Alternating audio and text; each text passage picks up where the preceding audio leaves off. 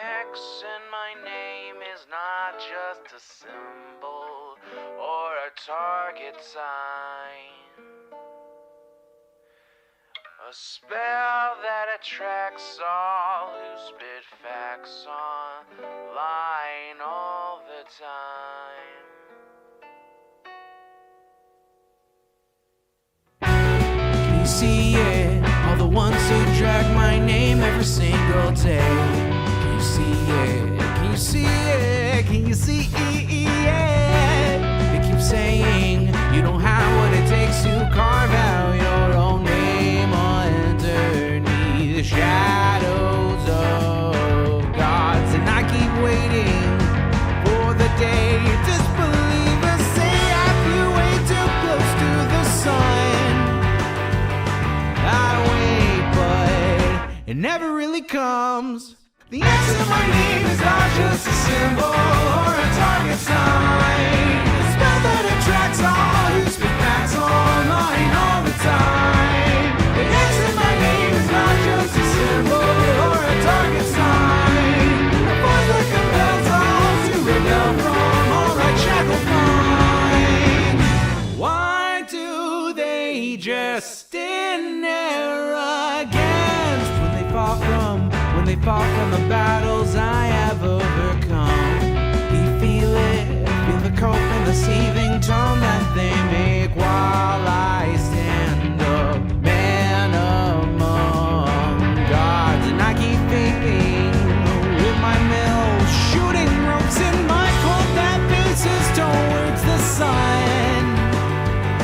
They hate, but I'm sitting comfy with their mom. The X in my name is not just a symbol or a target sign. A spell that attracts all who speak facts online all the time. The X in my name is not just a symbol or a target sign. A force that compels all to rebel from all that shackled mind.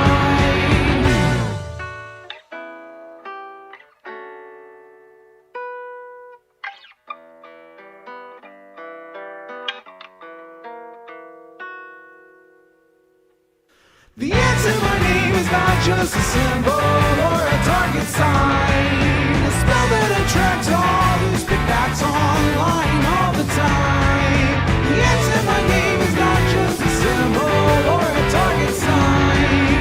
A force that compels all to rebel from all right shackled minds.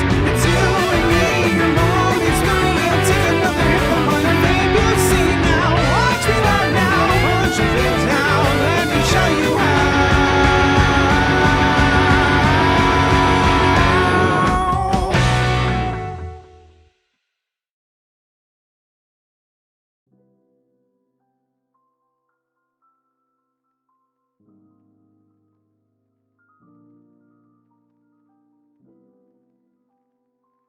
Good afternoon, everybody. Hello. Welcome back. It's so good to see all of you.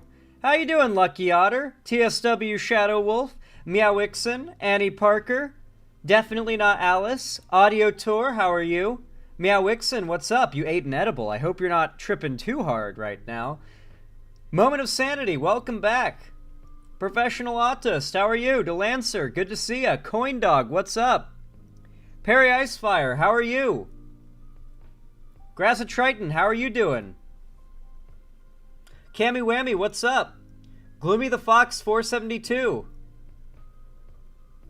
Cute Bunny Chan 98, what's up? The Block Awesome, good to see you over in YouTube chat, by the way. I'm alive still after that incident earlier, still has me a tad fucked up mentally. Yeah, I'm sorry to hear about that, Redux. That's fucking insane shit. Guys, I had some crazy stuff happen to me, and like friends of me over the last day. You know, yesterday was my day off. I wasn't streaming yesterday, but for some fucking reason, we had a video over like the last 48 hours just go giga-viral for like no reason. YouTube's been super weird with the algorithm. Like some videos just like die off for no reason, like really unnaturally, and then some blow up for no reason really unnaturally. So overall it's good. But it's just this weird, bipolarity from YouTube that's just odd. I don't get it. I don't know why it's doing that, but maybe they'll fix it. But yeah, that video blew up and we gained like 2,000 subs in a day. Jesus. That's crazy. I want to say thank you to everybody for all the support. Like, you guys clearly have been dropping likes, dropping comments, and just generally engaging with the content like crazy lately, and I really want to thank you for it. You know, obviously donations and subs are really appreciated. They help me to, you know, keep the lights on, a roof above my head. It's how I pay my bills and for my groceries and whatnot. But to be completely honest with you guys, just leaving comments and likes, that's how we get my content, and obviously if you do it to other lefty content creators' content, their content too, in front of the eyes of more people. And so I highly recommend, before you even consider giving up any of your own money, just donate. Or not donate, just sub, or comment, or like. No need to donate. Are all the Xandering they haul comments boosting you, Xan? It would be funny if yes. Yes, absolutely, professional autists. They help, yeah. Even a comment that's as dumb as, like, who's up Xandering they hauls? It's just, it boosts the video in the algorithm because people are commenting. It helps. A lot. Xander Hall, only 56 likes and 116 people liking. We can do much better than that. Like the stream or I'll eat your toes. TSW Shadow Wolf will eat your toes if you do not like the stream. So please consider hitting that thumbs up button if you haven't already. It helps to boost it in the algorithm. I appreciate it a lot. But yeah, channel's popping off right now. Love to see it. Love to see it. Anyway, I want to say thank you to Elias Baranoth, who just gifted 5 memberships in YouTube chat. Hot damn, thank you for the $25. I assume those are tier 1s, right? I mean, they could be tier 2s, 3s, or 4s for all I know. I guess it would tell me, right? It's green, so I assume it's a tier 1. Thank you so much, I appreciate that. Thank you for the $25, correct me if I'm wrong. And I hope Father Gucci, Chad Nolan, Gun Invalid, and Bill Portley appreciate the free tier 1 subs gifted to them over in YouTube chat. Thank you so much. I really appreciate that.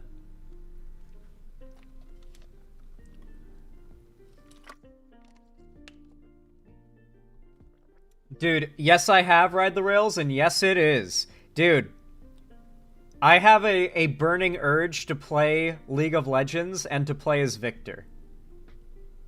Like, when I played League, I played Draven. This season's so good, it's got me wanting to play League, and specifically as Victor, dude.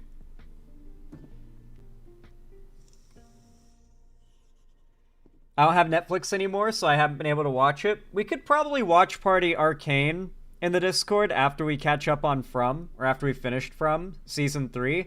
Dude, the new episode of From, oh my god, dude. Holy shit. Oh my god, it was so good. Dude, just to give you an idea of how good the new episode of From was, the name of the episode is Revelations Part 1. And yeah, it lives up to that name. Part 2 comes out next week on next Saturday or Sunday, I think. We be getting some answers, dude. It's crazy. We have a browser setting that allows us to watch Netflix on Discord now. That's awesome. Cool. League is in the worst state it's ever been. I know it is, yeah. It's like very, very try-hard sweaty. Did you see that League agrees that Arcane is the actual backstory of their game and accepts anything that Arcane puts out? Yes, I did, Delancer, yeah. Arcane and everything beyond it that they produce is now the new canon. Everything in the past is canon until they revisit it, and then anything that comes from Arcane or after it will be the new canon that overtakes the legacy canon. But until that's happened, everything is still canon until it's been, you know, gone over again, so to say. I'm still never going to touch League with a 10-foot pole. Have you watched Arcane? It might make you feel differently. Oh yeah, a little update on my end, Xander Hall, but I recently finished my 2K special, which has been my biggest project yet, LMFAO. Hell yeah! That's fucking awesome, Moment of Sanity. I hope it goes well. Also, episodes 4 through 6 of Arcane Season 2 is already out. We are now waiting for the last 3 episodes next Saturday. Indeed, Perry Icefire. I've caught all the way up. Oh man. My old screenwriting professors are co-writers on Arcane. God damn. Well, they're quite talented.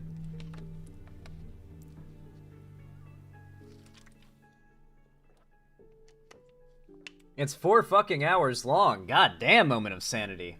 You're cooking. Someone cooked here. Anyway, really quickly, let me bust out the calculatorino so I can manually count up the contributions y'all have been making, because otherwise I can't track them. Doesn't do it automatically. Trans Daughter of Water, thank you so much for the tier 1 gifted sub to Artima, the Estes Addict. Thank you, I really appreciate that. Says, I see blonde Zan and I puke, causing Zan to come faster, Perry Icefire. What? I don't like them putting chemical. That is a real Perry Icefire quote. True. And I mew. Alright. I don't like them putting chemicals in the water that turn the friggin' frogs gay. Do you understand that? Turn the friggin' frogs gay. Serious crap. Gay. Frogs, friggin' frogs. It's not funny. I'm gonna say it real slow for you. Gay. Frogs.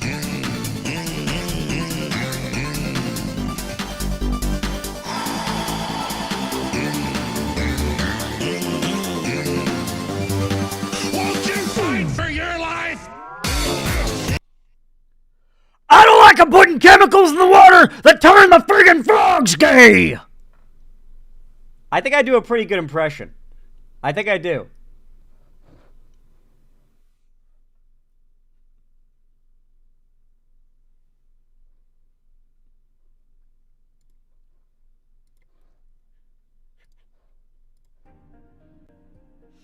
It's a 1 monther? Oh, I appreciate it. Thank you, Trans Daughter of Water. Very kind of you. It really does mean a lot. I hope Artima, the Estes Addict, appreciates that.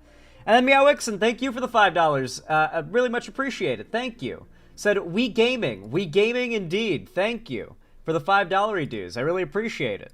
We're so gaming. We're gaming so hard.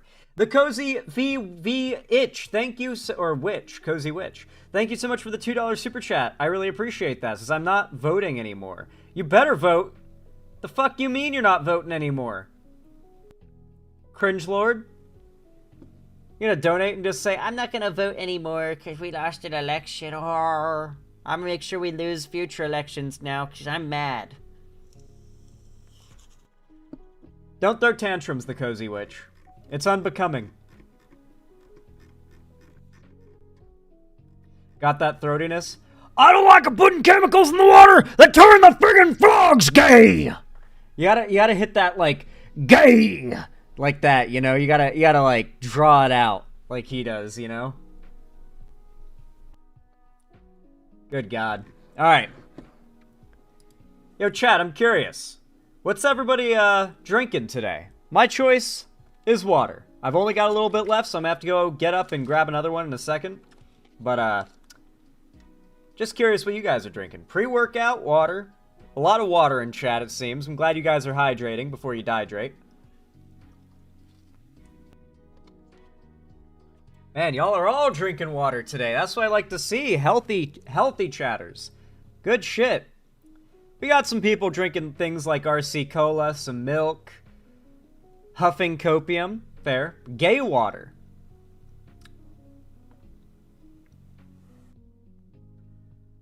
Arnold Palmer, then water.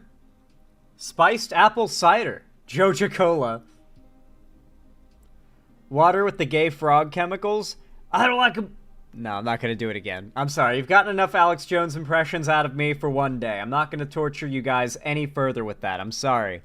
Listen, I slept in, or actually I stayed up pretty goddamn late, both the night before last night and last night, and I slept in today, and I'm tired. So unfortunately, we are definitely not going to be able to do Subnautica or any gaming tonight after segments. So it's going to be a bit of a shorter stream than usual, but I've still got some pretty great segments for you guys. It won't be like, in terms of politics, it won't be any shorter than usual. So we still got that. And that's what I imagine most of you here are for, so probably won't be much skin off you guys' teeth. Hell yeah, staying up late, gang, stay winning. Yeah, me and my buddy Ethan have been playing a lot of Valorant. Just a fuck ton of Valorant. I've gotten pretty good. Today, my games I played this morning were awful, though. I just whiffed hard. I had like 2 to 4 kill games, when like last night I was having 12 kill games in Swift Play. It was fucking crazy, dude.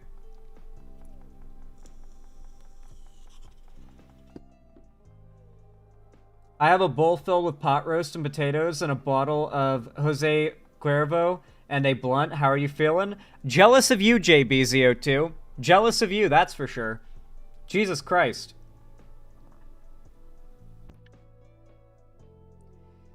Alright. Water over weed proved me wrong. Yeah, actually, I'd agree. Yeah, no, I'd agree. Water is pretty important. You kind of need it to live and all that shit, you know? Water's pretty important. I like it. I'm a pretty big fan. Speaking of water, because I just drank the last of mine, I'll be right back in a second. I'm gonna grab myself another one from my case, which is just over here. Yoink. And now I scooch all the way back. I like switching to my be right back screen because it looks more professional. Also, I hate when I like click into a streamer's stream and they're just like away from their chair. I don't know, it feels lazy. So I do the be right back. I like it. Hi, I'm not a gamer, but I found you the other day and this is my first live stream with y'all. Well, I mean, I don't only do gaming content, Anita Kranitz. I actually mostly do politics. The gaming stuff is just something I do on the side for fun. And for the more dedicated fans who are down to sit around and just watch me play a game and talk about random stuff. Usually politics, but sometimes just anything that comes to mind. Yo, PepperT21, thank you so much for the $5 reduce. I really appreciate it. Very kind of you. Thank you, thank you. Said, okay, I will provide context to Trans Daughters Dono. We were joking about a theoretical Xanderhall horror game, and I quoted Perry out of context. Also a meme. And look at what they're doing with Baron Harkonnen Trump. Okay, this will go hard. I understand. Thank you, PepperT21. I appreciate it. Okay. Baron Harkonnen Trump. dude. Look at what's happening to my dude. Or as I say, Arrakis. We like Arrakis. The House Atreides, led by Little Leto. That's what I call him, folks. Little Leto. And look at pesky Paul Atreides. Pesky Paul Atreides. We don't really like him very much. I don't really think he even likes himself. He comes up to me with tears in his eyes and he says, Sir, you defeated my father, Little Leto Atreides. He's doing a lot with nuclear. He's got that family atomics. And look at what they're doing with Dune. It does work absurdly well. That's great. Okay. Thank you for that. Jabba the Trump goes crazy. Alright, let me update the dono goal really fast to reflect you guys' generosity. But as I said before, though, remember, you guys don't have to donate or contribute financially to the stream to support it. In fact, it doesn't, money helps, but it doesn't get more eyes on progressive content, potentially unbrainwashing those people from whatever the crazy shit they're hearing from the right is. But likes and comments, which are totally free, absolutely do. So I really do appreciate anybody who goes out of their way to drop a thumbs up on the stream, and my videos for that matter. It means a ton. It really helps a lot. So thank you to everybody who does that, really. Thank you so much.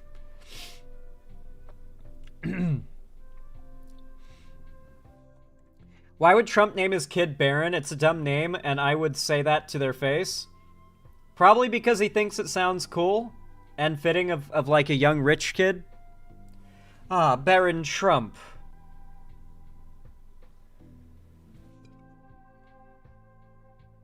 It could also be a name or a title. Like, oh, he's gonna be a baron one day, like an oil baron or something. And so he's Baron Trump. Didn't Baron Trump's, Roblox account get hacked? I could have sworn that was a thing. Starpilot 149 in chat just said water. I think they might be a little bit behind on the stream.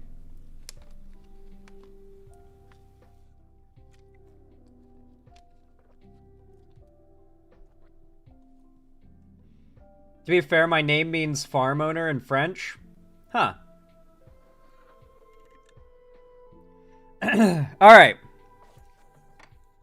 For some reason, my sinuses are stuffed, and I have no idea why, because I just took like a very relaxing, hot shower that cleared my sinuses, and then they just decided to close up on me for no reason. Very cringe of them to do that.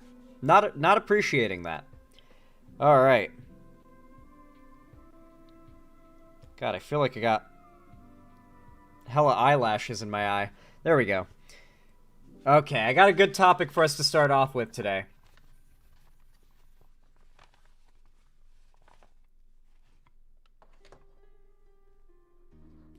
Water. Alright, one sec, chat.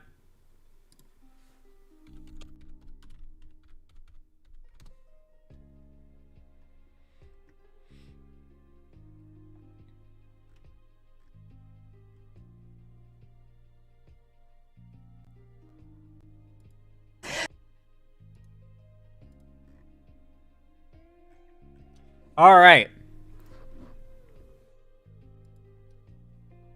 Y'all know what to do when I say action, right? 3, 2, 1, action. Alright, guys. Oh boy. There's been a topic surrounding this whole election that I haven't given a lot of attention lately, primarily because I've been so focused on other aspects of, you know, what this means that Trump won, and didn't just win, but won by a lot, remember. It wasn't just a skin of his teeth type win. You know, more votes are being counted each day and tallied up, particularly in the states on the West Coast. And so the final popular vote totals might end up getting a little closer, but overall, Trump seems to have won by a lot. And there are a lot of implications that come with that, a lot of discussion to be had, but all the while, Donald Trump, now with full confirmation that he's going to be president, has been picking his cabinet members. He has been picking out people that are going to be part of his administration. And his picks have been insane. Like, actually insane. So much so to the point, well, there's a few popular examples. RFK, for example, a man who's had part of his brain consumed by a parasitic worm. This is not a joke or a meme. A parasitic worm somehow on a trip somewhere got into his head or into his body and then got into his brain, ate a portion of the brain out, died in there because it, you know, got old and it died, and then it's just still in there along with a portion of his brain that was consumed. And you can tell from just the way the guy talks and the way the guy carries himself that he is so far from being all there, but he is a die-hard MAGA Republican. And so, guess what? That guy's gonna be in charge of our food and medicine now. It's very disturbing stuff. Worm died of starvation. The worm starved to death. That goes crazy. In all seriousness, though, Trump's picks have been terrifying, like really bad. Another example of a really bad pick, one that I dreaded being possible, was Tulsi Gabbard potentially having anything to do with our country's foreign policy. For those who don't know, Tulsi Gabbard is about as loyal to Russia as it gets in American politics. Extremely so. She is very anti-Ukraine. And she's just the worst. She literally jumped from being a Dem to being a Fox News speaker because she just... Something you'll find is that populism kind of crosses the like, political landscape. Populism is basically a grifting parasite that has latched on to the right and the left, and the grifter populists get along with each other across the aisle. Because what they truly have the most in common and care about the most is their anti-establishment values, far more than any values that you could really peg as left or right-leaning. So Tulsi is one of those people. Hardcore populist, ran as a Democrat, failed, and then cucked out to the right. And now she's getting a position in a MAGA government. Now, this is so concerning for so many reasons that even a former Pence advisor, that's right, Trump's old vice president, Mike Pence's advisor, went on to MSNBC to talk about how goddamn insane and scary this is. Our country is not about to be very secure. We need to be scared, guys, like, actually. And that fear needs to motivate us, like, hard. Joining me now is former Homeland Security and Counterterrorism Advisor to Vice President Mike Pence, Olivia Troy, also a good friend to us. So welcome, Olivia. I first want to get your reaction to those reports that Elon Musk, again, now a top advisor to President-elect Donald Trump, met with Iran's ambassador to the UN in New York this week. And you just heard today that Iran has denied this meeting took place. The Trump transition team, as well, has refused to comment whether or not it happened. But what is your reaction to Musk's involvement overall, and whether you think such a meeting could happen? Well, certainly we've seen Elon Musk engage in what is diplomatic discussions, I guess, when he joined the call with Ukraine and Zelensky. So I think it definitely could have happened.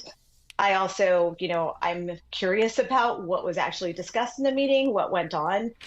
There's a question here of, Elon Musk as a private citizen negotiating with a foreign government when he's not actually authorized to do so, and Donald Trump is not in power yet. So I question that, which would be called the Logan Act, which I think is raising questions right now in national security circles about what he actually negotiated. I'm also curious as to what the quid pro quo.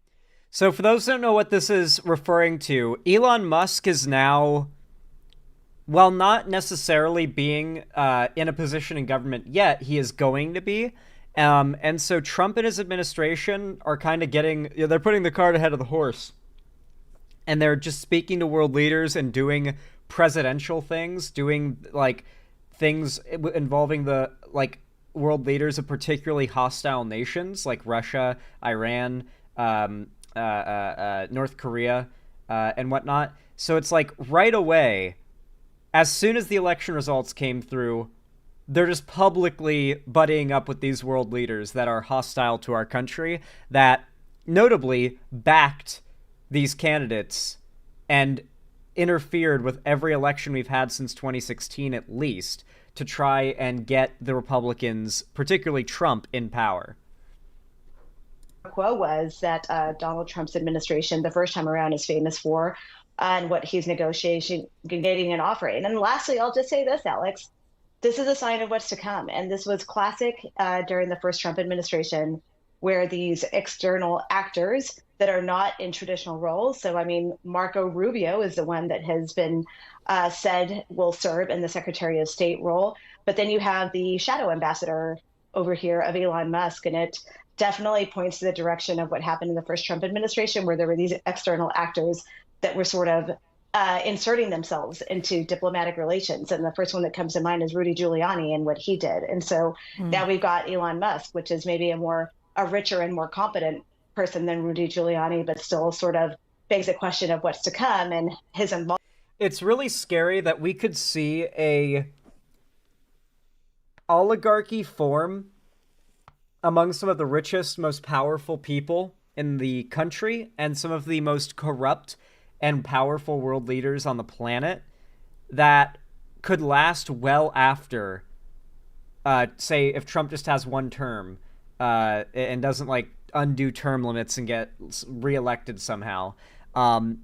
Even after the fact, the effect that the connections between these figures and these hostile world leaders are building, the weaknesses that are going to be built up in America's, general safety and security are going to be massive.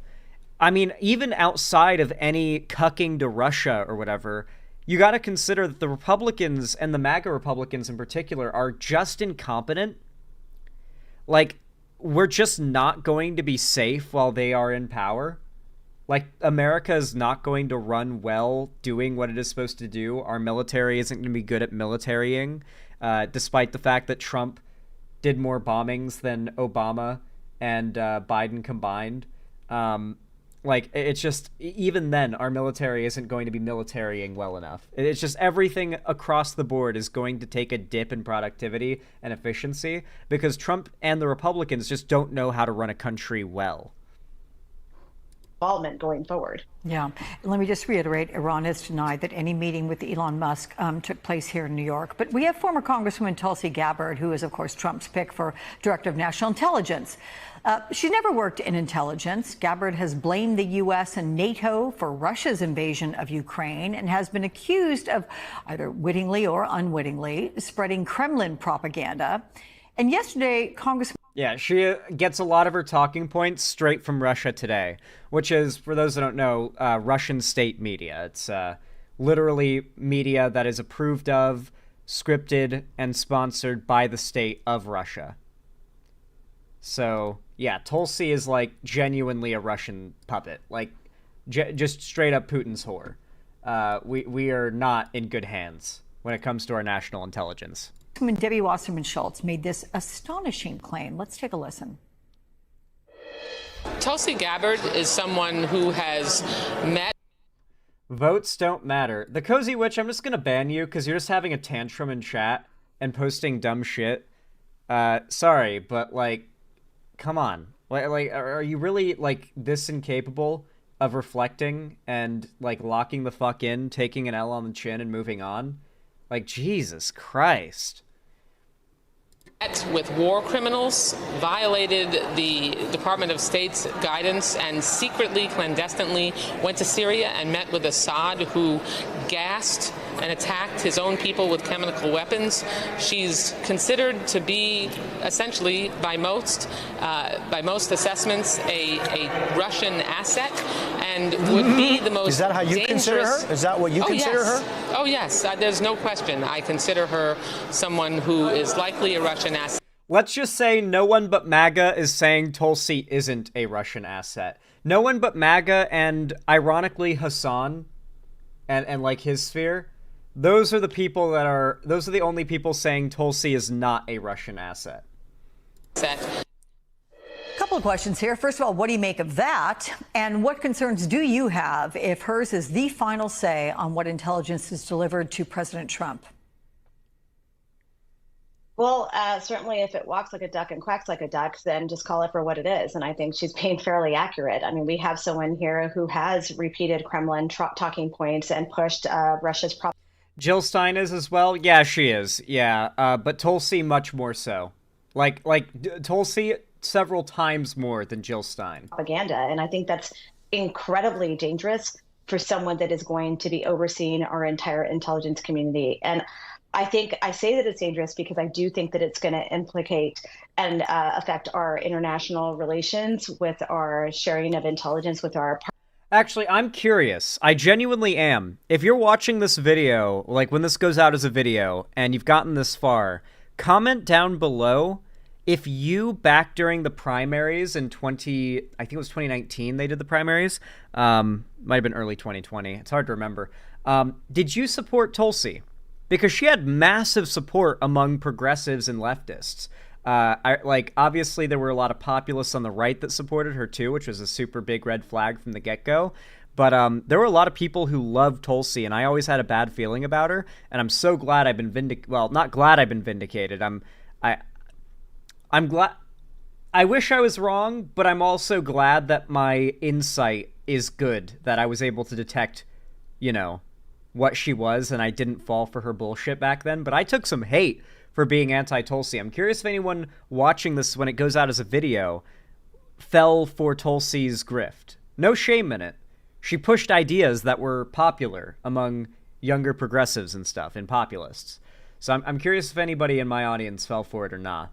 Partners, our allies, our Five Eyes, as we refer to them.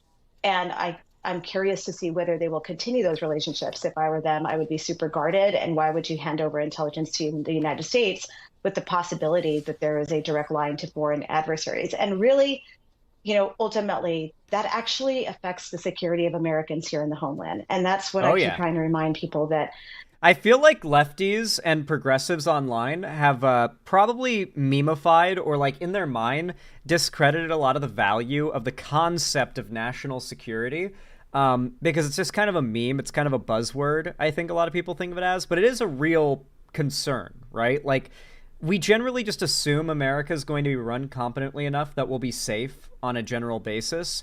But, man, these MAGA folks don't know how to run a company without having to go bankrupt. It just seems like we're not going to be able to rely on the idea that there are adults in the room making sure shit is going, even if it's ideologically bent, at least it's going all right, like things are working. The country's still functional. But we're going to be rife with government shutdowns for years. Like, we're probably going to deal with the longest government shutdowns by a lot that have ever happened. We're going to see massive economic crash. I don't even know what the Fed is going to do about it. Like, I don't... Jesus Christ. Like, Trump might just dismantle the Federal Reserve just so there's no way of tracking how awfully he's destroying the economy. I don't even know. Like, I don't know what Trump will do, what will get into his head to try and, like, make himself seem like he's doing a good job. Back in 2019, I was right-wing, and my roommates and I thought Tulsi was one of the only good Democrats. In hindsight, it's pretty obvious she was a grifter. Indeed. Indeed. When these relationships and this intelligence sharing breaks down, it does lead to us being less safe here in our own homeland and country.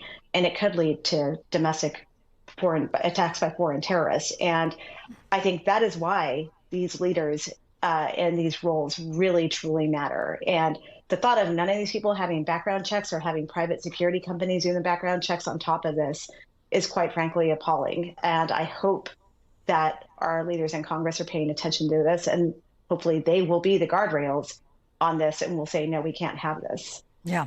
They won't be. That's the thing. Hopefully there's a lot of non-MAGA Republican Congress people that can kind of hold the line a little bit, but man, like, most of the country is hard red MAGA, and they like to elect MAGA Congress people, right? You got to consider, like, a good example is Marjorie Taylor Greene.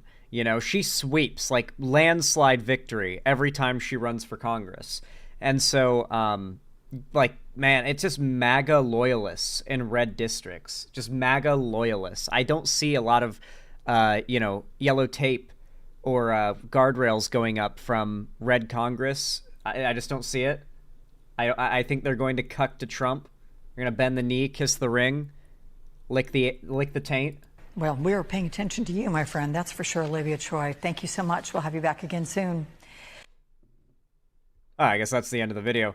Very Trumpy. For Trump have chaotic grab bag of cabinet picks podcast host. What? New advice today from Democrats as they face an upcoming Trump term with a Republican majority trifecta. The battle now beginning over how to mount a resistance and how to pick their battles. If we're having meltdowns, every tweet or every appointment or all those things. Fucking Fetterman. Dude, I genuinely, I do not like Fetterman. Like, it's not even that his politics went, like, completely down the shitter. It's that he also became a completely different person, like, personality-wise. He became a complete cunt. Like, that's truly the shitty, like, thing about Fetterman. So there's been this, like, sect of quote-unquote progressives that have been doing this whole, like, the thing that the left did badly was being too hysterical about Trump. That is not what the left did badly. What the left failed to do was reach the audiences that needed to be reached in the right way in order to convince them that Trump was bad. And that, like, not only that, but Harris was better. A lot of people cucking out and grifting to the right, frankly, have been doing this talking point of, like, the Democrats are too hysterical about Trump. It's just a talking point entirely designed to please MAGA people. So they can start building themselves a base of people in MAGA. A lot of politicians, I think, have recognized Trump's cult of personality as a thing to aspire to. Left and right, some, like, even there's some real shitty Dems too, like Fetterman, who have seen what Trump has done, building, like, an unassailable cult fan base that keeps getting him elected, and they just go for it. Are brainworms the new excuse? Well, for RFK, yeah, he had a brainworm, but Fetterman had a stroke a couple years ago. It was actually really funny watching people go from like calling Fetterman unfit for office for having a stroke, like Republicans, I should say, watching MAGA hate Fetterman and call him like a weirdo, creepy, unfit for office because he had a stroke, unfit for office because he had depression, all that stuff. And then once he started going against the left, immediately they flip, and they're all pro Fetterman. They're all pro Fetterman now. They went from hating his guts to being pro Fetterman. I mean, it's going to be 4 years. We've got to push really hard. And I've been encouraging my Democratic colleagues to not retreat at this moment. I know it's hard. We need to kind of pick up our boots here, but we've got to fight back every single day and not allow them to get away with damaging our institutions permanently. Joining me now, Molly Jong-Fast. And while there's not much we can do really physically to stop them, what we can do is make sure that as many people as possible know what they're doing and what bit damage it's causing, so that they know how bad a vote for Trump truly is. That is really where the most of the battle is going to be fought. It's where the Republicans have been fighting the battle for over a decade now. It's on the internet and social media. Hell, Elon sped things along quite significantly by buying out the largest social media platform on the planet and turning it into a Trump propaganda machine. We've got to grind. And a lot of the onus is on us progressive content creators. You'll notice that I've been uploading 3 times a day without fail. And most days that I don't stream, been trying to get this going consistently too, uploading shorts. Like, I'm putting my pedal to the metal, my nose to the grindstone. I've noticed that a lot of you guys have been going crazy with the dropping likes and comments on new videos, which massively helps get videos into new viewers' line of sight and get new audience, watching them, potentially, convincing and persuading new people. That's where a lot of the battle over the next 4 years is going to be fought. Particularly over the next 2, leading up to the midterms, by the way. We got midterms to worry about. The midterms are our chance to add some guardrails to Trump's path of destruction. MSNBC contributor and host of the Fast Politics podcast. Hey, my friend, I'm curious your reaction to that. Do Democrats need to be strategic in their outrage? And how do you balance fighting back with not wearing people out? Yeah, I think that's a really important point. I was actually really heartened to see Representative Garcia say that. Look, that's, I think, exactly right. There are going to be aesthetic problems with Trumpism. That is a distraction, right? Like the things like him saying vulgar language or something that one might not necessarily agree with, but that isn't damaging the structural integrity of democracy. So I do think it's absolutely... This is a good point, but it is not the point that Fetterman or, say, Anna Kasparian are making. If we're going to focus on Trump's worst, or if we're going to focus on shitting on Trump, I think we should focus on nailing in, inescapably, Trump's worst qualities that push away the most people. Right now, that's going to be how badly he's going to destroy the economy. We need to be hard pushing the fact that Trump's going to destroy the economy now, so when he does it, the people who denied it, who doubted it, who said, nah, these crazy lefties are coping, remember who was telling them what was going to happen, who warned them this was going to go down. Now is our time to start telling them what is going to happen because of their vote, so they can scoff and hand wave it, and then in a few months, they can realize we were right and come to us because they recognize that they were wrong all along. That's what we need to be doing, focusing on the worst things about Trump. Focus on stuff like how he's going to destroy the economy. Focus on stuff like how he has ties to Epstein. To focus on the fact that he's got countless, basically guilty verdicts on sexual assault and rape allegations. The fact that he pressured into silence a woman who accused him of raping her when she was 13. There are pedophilia allegations that are very serious that got dropped for no other reason than intimidation of an anonymous witness or accuser. Like, we need to focus on the most damning things about Trump. We need to be making sure every detail of those things is inescapable. We need to stop letting the right gaslight the American people into thinking it's all nothing burgers because we move on to the next thing so fast because Trump is constantly throwing things at the wall to keep us distracted. I agree to an extent that the non-important stuff that's just out there to keep the media focused on that instead of something more serious is definitely less valuable. It's a waste of time. I do think we should stop playing into Trump's hand in giving him attention for every crazy thing he does, even when it's not necessarily impactful. And we should instead probably divert the majority of our criticism to, like, the worst of the worst stuff, just because, like, we need to make sure those worst of the worst things are inescapably common knowledge. Like, any MAGA person needs to either bite the bullet on it and accept and admit that they're voting for him despite those things, or they need to not vote for him because they find out about it. There cannot be a world in which a significant amount of people who elected this guy were just low information voters. We have to stop that. We have to, like, undo that situation for sure. But yeah, Trump's election is going to have some long-term effects. And hell, I'm worried about how war and foreign policy might lead to conflict in America and with America being involved overseas. It's just, there's a lot of what ifs. That's the thing. There's a whole lot of coulds and what ifs, and it's pretty freaky. That's why I'm going to be locked in, making sure to keep you guys updated on whatever is happening. And if you guys want to be here and you guys want to make sure you're kept up to date when any new important stuff goes down, then be sure to drop a subscription. It really does mean a lot. Thank you to everybody who hits that subscribe button and turns on all notifications by ringing that bell icon.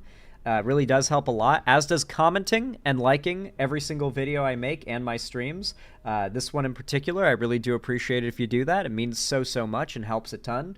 And of course, if you want to see more from me on other platforms, you can follow my social medias linked down below, especially my Blue Sky. I've been posting a lot there, a lot more lately. And on top of that, if you want to join my fan Discord, it's the main hub of my fan base and also linked in the description. Totally free to join. I actually once a week on Fridays host gaming events, call-in streams, or watch parties there. So if you want to be part of some community events, make sure you join the Discord. On top of that, I also announce all my new uploads and streams there. So if you don't want to miss anything, make sure you check out my Discord as well. That is the place to be. And finally, of course, if you want to support me directly, help me keep the lights on, a roof above my head here at the Xander Hall studio, then please consider donating, subscribing, or gifting a sub on my website, xanderhall.com/live, or perhaps even supporting me financially through YouTube, Twitch, Streamlabs, Stream Elements, Patreon, or buying merch, which I do have merch, by the way, through the Streamlabs link down below in the description. Regardless of how you support me, though, thank you so much for watching, and as always, have a good one. How do you guys like that segment? I feel like it came out really good.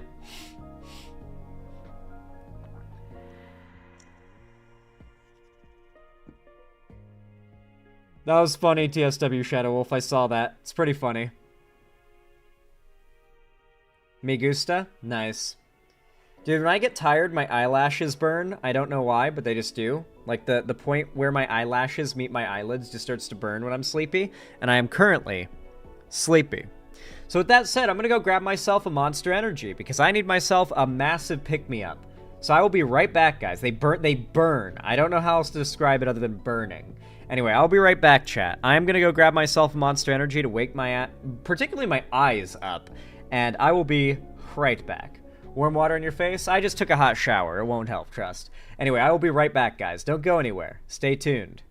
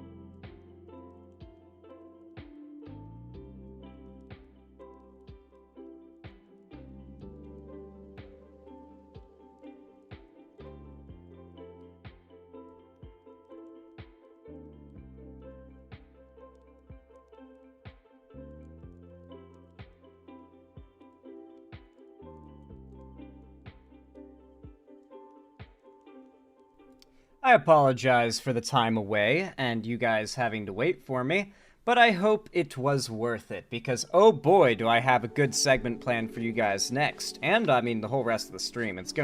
This stream's gonna be some fire, dude. I've got some hot, piping hot fucking content for you guys. Fresh out of the oven. Fresh out of the long smoker. Or the slow smoker.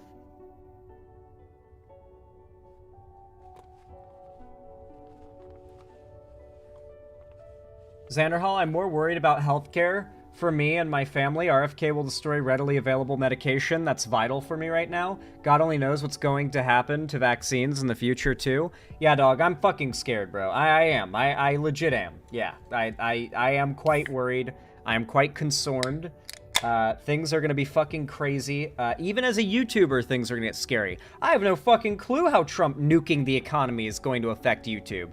Bro, I don't fucking know what's gonna happen. I assume I'll have a lot of views because Trump's going to destroy the country, and a lot of people are gonna be watching lefty content because of it. But for all I know, all the companies are gonna go belly up, and there's not gonna be any ads on YouTube. I might make $0. Y'all might lose all your jobs, and there will be no donos. I could end up just as fucked as you guys. I'm gonna be like streaming from a phone, from a cardboard box, like, hey guys, so yeah, I'm homeless as well, like 90% of the rest of the American population. So yeah, this really sucks.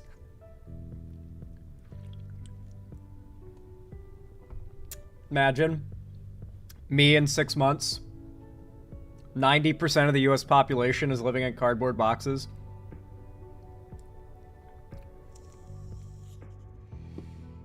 Just checked your channel, holy hell, that their families and friends hate them now vid popped the fuck off. Yeah, who recommended that title? Because I remember saying that's a good fucking title, and whoever recommended that title to me needs to check on how the video did, and they get credit for that. You did? Did I come up with the title? Queenie. It was Queenie. Yeah, you're right. I think it was someone named Queenie, right? I don't know if they're in chat right now, but I hope that person saw how well that video did and is like, well, goddamn, I think I need to become a YouTuber. Clearly, I've got the sauce. I know how to make a good title. It might have been one for me, but I think it was Queenie. Yeah. Queen of Gravel. Hot damn. Someone get Queen of Gravel a YouTube channel. By the way, chat, I think we just, guys, we just hit 96,000 subscribers. We just passed the threshold. At least on my channel analytics, it shows that. I don't know if it's updated on the public end, but 96,001 subscribers, guys. Congrats. I appreciate the congratulations, but more so I should say thank you to you guys.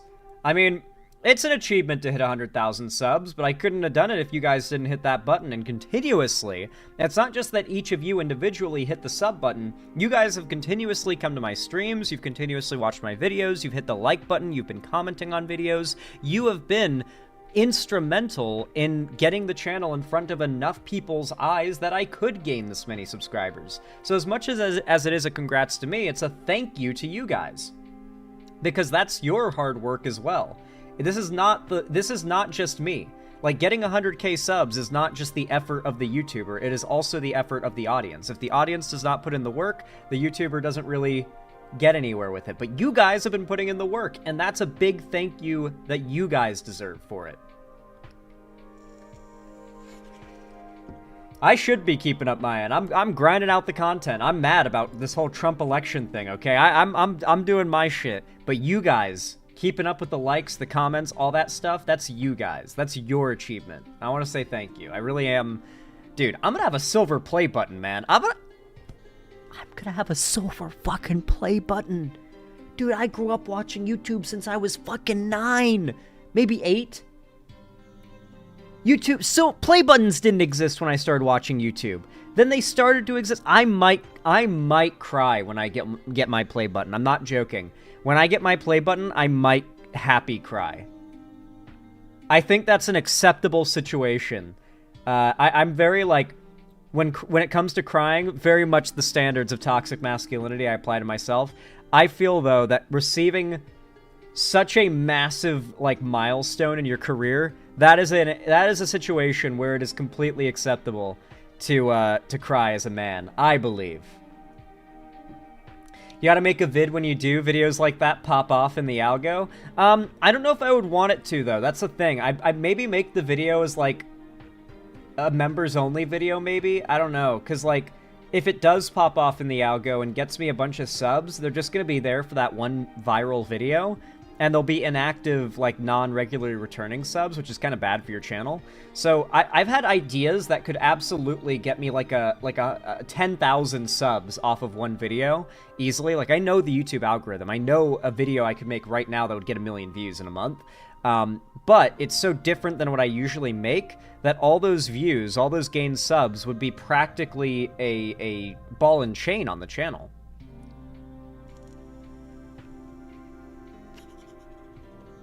Yeah, pretty cringe, Bob Hawk. That was definitely one of my biggest, like, not just L's in terms of debates, but L's in terms of takes. Funnily enough, though, not only are me and Dusty Smith pretty cool, but one of my biggest videos on my channel now is exposing Shoe on Head, and thus, like, basically my video on Shoe, I think, basically set the standard for the left hating her. Now, the left never liked her before in general, but there was a large amount of, like, the, like, streamer side of LeftTube that still tolerated her, and my video was kind of what ended that. So it's kind of crazy how things went full 180, you know? I ended up going all the way around, this was years ago, and making the video that basically just ended Shoe's, like, hold on progressive left content, besides, like, with Vosh, I guess, where she's still friendly with him, I'm sure, but, like, most of the space, even in Vosh's community, hates her. Vosh won't collab with her publicly because his own community hates her so much, particularly for the stuff I exposed about her in my video. Dusty Smith never gets it wrong, dude? Yeah, he's based. Dusty Smith was one of the figures that I, don't take credit, you defended her at first. Are you just being toxic in chat, Bob Hawk? I thought you were being good faith, but I think you're just being toxic. Vosh burned the bridge with her too, really? When did that happen, Bluestone? That must have been a while ago. Or more recently, sorry. Not a while ago. Oh, is Cult of Dusty super anti-Biden? That's pretty cringe. I don't like that. I feel like a lot of progressive content creators went anti-Biden because it was the easier, lazier content. Like, I spent a lot of time having to, like, look into what the administration was up to in terms of policy, and I had to produce a lot of videos to, like, convince people that Biden was good. I had to produce a lot of videos that were just not going to do well. Like, Biden's massive infrastructure funding bill. Yeah, people are totally gonna click the fuck out of that. But a video about how Biden is a doddering old war criminal, and he's basically a corpse being puppeted around, that's the kind of shit that you don't even need to do any research to talk about it. You can just find some Twitter clips of him, like, misspeaking and just, like, react to them and laugh at him, and upload that as a video, and it's, like, super easy. People will, like, clap like seals for it. It's super easy. People will accept it content, and it requires so little research and effort. But if you want to talk about what Biden is actually getting done and what he's been doing, you're gonna have to, like, read articles. You're gonna have to keep up with the administration, read the White House website. Hell, just the other day, we just went over the section of the White House website on the American Rescue Plan, which is the entire, like, initiative Biden put together to, in a multitude of ways, help Americans. Here, American Rescue Plan, White House Gov. Here it is. This is the whitehouse.gov website. This is Biden's American Rescue Plan. Kamala Harris and Biden's American Rescue Plan. I need help finding a vaccine. Click this and you'll get a ton of info on how to do that. I need help getting healthcare coverage. Here's ways to get free healthcare or most of your healthcare stuff covered. I need help buying food. Here's a bunch of resources on how to get free or massively discounted food. I have kids. Here's how you can get like tax credit and all sorts of benefits for having kids. I need help with rent. Here's how you can get help with like paying for housing. I lost my job. Here's how you can get help with unemployment. Because remember, Biden has dropped unemployment, I think the lowest it's been in like decades. I need help getting a rescue payment. Literally apply for a stimulus. A typical family of 4 with a household income of $110,000 is eligible for an average of $5,000 in rescue funds. Dude, that's actually super good. A household of 4, I know 110K sounds like a lot because it is 6 figures, but that's a household of 4. You know, that's a lot of money it takes. So that's a pretty nice amount. I want to offer my employees paid time off for vaccines. That's right. If you're like a good business owner and you want to give your employees paid time off for vaccines, guess what? The Biden administration will fund that. My small business needs help. Is your small business, your small family-owned American business failing? Biden will help you with that. Go to the White House website, and you can very quickly find this, but people don't want to do that. I should say lefty content creators don't want to do that because it's hard work. It's so hard. You have to read. You have to look into what the actual administration is doing. You don't get to coast off of just shit-talking the establishment and incumbent, a narrative that will always do well off of easy, low-effort, just ranting about the current thing. It's just so, it comes off as lazy and low effort to me. And at the end of the day, it's like, what does it do? What is it actually doing for the left? Genuinely, tell me, what does shitting on Biden in the year up until he was supposed to be to run, and then of course shitting on the administration that Kamala Harris is VP of when she is still running, what does that do for us? How does that help us win? I get like maybe the 2 or 3 years leading up to the election, if we have like a Dem in power, it's good to pressure them because that's how we got Biden to move left on, say, unions, for example. He got a lot of pressure from union protesters, especially the whole SAG-AFTRA thing. Like there was a lot of union-related protests happening during Biden's presidency, and Biden was pressured by it into becoming the most pro-union president we've ever had. When you pressure and you protest and you criticize, it's good in those first 2 or 3 years. But man, when we're leading up to the election, when you're just shit-talking the candidate non-stop, just constant shit-talk, what do you expect? Even Hasan, who, to be fair, did tell his fans to vote for Biden, he encouraged them to vote for Biden, he only did so after years of calling him a war criminal who is genociding Palestinians. So what's it matter if he tells his fans to vote for Biden? If it's the same as like Richard Spencer endorsing Joe Biden. It's like, well, okay, yeah, he did, but it was clearly just like for some rhetorical reason or as a troll or just to do so, just to say he has, because obviously none of his supporters are going to support Biden and he doesn't expect them to, because that happened. Richard Spencer endorsed Biden just as a troll, obviously because he knew with all of his rhetoric what he stands for, where he is. His supporters aren't just going to vote for Biden because he told them to. Especially not after he's told them why they shouldn't for so long. And so, yeah. I see it as like low effort, it's lazier, and it's just counterproductive to just spend like, especially the election year, shitting on the incumbent administration, especially when that incumbent or their VP is running as the candidate against the fascist who's running on the idea of destroying America and what it stands for. Infuriating stuff.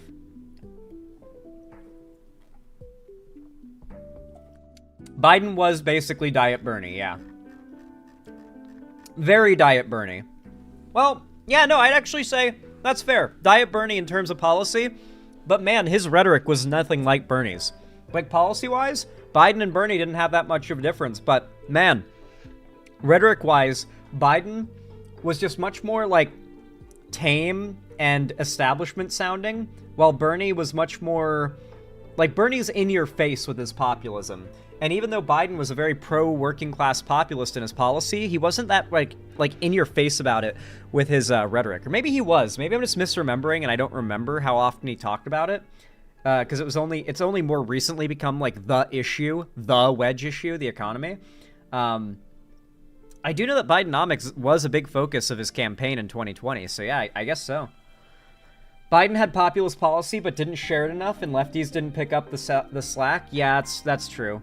Well, actually, it's not even that he didn't share it enough. Biden was very open about everything he was doing. He was tweeting about it. He was, like, doing press releases about it. But the media didn't... There's no clicks to be gained in a story about how good of a job Biden is doing. So instead, the media hyper-focused on how many stutters Biden had, or how many times he gaffed, or if he, like, looked like he was falling asleep for a second, or if he tripped or something. They focused on that instead, because what are they going to gain? How much more are they going to gain? Probably much less from just talking about the policies Biden's working on. It's very dry stuff. Like, Biden's achievements are very dry material. It's not fun to listen to, talk about, or research, but it's important. And that's a pretty big downside. Biden was literally on the picket line with the United Auto Workers. He was, Cato Bites. He literally walked the picket line of the United Auto Workers Union strike, and he was literally talking to them on national television. He was talking to them about their grievances and what they're upset about. Here is a random picketing, protesting auto union worker, just standing and talking to the president about what his concerns are and why he is protesting. It's like, that goes crazy. Could you imagine that? And then Biden making a joke about how he was disappointed that his grandpa wasn't part of that group that used to go out and murder union busters. Do you guys remember that quote from Biden? Because Biden grew up Irish. There was apparently this Irish, mob group that would go out and they would find, Pinkertons and union busters back in, the time when, union busters killed workers or beat them to nearly death for unionizing or striking. And they would murder they would go out and kill and protect, the guys attacking the workers and protect them. And when Biden tells a story on stage, this is real, where when he was a little kid, he thought because his dad his grandpa was so Irish that maybe his grandpa was one of these guys. And then when he found out that he wasn't, he was disappointed. Biden chuckled, making a joke about that and said, "Ha, just kidding." And then looks at the camera like he's totally not. Dude, that was so fucking based. What the fuck? How did the left not... I'm so disappointed. It's just a genuine mark of laziness on so many progressive content creators that just refused to put in the work to figure out how good of a job Biden was doing. Who weren't willing to take the tank in viewers that inevitably they would get by talking about how good of a job Biden was doing. Because trust me, there was no money to be made in it. Is it this clip? Maybe, JBZ. Let's see.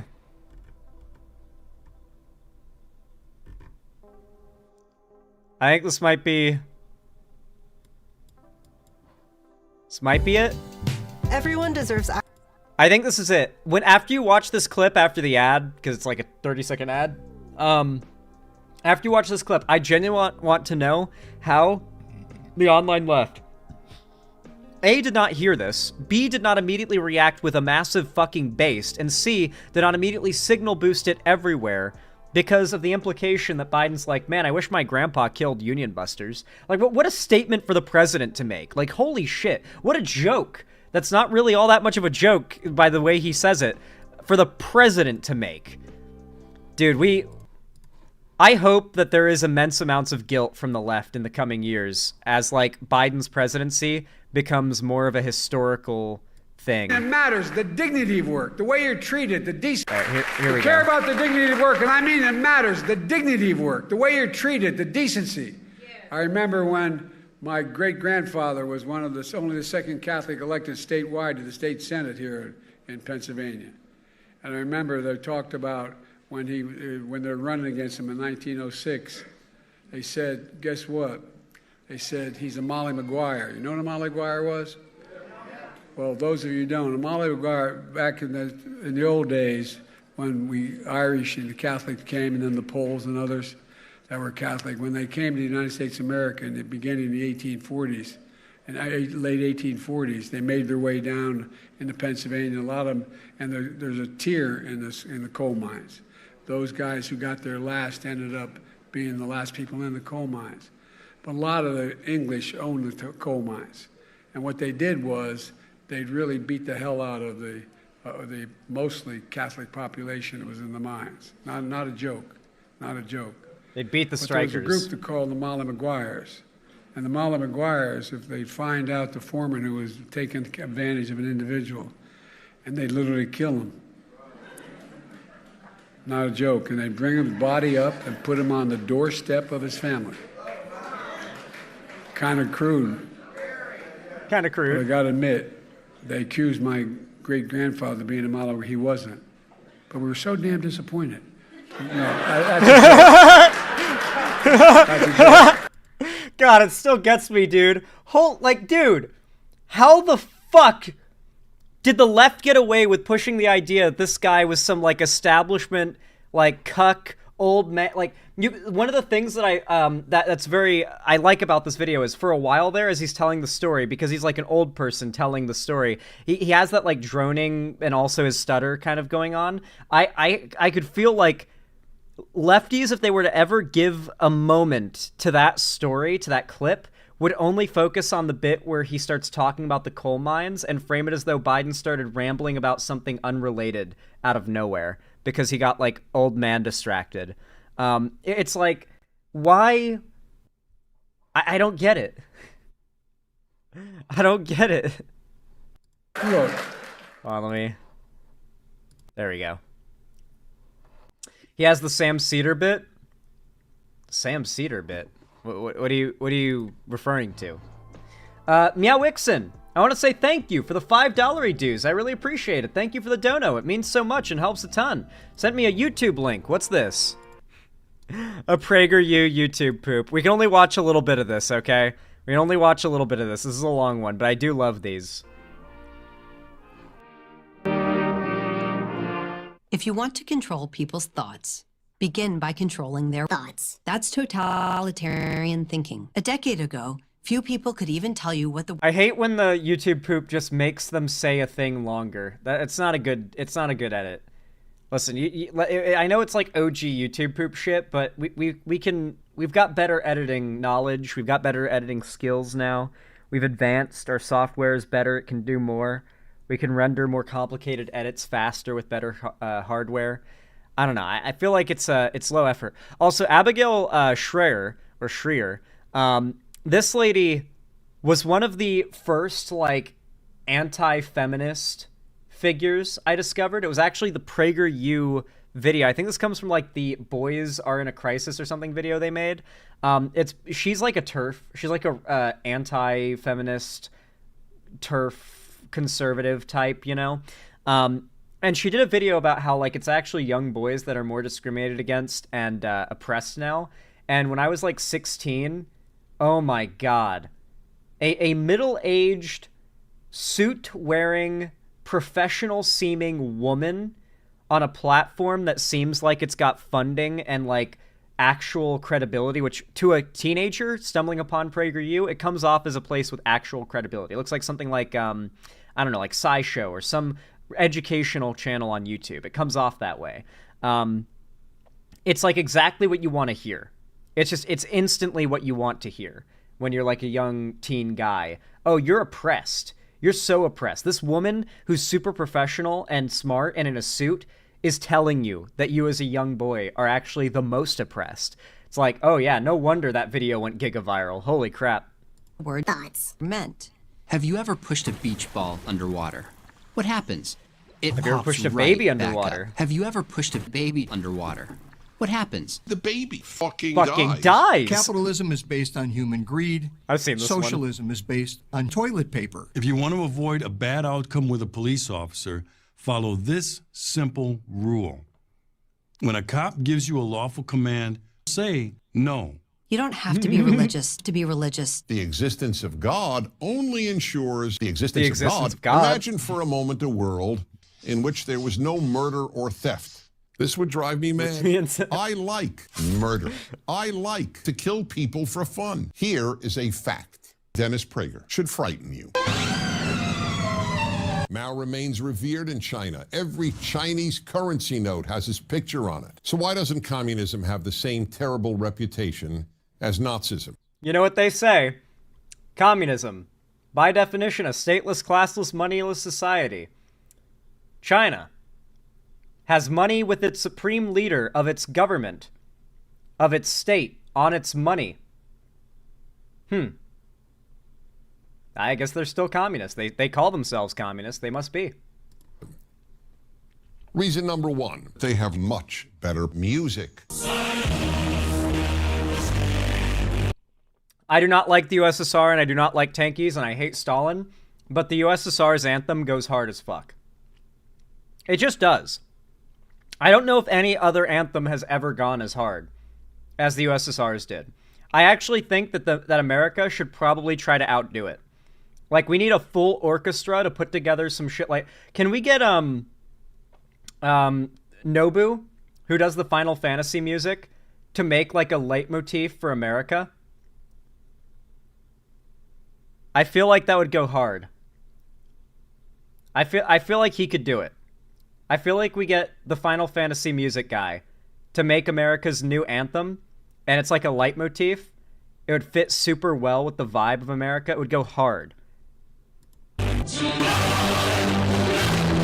Was it Soken? I thought it was Nobu. Maybe. Within virtually any time frame, I'm thinking performer, not writer. Find the climate changing. For reasons we do not fully understand. Have the person who made the Star Wars theme make our new anthem. What if we just make our national anthem the Star Wars theme? No. We just like make the new official United States anthem the most popular cultural product to ever come out of America. The Avengers theme. If we're trying to have the most American anthem ever, it would have to be the Avengers theme. Nothing has had more of an impact from American culture outside of the world in modern day than like Marvel and the Avengers. That's like a worldwide phenomenon, and it's very much an American thing. It's from America. Understand. Meanwhile, Okay, we've seen enough of this. Anyway. We should rotate the anthem out every 5 years. That's so true. That's so fucking true. No, we should honestly just have our anthem be Super Earth's A Cup of Liberty theme. That should honestly be our national anthem, A Cup of Liberty. Anyway, PepperT21, thank you so much for the $5 dues. I really appreciate that. Very kind of you. Thank you, thank you. What is this? POV, another 5 minutes. For his favorite... POV, another 5-minute unskippable YouTube ad. Real. Thank you, Pepper T. Ask any kid on the soccer team for his favorite show on Cartoon Network, and he'll tell you. Dragon Ninja Academy is Beast. Why then does the woke left insist on adding a girl dragon to my favorite cartoon, when research shows that girls are boring and gay? There were already plenty of strong female characters on the show, like Draxia, the living weapon, and Dragar's dead mom. But now that progressives have added Dragonia, the dragon who likes to read and play violin, no one at recess wants to play Dragon Ninja Academy anymore. Bryson had to change the theme of his birthday party, and even Pop Pop asked me, "Why are you watching this girls' cartoon?" before changing the channel to NCIS. So why do the postmodernists at Turner Broadcasting insist on inserting their woke progressive agenda into my favorite kids' cartoon? The answer has to do with white genocide.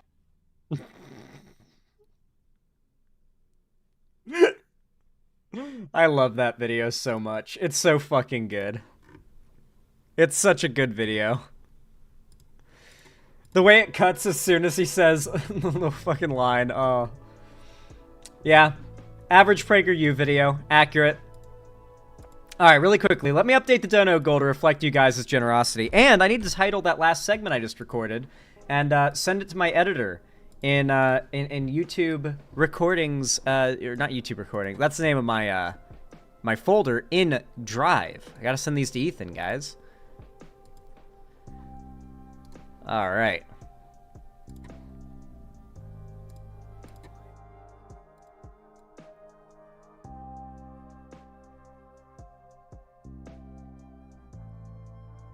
All right. Let's see. What's a good title for this? I'm thinking... Let me know if you guys have any other alternative ideas for the title. Like, drop your title ideas. But here's the idea. Like, the general idea that I'm trying to get for the title. If you have rewordings of this basic idea, that's what I'm looking for. If you think a rewording of it would be better. I'm thinking, for that last segment we did, the Tulsi one, Trump's Cabinet pics will destroy America. Very straightforward. Very basic title. I feel like it works. But I'm curious if anyone else has any stronger ones. Would you click that? Or is there like a rewording of that title that would probably make you more likely to click? Because like Trump's cabinet picks will destroy America feels really like, I don't know how to describe it. Like it feels bare minimum, right? Like that's the bare minimum amount of effort I feel you could put into a title. Trump will be the death of the nation. Trump swamp versus the poor. Ooh. Ooh. Wait, you're onto something there. You're onto something there, JBZ. The swamp. Oh. Ooh, I got a good one. Trump is already flooding the swamp with crazy. Tell me that's not a good title. Trump is, or how about this? Trump is flooding the swamp with crazy. And I'll put the swamp in quotes because that's just sort of like a term that they've made really popular. That's clean. JBZ, I really like that. I really like you were onto something there with the swamp because Trump always called the establishment the swamp, and now Trump's entire administration is about to be the establishment. So he is going to be through and through undeniably the swamp. You cooked with that.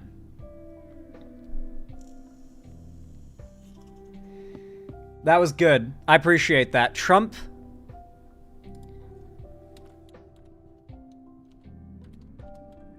is flooding the swamp with crazy already.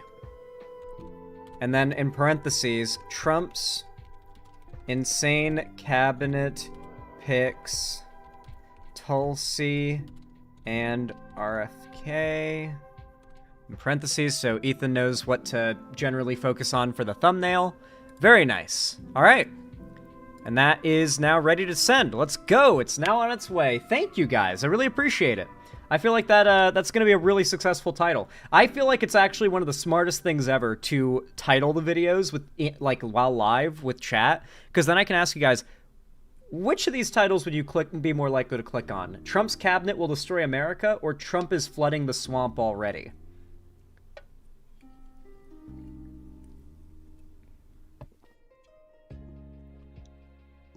And the swamp is in sarcastic quotes, by the way. It'll be more of a visual thing you'll see, but... yeah.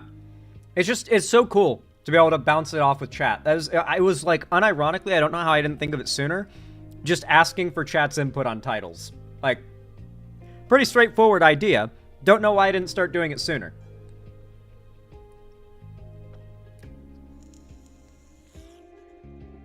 Trump swamp ass. That goes hard. It's a good line. Selkie Courts, thank you so much for the $5 super chat. I really appreciate that. So kind of you. So much appreciated. Says, I'm working on a video about how popular aesthetics that push conformity may have affected how women in particular voted. I wanted to know if you think it wasn't enough of a factor to be worth it. I think you got to consider that a lot of women are absolutely fine with the patriarchy because there are ways in which... some women, in their perception and preference, benefit from it. They fall for...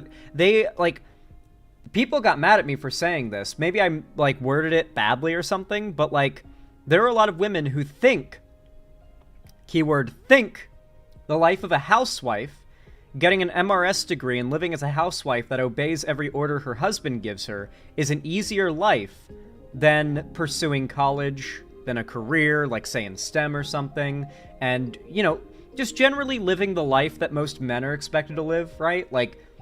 Go to college, be, have fun while you're in college, then, lock in on work once you get your degree, focus on building yourself up, maybe stay single for a little while, and then once you've made, quite a bit of money, leverage, the position you have in life as, a benefit that you offer as someone in the dating market, and then you find someone who's maybe a little bit out of your league.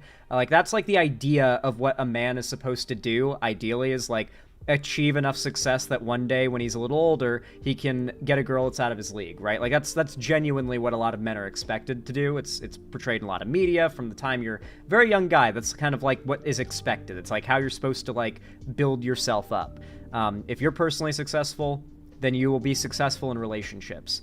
And it's almost like the relationship comes as like a final step, like a retirement act almost, for the man after achieving like the independent life of success that's expected. Meanwhile, there are a lot of women who view pushes for other women to have access to that path as a right or as readily available as men do, and they see it as a threat because they consider, as of their own opinion, the life of a housewife to be easier or more secure, more comfortable, at least familiar. It's not different or something that's intimidatingly unusual to them.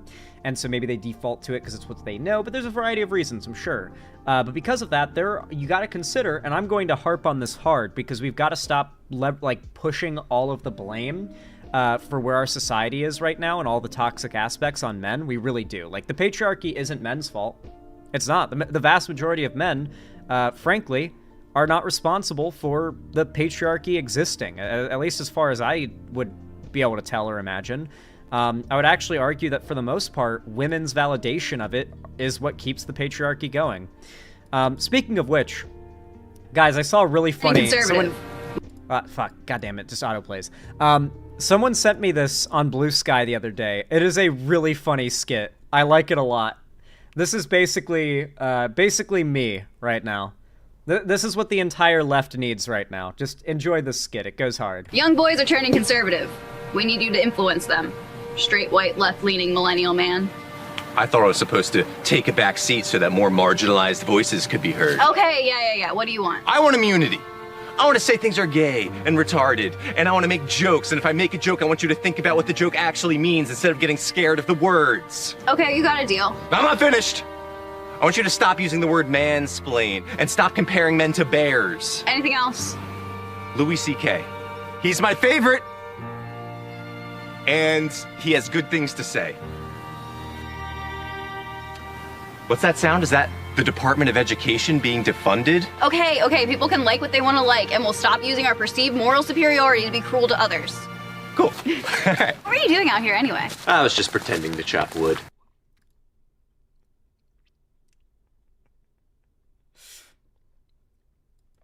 It's a really good fucking video.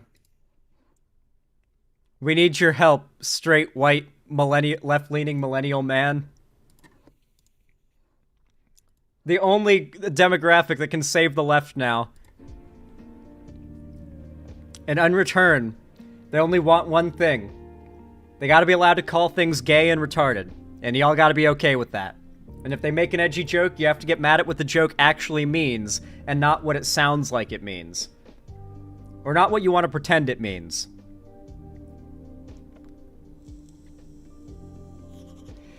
Why do I identify this even though I'm bi? Because you probably don't have a massive stick up your ass, figuratively speaking. And because of that, you're probably pretty chill and laid back, and you probably don't language police people a lot if you genuinely know what the sentiment behind what they said was. And so you probably see a lot of that behavior that's kind of toxic and cringe and pushes people away on the left. You get upset by it, and now that you're seeing that there's a general cultural push, even with people making skits about it, that like the left needs to lighten up on these things if we're gonna start like reaching to out to normies and getting normal people on board, especially straight white young left like white men. You got to get the stick out of your ass. Most people don't consider it that offensive to call something gay or retarded. So, yeah, we kind of have to be a little bit less insane about all that.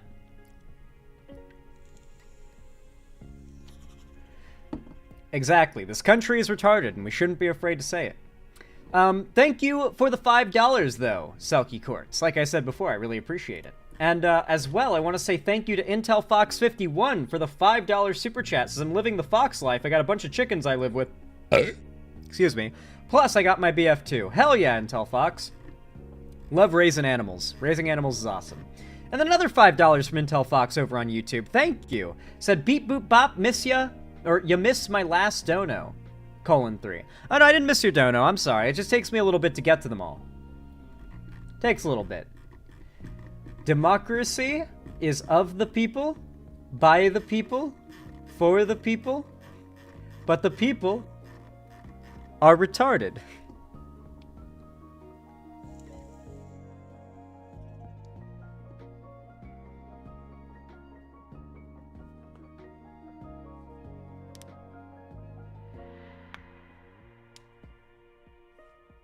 Line always goes hard. It does. It really does. Where is my scroll? Where's the scroll of legend? What the fuck? Did I drop it? No, it's in my lap. Man, how did I not notice it was in my lap? I think my first run-in with a SJW at college was me seeing a goth chick read Fist of the North Star, and we had a great combo on the manga for 2 hours before classes. Now we go fishing almost every Friday.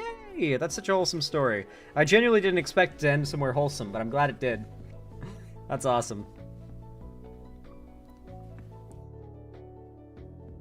Alright, time for our next topic. Oh boy. Xander, are you married, have kids? No, I am not married, nor do I have kids, nor am I currently in a relationship. Much like Mr. New Vegas, my only wife is you guys. You guys are my wife. In all seriousness though, as someone who has had the experience of being in a relationship while being a content creator, it is low-key kind of cruel. This is something that a lot of content creators probably don't talk about, but I guess I'll be open with it. But like, dude, most women are not going to be okay with you having as much of your time taken up by like being on and dealing with YouTube and social media and not spending time with them as like is typical for a content creator. Like, unless you really just kind of do YouTube as like a side thing and you're able to like have a lot of free time, it's like you're gonna have a lot of situations where you're picking like things you want to do with your friends, things you want to like spending time with your partner. It's a lot. And right now I am locked in on my channel, so that's my current focus. I frankly feel like it would be borderline cruel to get into a relationship and probably neglect whoever I'm dating.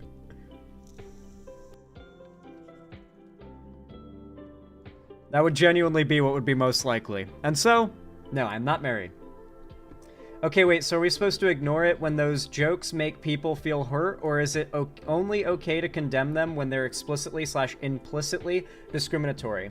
I'm gonna be honest, Purple Pens, I think the idea that people's feelings get hurt by a joke, even when the joke is, you know, not meant to be harmful, arguing that alone makes it a bad action that needs to be criticized is, like, a really unpopular idea. And the vast majority of normal people, like, let's say you get offended by the word retard because you're neurodivergent, we're called that a lot in school. If someone says, this game's retarded, and you get offended by it, the vast majority of people will tell you to grow a thicker skin, and they don't care if you're offended by it, they're going to continue saying it.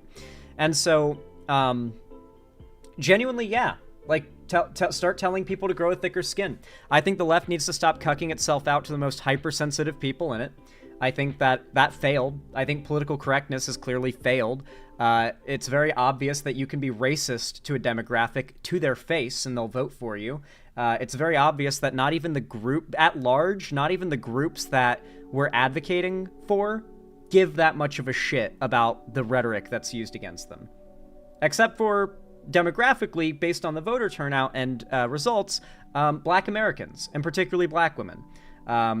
They are not putting up with the racism. Some states had young Black men lean pretty hard Trump, or pretty strongly Trump, but notably it's Black women that are locked in and have not shifted, like, at fucking all. Or fallen for the Republican, like, we're racist but totally not narrative even a little bit.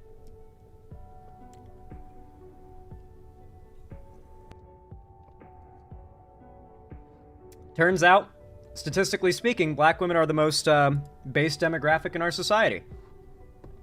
Every other demographic leans more towards Trump after this election, based on the results.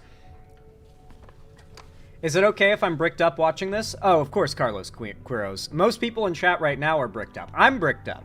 We're all bricked up. I'm bricked the fuck up, bro. If you're not watching my stream bricked up, then you're fucked, bro.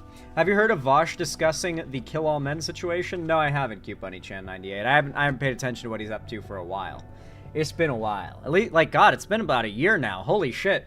I haven't, like, spoken to the guy in a year. Legitimately. Because when the Keffels drama, or shortly before the Keffels drama, was the last time I talked to Vosh. And so I, we basically, I guess you could say, stopped being friends back in, like, December or something, or November of last year. And so, yeah, it's been basically a year. A lot of stuff happened to that guy in the last year. Man, holy shit, the Keffel stuff was a year ago? Not exactly a year ago. It's like, you know, about almost a year ago. It was in December.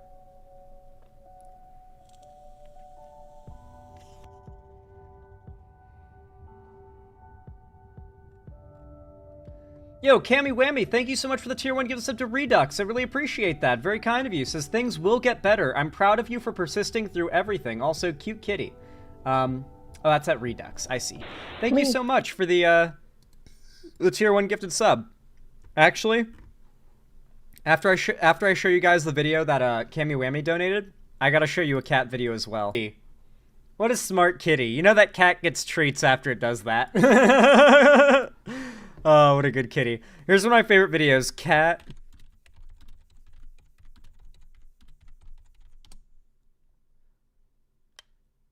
Alright, chat. I don't want to spoil you guys on what this video is before what happens. So, I'm gonna play it, and then I'm gonna click over so the title disappears.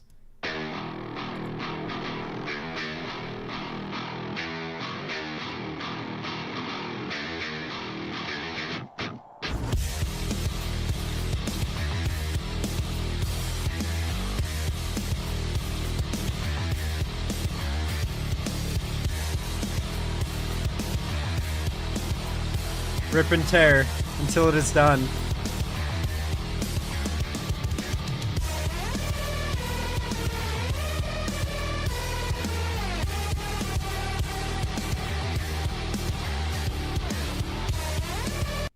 The way the cat just like jumps into frame as the beat drops goes crazy. Like just the build up to the cat reveal. Executed flawlessly.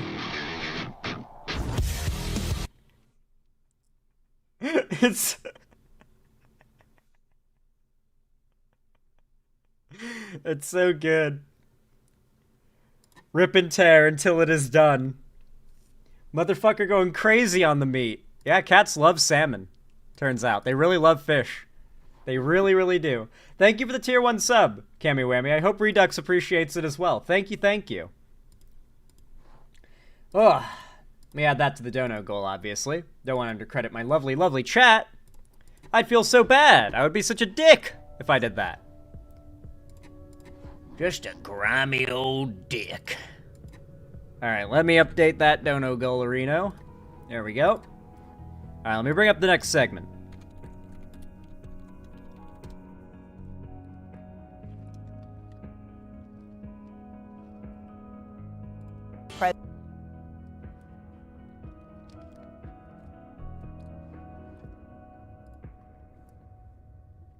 Y'all know what to do when I say action, right? 3, 2, 1, action. They hated him because he was based. You see, Joe Biden really has no reason to, like, continue doing a good job as president. Like, legitimately, think about it. Guy got ousted by his own party, where they forced him out of the position of nominee after he won the primary as the incumbent, because the Dem Party decided he didn't have a good enough chance to win. They put someone else, his VP, in his place with no primary or election or democratic process to decide it, and then proceeded to lose running that candidate. And now Biden is looking forward to a very I told you so filled retirement, I'm sure. All of this after years of progressive media, mainstream and alternative, just running this guy through the fucking meat grinder non-stop. And very little, if any, attention given to the admittedly not exactly clickbaity, money-making content that is discussing what Biden's administration has been up to over the course of the last 4 years. And despite the fact that Biden has really no reason to continue to try and impress us with his policy or things he does while in office, he has been on a rapid dash to try and solidify some of his best policies, particularly those pertaining to climate change, before he leaves office. And now he has made a move to open things up for Ukraine to make some serious progress against Russia before Trump takes office. You see, despite the fact that Russia and Ukraine have been pretty much at all-out war for years now, there have been bars and yellow caution tape holding Ukraine back from taking certain actions that could be a massive benefit to their efforts. Notably, towards the start of the war, the entire Russian fleet, basically, like almost the entire Russian Navy fleet, was in this like bay or harbor off the coast of Crimea or Ukraine, and Ukraine had everything it needed to just like wipe the fleet off of the face of the earth. Like genuinely just demolish their fleet. But because the US, notably Biden, had not given the go-ahead for an escalation of force that serious from Ukraine, it wasn't allowed to be done. And Russia still maintains much of its fleet, despite the fact that Ukraine could have easily took them out if they had not specifically held back. And so now, on his way out, Biden has just authorized Ukraine to use long-range weapons in their war. This is something they couldn't do. They couldn't use their long-range weapons to take out Russia's fleet at the start of the war. Something they could have done that would...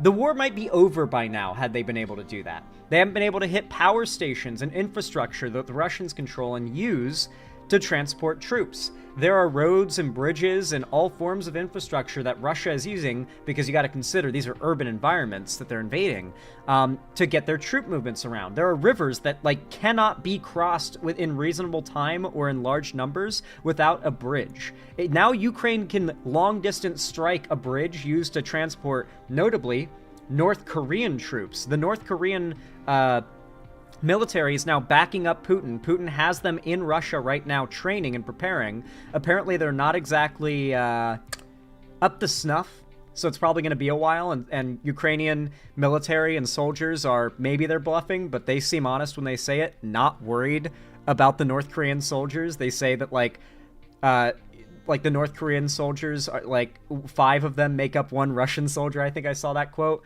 So they're really not worried about that backup that the Russians are receiving. But this is still a big, big deal and a massive W from Biden, especially since now he has no reason to hold back Ukraine out of fear that Americans will frame him as a warmonger. Absolutely fucking based Biden. Let's see what the deal is here. President Joe Biden reversing a long-standing U.S. policy involving the war in Ukraine. Biden now going to allow Ukrainian forces to use long-range U.S. weapons inside of Russia for the very first time. CNN's Kevin Liptak is traveling with the president in Brazil. Kevin, what more are you learning? Yeah, this is a major change in American policy, and it comes at a critical point in the war in Ukraine as Russian forces mass in the city and around the city of Kursk as they prepare for an offensive there, and as North Korea has sent thousands. All right, Ukraine, Zelensky, I know you're watching my stream right now. Here's what you got to do, Zelensky. You're going to want to call in about 5,500 kilogram bombs on the highest concentration of Russians, okay? Russian soldiers. This is generally a good strategy that you can employ in a game called Helldivers 2. You see a big cluster of bad guys, and then you type up, left, right, down, down, down, and then you drop hell on them. Or I think it's left, right, down, down, down, if I'm not mistaken. So, yeah, just left, right, down, down, down on them, Zelensky. Of its troops to fight alongside Russia in that conflict. President Biden making this... No. Ukraine, do not rush B. Do not rush B, Ukraine. The Russians do that. Guard B with your entire squad. Send all 5 squad members to hold B. The Russians always rush B. What does rush B mean? You're not enough of a gamer to know War Penguin. I'm sorry, I can't. It's from CS, okay? It's from Counter-Strike. Decision to allow Ukraine to fire the American ATACMS missiles inside Russia for the first time. And this had been the subject of a long-running debate inside the American government about the wisdom of allowing Ukraine this new capability. There were officials who were concerned about the risk of escalation in this war. That's something that President Biden has been concerned about throughout the conflict. You also heard officials worry about the stockpiles of ATACMS.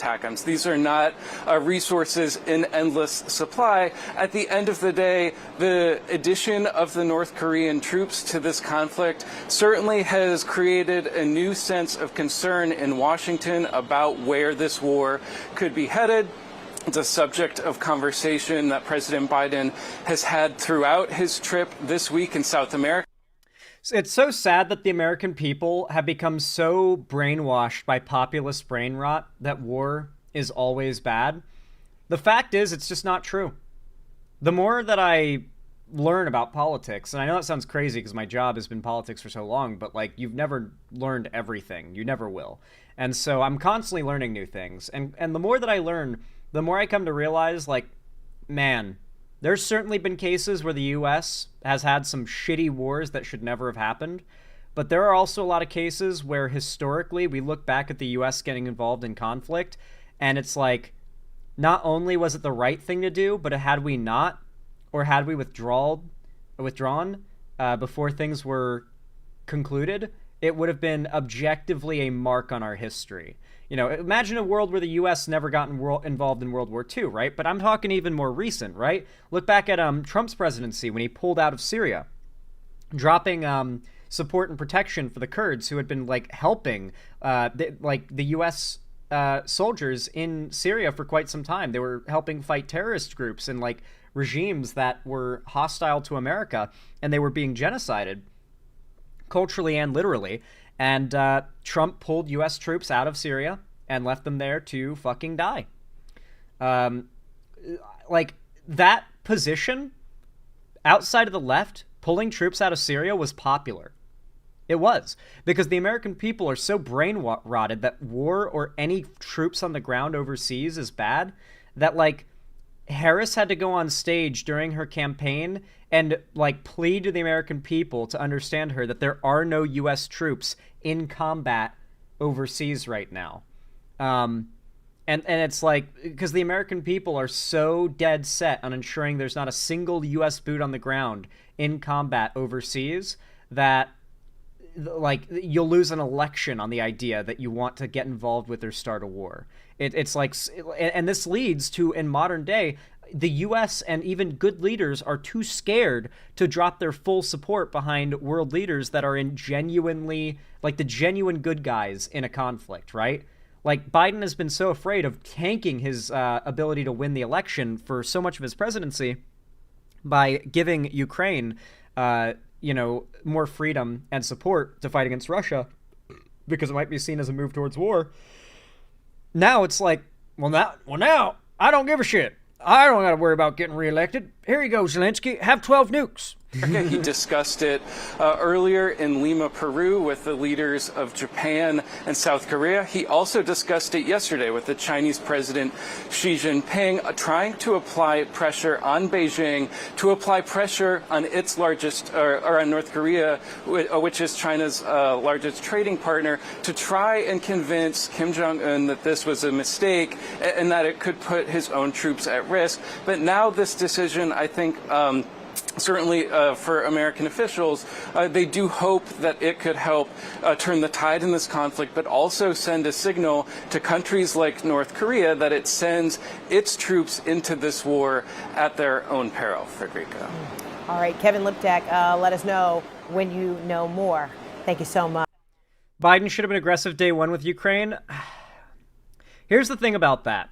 Have you guys noticed this, like, dichotomy where everyone is blaming the Dems for not, like, using the right messaging or campaigning well enough to win the election. I've seen people blame Biden for being at fault for not stepping down sooner despite winning the primary. I've seen Harris blamed for not having the correct messaging. And it's just like, everyone's trying to divert blame away from the people who did not come out and vote. I've seen comments in my comment section, particularly on my videos criticizing Hasan and Sam Cedar, arguing that if these politicians want our votes, they have to earn it. It's not the voters' faults they didn't win. A genuine argument made by actual Hasan and Sam Cedar fans. I generally like Sam Cedar, but man, did bro spend a lot of time railing on Biden, and now he's like full on like anti-Biden. It's just giga cringe, dude. It feels so desperate for the validation of the popular bandwagon on the left. Like, you can call me cringe or dumb or bad for backing Biden and like backing the Dems, backing Harris, even when there are things about them that are not fully in concordance with like left-wing beliefs and ideals. But like, you can't criticize me for being inconsistent. You can't criticize me for being unpragmatic. You can't criticize me for like being you can't call me a grifter for it, because I lose subs and support when I push for supporting these candidates. This is just what I believe in, and I'll take people thinking it's an L. I'll take the tax on the chin for people thinking it's an L for me to back the Dems over Trump, even if it's like at times overly charitable. Yeah, I'll take all the people giving me shit for it. Joining me right now. The Xanderhall stream every day. A music fan, I stream almost every day. My stream schedule, or my general schedule is I upload 3 times a day, every single day. Clips taken from my streams. And then I stream 2 days in a row, and then I take one day off, and then another 2 days in a row, and then a day off, 2 days in a row, a day off. So that's how my schedule for streams goes. So like, obviously I'm streaming today, I'll be streaming tomorrow, but then Tuesday I'll be taking off. I'll stream Wednesday, Thursday, take off. Well, actually, I'll probably shift my schedule around a little bit. I might like stream on Wednesday and then take Thursday off, and then stream on Friday, because I need to stream on Fridays for the watch party. Maybe I won't. Maybe I'll just keep the schedule going and I won't stream before watch party. It might not be necessary to stream before watch party. Okay, thanks. I'm new. That's why I asked. Yeah, no problem, a music fan. That's why I explained it. I figured you might be. Also, it's nice that people watching this video get to hear what my stream schedule is. Yeah, I stream 2 days in a row, day off, 2 days in a row. So if 2/3 of any day that you could pull out of a bowl, I am streaming. So there's a pretty high chance, if you're watching this segment at any given time, that I will be streaming that day. CNN military analyst Colonel Cedric Layton. Colonel, great to see you. So first off, explain what these missiles are all about, this Army Tactical Missile System, or sometimes referred to as ATACMS. Talk to me about what they are, their capability, and why this is a potential turning point. Yeah, Frederica, the MGM-140 ATACMS, as you mentioned, the Army Tactical Missile System, has a range of around 180 to 190 miles. And what it can do is it can attack things like ammunition depots, troop concentrations, logistical centers, all of those kinds of things that could resupply a front line. So basically, it makes things explode. It makes a big fucking boom. You launch it from a long distance, then it hits something, and it fucking destroys it. That's what this bomb does. And now the Ukrainians are going to be launching a lot of them from very far away at Russian positions, and it's going to be very funny. And I will be on r/combat footage watching it all go down, like I have been for the last 2 years. Oh my god. If you guys aren't on r/combat footage watching like the Ukrainian GoPro footage, I saw a dude ace the other day. Like, straight up, bro got a 5-man frag with his AR. Ukrainian soldier in the fucking trenches. It was it looked like something out of fucking Battlefield 1. It looked like Battlefield 10 gameplay, frankly. It was wild, dude. It was fucking crazy. My favorite video to this day is still the Civdiv video, where the volunteer fighter that's fighting with the Ukrainians, who's not even Ukrainian, he's a American, I think, volunteering. He ends up throwing a frag grenade into this like brick building, because they hear Russians inside. And so they throw the frag grenade in, and it goes off, and they hear Russians screaming, and they go in and they clear the building. Turns out this random, like, 25, 24-year-old American dude who volunteered with the Ukrainian army fragged an entire squad of Spetsnaz. There was an entire Spetsnaz squad held up in that room, and fully caught on video, he just yeets that little frag grenade in there, boom. Loud Russian screams, entire Spetsnaz squad disabled. And do you want to know what the guy yelled after the grenade, after the screams? Do you want to know what the guy recording said? Fucking retards. After fragging a squad of Spetsnaz, he simply says, fucking retards, and then chambers around in his AR. Sorry, his M4. Oh my god, is it one of the best videos I've ever seen. Purpose of this is, from the Biden administration standpoint, is to actually make it possible for the Ukrainians to prevent the Russians and the North Koreans from attacking the... What's a Spetsnaz? Special Forces Russian soldiers. Very, like, high rank. Like, it's a little bit like, I don't think, Spetsnaz isn't, like, equivalent to Navy SEALs, is it? Spetsnaz is like, oh, they are Russian Navy SEALs? Okay, yeah. Basically Russian Navy SEALs. Basically the Russian equivalent. Not quite, but basically. So yeah. That, like, random, like, 20-year-old dude just fragged an entire squad of basically the Russian equivalent of Marines. Spetsnaz is like saying Special Forces. Doesn't tell you much. Yeah, that basically took out some high-level enemies with some cheese tactics, you know? All you have to do is be able to outthink. You just play a little bit of Tarkov, you know, a well-placed grenade or a Molotov can take out an entire enemy team when you have absolutely no realistic chance of winning in a one-on-one fight. Watching people kill each other, sad face. Listen, okay? Listen, all right? Have you ever watched a TV show or a movie that contains murder? Come on. It is an interesting thing, and watching Ukrainians defend their country by fragging out invading forces, it's like a little bit of karma, okay? Maybe I'm a little fucked up, but I consider a little bit karmically just, okay? Ukrainian concentration. Murder is not based, and it's also not murder. Killing in war is not murder. You realize that Russia is invading Ukraine, right? Like, those soldiers were fighting dudes that were there to... You guys realize that, like, weeks before that video came out, the Bucha Street Massacre happened. Who here remembers the Bucha Street Massacre? There was a street in Ukraine called Bucha. And it's just a nice little neighborhood, nice little, like, residential area. One day, satellite images just shows the street empty. Then, overnight, the Russian occupiers move through the town. The next morning, it is just lines of bodies, men, women, children, laying in the street, hands tied behind their backs, gunshots through the back of their heads. In the night, when the Russians rolled through, they dragged the families out, tied them up, lined them up in the street, and murdered all of them via bullets to the head, and left their bodies to rot in the street. We only know this due to the satellite footage that came out the day after Russia took the town. They killed the women, the children, and the like men, the husbands and everything. They killed all these families, and they're just laying out there in the street. One guy got life in prison for it. Yeah, it's some disturbing stuff. And that's not the only thing. I saw a video of a Russian tank rolling over a car that had a mother and toddler in it. They both survived, thankfully, because tanks, as heavy as they are, it didn't flatten the car like a pancake. It just kind of, like, caved down the hood of, like, the canopy of the car down to the point of, like, where the doors, the windows kind of, like, begin.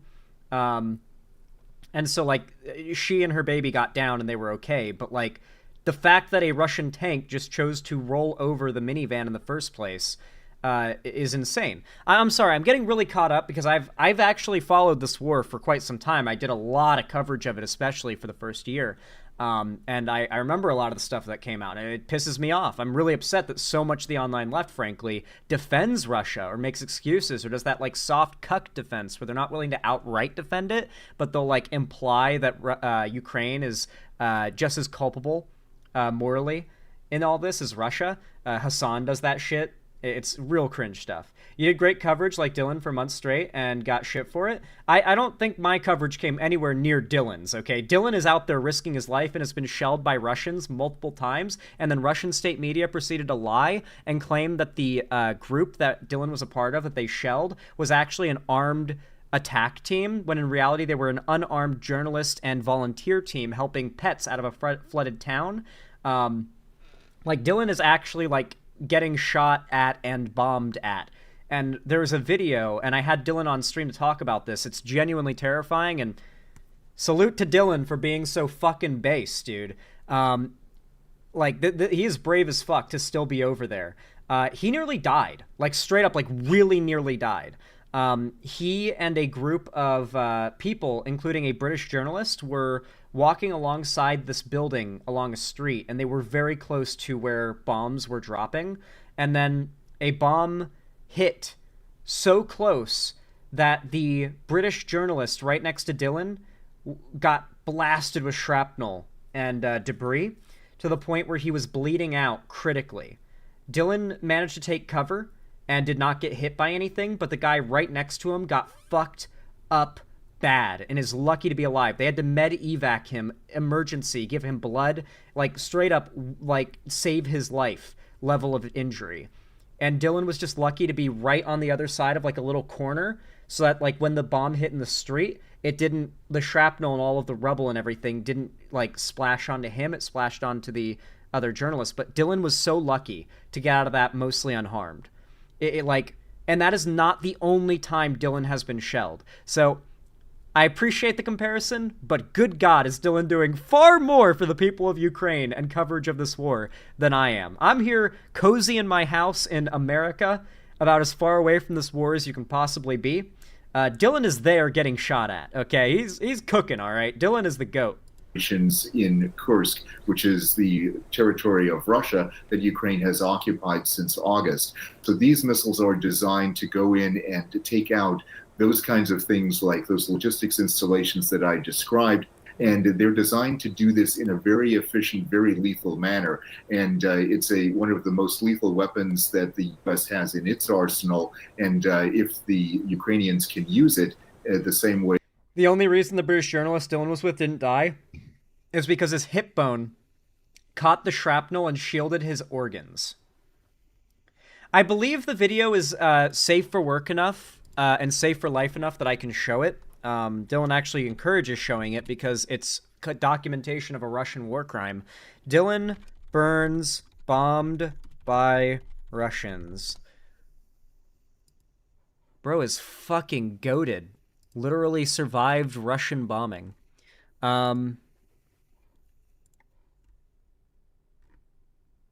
Why is it hard to find? What the fuck? Here's Dylan Burns' Twitter. Does anybody have the video? Well, here's one that he just posted, up close and personal with Ukrainian mortarmen. Here's him documenting a Ukrainian mortar team. Это сейчас просто мы наводимся на точку, где наши недруги любимые. Левее. Стараемся не палить. Летит что-то. Точно наш? Да. В поле стоишь, бегаешь. Tell you what, chat. If before this war is over, I go to the doctor and get some bad fucking news, like terminal cancer or something like that, the Ukraine Xanderhal channel finale season will go fucking crazy, dude. It will go fucking crazy. Goes to show Dylan's doing something right now at like 24, 23 years old, 22 maybe, and has been doing it since his like maybe late teens, early 20s, that like I wouldn't do unless I had a terminal diagnosis, because I am that terrified to step into the area of Ukraine, dude. I would not go there during the war unless it was like, sorry man, you've got like 6 months to live. All right then, guess I'm going to Ukraine. I'm going to be documenting the war. Final season of the channel is gonna go crazy. Блядь, починаєш ритися, тебе палять. Ночью стріляєш, тебе палять. Спалитися можна 1000 способів. А не спалиться один. Не палиться просто. Давай, іди, бачно. Саме головне бажання це мати. І саме головне мати яйця. Єсть? Да, чітко. І не очкувати, а йти до нас. Don't be a pussy. I'm too much of a pussy. I can't join. I'm not about that life. Not about that life. Anyway, let me see if I can find that fucking insane Dylan Burns video. Dylan Burns.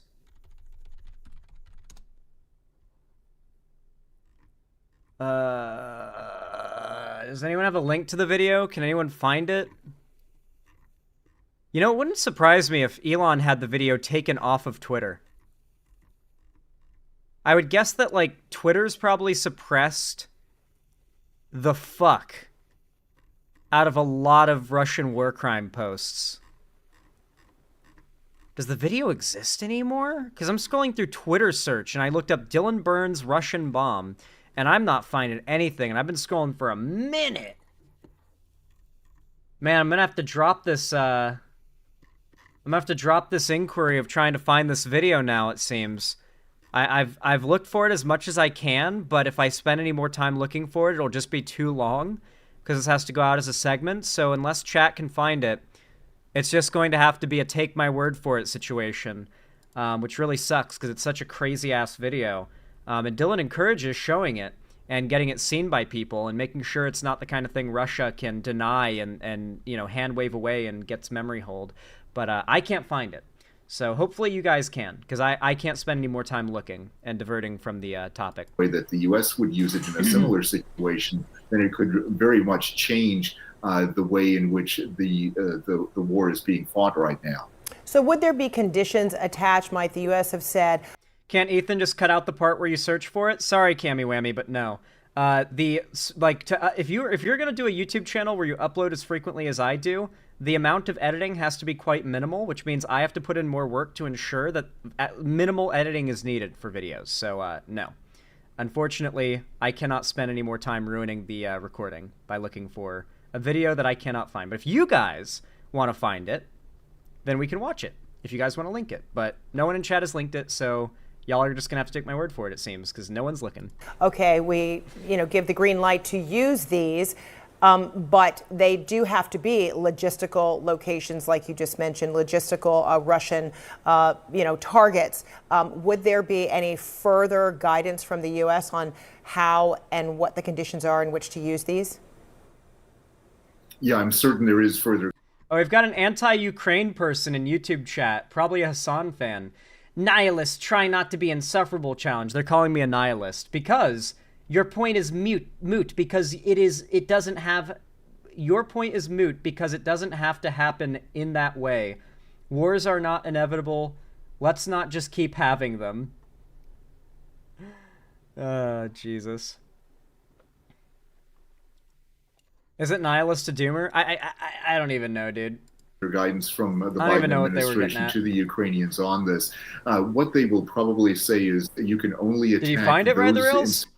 Is this it, Ride the Rails? Did you find it?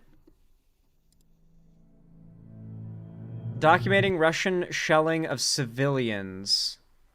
No. So what we're looking for is a Twitter video. And it's quite short. And it's literally Dylan with a GoPro or a camera as he is running for cover as bombs hit his location.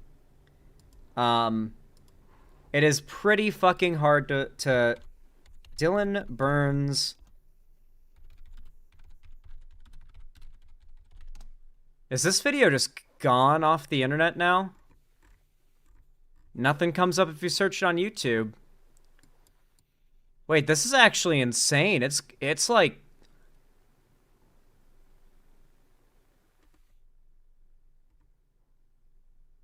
Yeah, it's gone, guys. That's crazy. We should probably tell Dylan the video's gone off the internet now, because that's like one of his biggest goals. Footage taken by an American volunteer. Nope, that's not his footage. Like I said, guys, it's his footage. It literally starts with, "Here is footage taken by an American volunteer." Wait, maybe it is him. Yeah, I think it is. Wait, is it his? He might have been using third-person reference. Is it? Some audio how close strikes were in my perspective trying to get into the bunker that we're told we could shelter in beforehand but was locked. Yeah, I think this is it. Okay. Is this it? Okay, get out, mate. Go down. Come here. You are hit. Make sure it's safe enough for work. Oh, yeah, actually, that's the aftermath. Yeah, no. That's the aftermath of it, which I cannot show because awful and very TOS, but yeah. Anyway, if any of you guys can find it, particularly link it in the chat. It's too late now, guys. Took too long to find it, if it still exists. Sorry. It's too late, guys. We tried. Chat is not fast enough at finding things. Unfortunate. Yeah, it's pretty awful. Highly recommend you share it and repost it, because Dylan, like, at least he said to me, he documents these war crimes committed by Russia so that they cannot memory hole it, cover it up, or deny it. So the fact that it's that hard to find, you should probably tell him, because he might not know that the video is, like, gone now off the internet. Like, you can't find it. So, yeah, definitely, if you're watching this video, let him know about that, because he might be interested in that fact, that the video has been suppressed into complete obscurity. Installations that are supplying the war effort against you in Ukraine or in Kursk in this particular instance. So the idea would be, Frederica, that they would go in and they would give them a list of targets that they can hit. The Ukrainians would perhaps provide a list of targets that they would like to hit, and then they would say, yes, you can use these weapons to hit those targets, or no, you can't hit those targets. One thing that would definitely be off the list would be nuclear installations or anything that would affect the strategic warfighting capability of Russia. That would most likely be off the list at this point in time. And then how much of this is also in response to North Korean troops being in Russia and potentially assisting in this war in Ukraine? A lot of it has to do with the fact that the North Koreans are in Russia doing this and providing support to the Russians and probably joining them in a military sense. So what the Biden administration is signaling is that that kind of addition to the Russian war machine is unacceptable to us. We don't want foreign troops coming into Russia, supporting the Russian war effort, and the North Koreans are the first. I think it's totally fair as well. If Russia's going to pick up allies to help them invade an allied nation, then I think it's totally fair that we put, at the very least, more or less restrictions around what Ukraine can do with the support we've already given them, right? Like, we've already given them so many weapons and you know, a decent amount of money. So it's like, why are we holding them back? Like, it's just a waste of money if we just keep flooding them with, like, support they can't use to a full effect. Like, I don't know if you guys know, but it has been, like, an ongoing issue that Ukraine has had so many opportunities to cripple Russian supply lines for, like, years now. Like, to cripple their entire fleet, to destroy their supply lines, to shatter the infrastructure they need to advance. And they haven't been allowed to do it, or to strike within Russian-claimed territory, because Biden doesn't want to escalate things. He doesn't want to take, he didn't want to take, like, the heat of it. Now there's no worry about that, so things about to get crazy. They're about to heat up and probably lean a lot more in favor of Ukraine.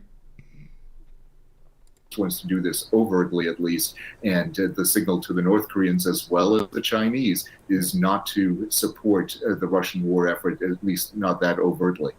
What are the potential repercussions if North Korean troops are also taken out along with Russian troops, even though the targets, as you said, would be logistical targets? Consequently, there might be also personnel might be involved or taken out. What would be the potential consequences here? The potential consequences could be somewhat far-reaching. It's possible that the North Koreans could react against South Korea, for example, or against U.S. troops in South Korea. So this is definitely a possibility that I'm sure the Biden administration has considered, and I would suspect that they have also increased their defensive capabilities in South Korea as a result of this decision.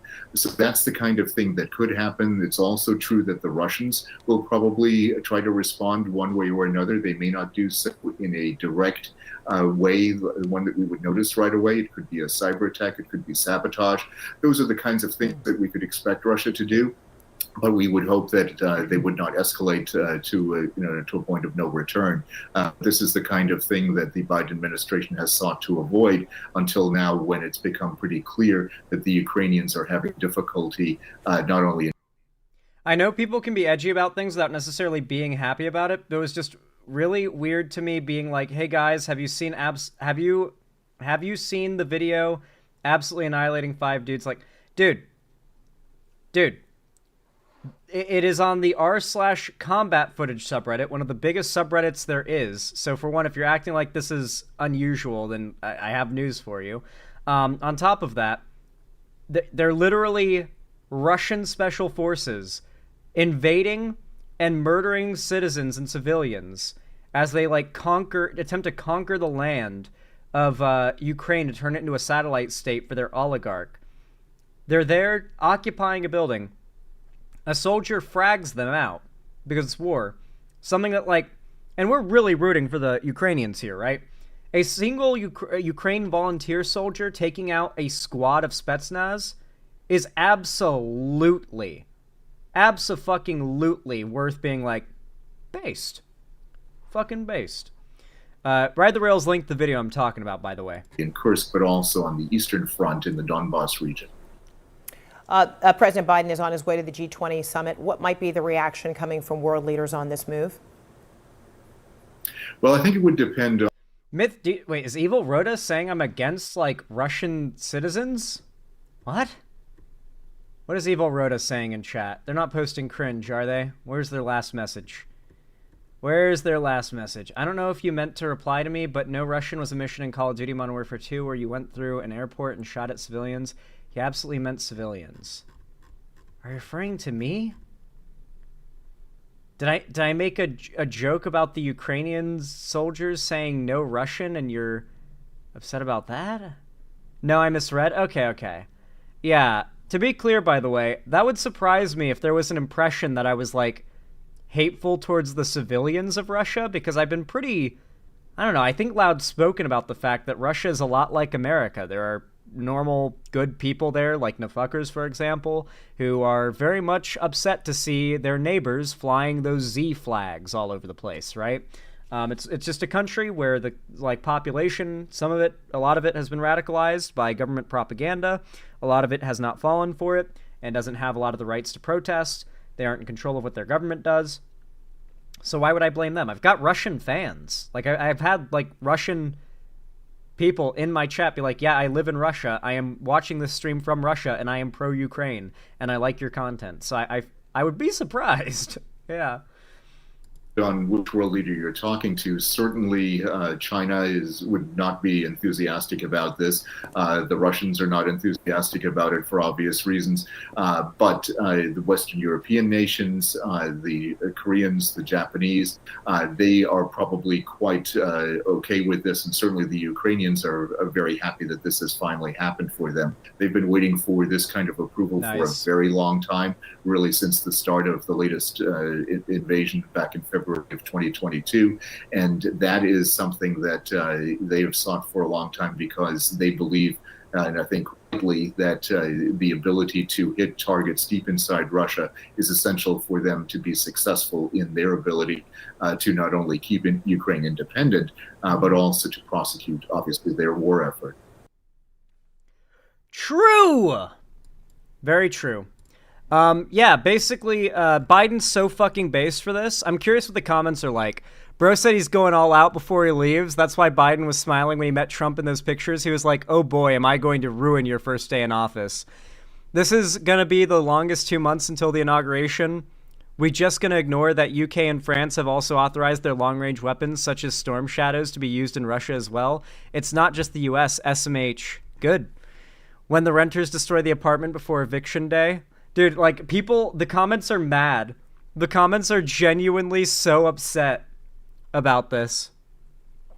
He's attempting to force an uncontrollable scenario between Putin and Trump. Oh yeah, it's gonna blame because the war isn't going to end under Trump like he promised. So now it's all the copium. Like, it's Biden's fault that Trump couldn't end the war. Trump, I can end the Ukraine war in a day. Biden, hold my ice cream cone. Dude, the copium. They're already building up the copium about like preparing for the criticism that Trump's gonna get for being unable to end the war like he's promised. Why don't they say what this actually means is a direct declaration of war? No, it's not. They're going to do all the damage they can before January 20th, 2025. Biden uncaps her grenade, lobs it to Trump. Here you go, buddy. Good luck. Wait, nobody else is having a problem with the phrase Biden authorizes? People who have no issue with the USA supplying missiles to Israel have no right to be upset about this? True. Based comment. Certainly I don't see Russia having to seek permission to use North Korean, Turkish, Iranian, and for sure they have Chinese and other missiles. Why does this feel like an ad for Lockheed Martin? Biden, I'll be dead soon anyways, so like whatever. North Korea, I love this, like the brain rot that the American people have. They will literally completely stand by and watch as an oligarchical, like authoritarian conquers an allied nation, all because they are convinced, by the Republicans, mind you, that any form of support for the people being invaded is like, oh my God, he's trying to sabotage Trump before he gets into office. Oh, this is going to be the longest wait for Trump to be in power ever. Man, I'm so glad they're already coping about the fact that they already admit that Trump isn't going to be able to stop the war in Ukraine like he promised. They're already ceding the ground that Trump cannot do a lot of the good things he promised them when he was running, but they're already building up the cope, like the excuses for why it's actually Biden's fault. Amazing. Genuinely amazing. Anyway, if you enjoyed the segment, please consider leaving a like. It really does help a lot, as does commenting. Every single video and stream, in fact, that you leave a like and comment on, it actually forces YouTube to push my content in the algorithm and get it in the eyes of more viewers. And trust me, if you want to epically own the right, the way to do that is to make sure that progressive content that you enjoy, not just mine, mind you, but all the progressive content you enjoy, is getting as much support from you as you can possibly muster. And that does not require donations or financial contributions. Just hit the like button. Subscribe, comment. It really does help a lot. And of course, if you want to see more from me, you can follow my social medias, linked down below in the description. Follow me on Blue Sky, by the way, because I become far more active on Blue Sky. I've started using it as my main, not Twitter social media. And, of course, you should also consider joining my fan Discord, which is also... excuse me.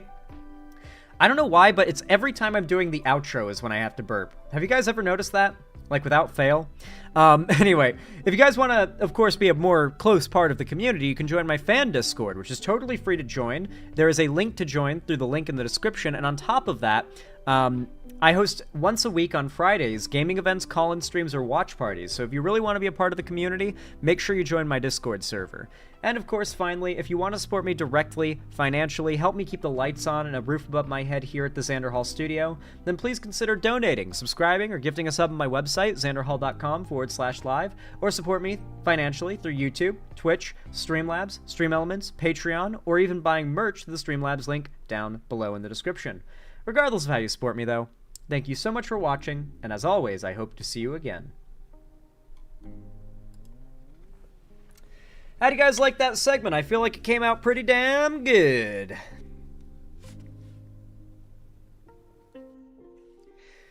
Pretty clean, if I do say so myself. W. Seggy, that's what I like to hear. I enjoyed that seg, hell yeah.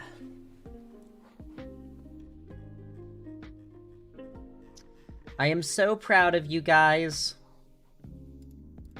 Seriously, the support from all of you has been immense. You know what's crazy?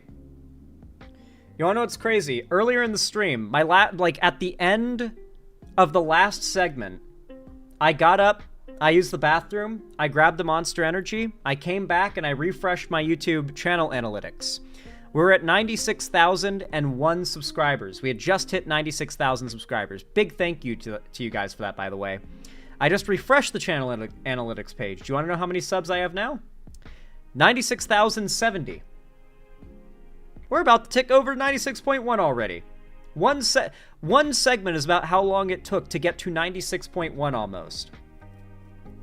That's fucking crazy.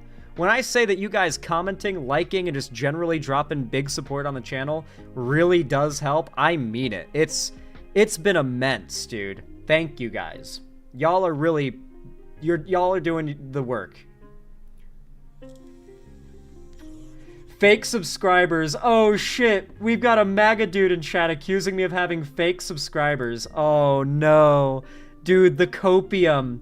They're mad. For those that don't know, Chud Logic and a few other conservative creators and a few others that aren't even necessarily conservative but obsessed with me have been making videos where, due to the YouTube bug that had been taking place for the last few weeks, had been talking about how my channel was dying and gloating about it.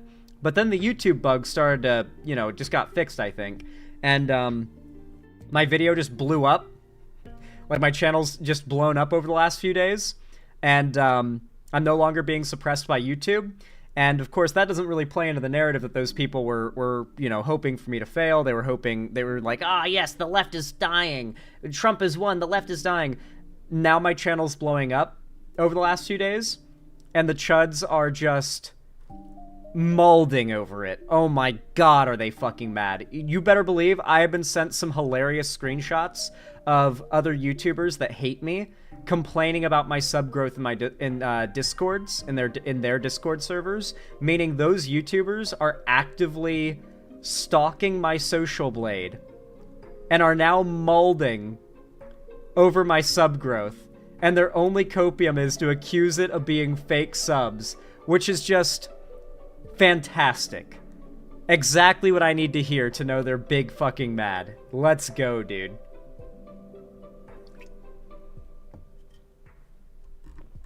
Funny, I was going to ask you about why you haven't responded to the accusation of your drop in subscribers.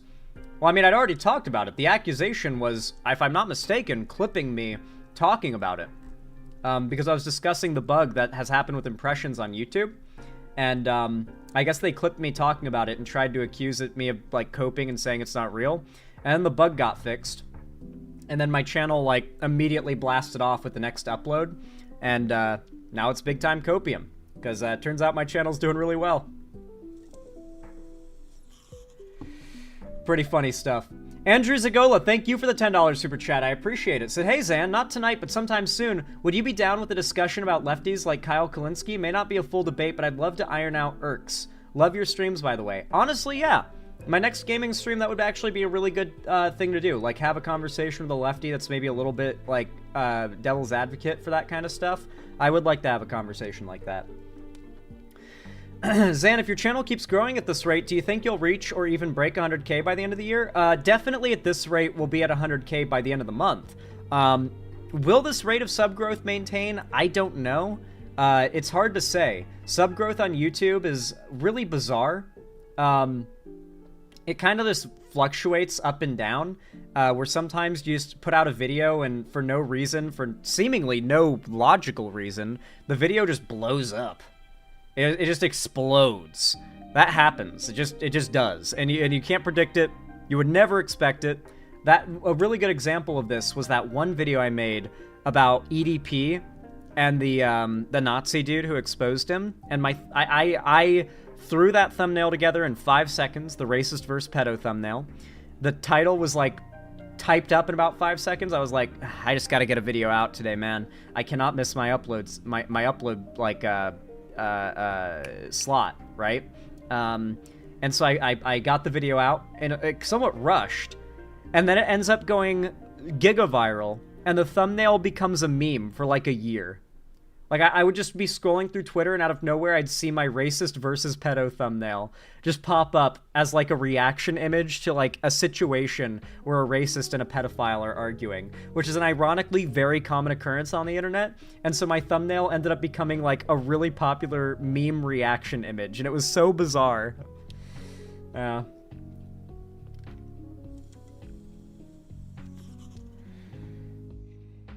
It was always copium when they said go woke, go broke, even as bad as things are now. During a Trump presidency, lefty content is going to explode in popularity. Yeah, and I think everybody knew that was what was likely going to happen, and that's why I think a lot of progressive content creators lean so heavy into shitting on the Dem candidates.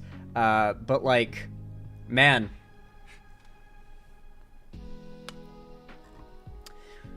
Be like the master debater. I gotta be a masturbator, guys. Gotta masturbate. I feel like I'm I feel like I'm living in a Kubrick movie. Well, that goes kind of funny. So funny thing about the World War II talk is that I'm willing to bet we will go to war with Iran by 2028. I was at al-Assad when Trump decided to fuck around with Soleimani. He's had a hard-on for this since 2019 at least, and now the guardrails are off. You were at al-Assad when Trump bombed Soleimani? Are you in military service? I guess it wouldn't be surprising. I've got like a surprising amount of like ex-military in my audience.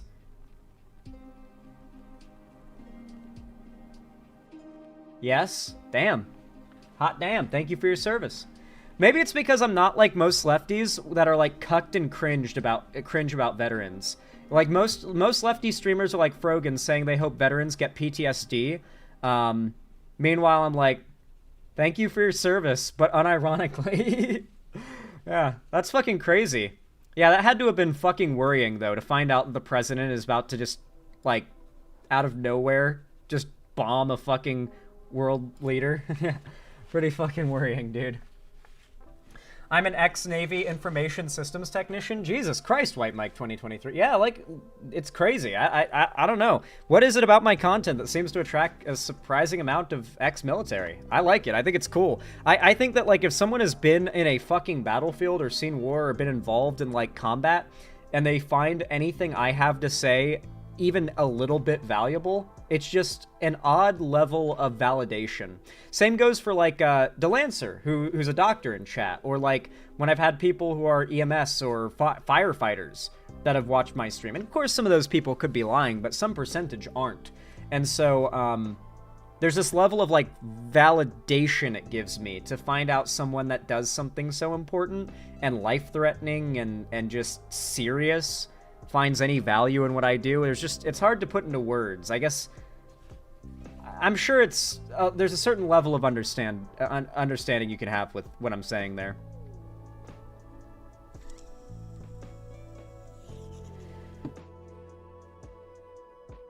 They're sane because they have to be and actually see the world's problems firsthand, so they would gravitate to someone who shits on Trump.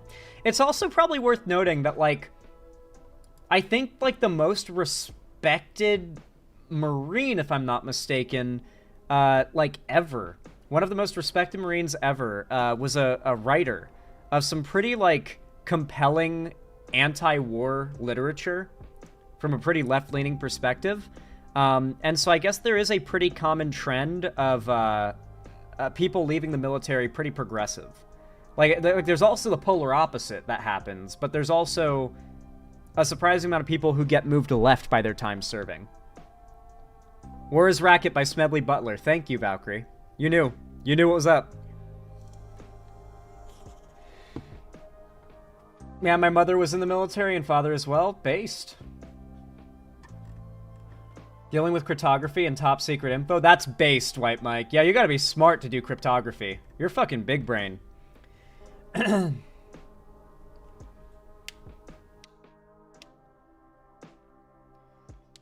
Yeah, Scapegoat. Hopefully Ukraine's able to hold back that push.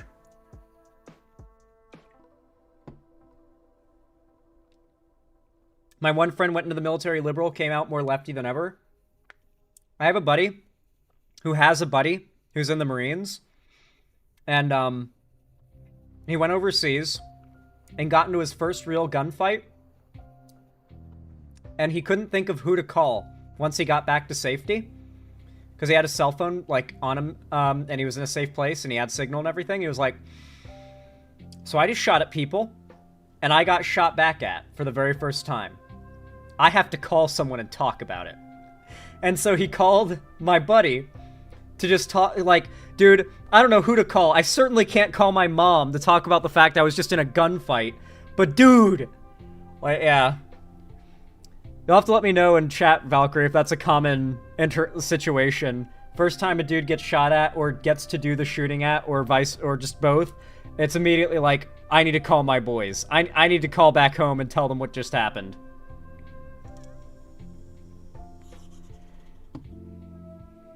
I came out of the window first as a leftist. That's when I started listening to these types of streams. God damn. Seems like I've got a lot of service members in my chat. Like I said, surprising. Anyway. I have good news. I'm capable of getting certs to get a higher position as a lifeguard at Baltier Rec in Parks. This position allows me to check on maintenance of chlorine levels and acid level, transfer chemicals from county to county and state to state, and now I can use a machine that checks alkaline levels in the pools that fuse with lead paint and form metallic paint chips and detect crystallized chlorine in pipes and pools. $47.50 an hour. And I start next month on the 15th. Hot damn, JBZO2. That is some good work right there. You know, I worked as a lifeguard, and my mom made me quit my job the day, like, days before I was gonna get a promotion. I'm still a little salty about that. I was 16, and, like, let's be real, like, most of my coworkers were absolutely fucking knuckleheads, and I'm surprised no kids drowned on their watch. One of my coworkers, legitimately, every day, tried to get me to drop acid with him at work. At our lifeguard job. He was constantly like, no, dude, it's just microdosing. You just gotta microdose. You'll be, like, completely able to do your job and shit. It'll just be a little high. It'll just be microdosing. I'm like, okay. Even looking back at it now as an adult, alright? Let's say I was totally down to do some acid.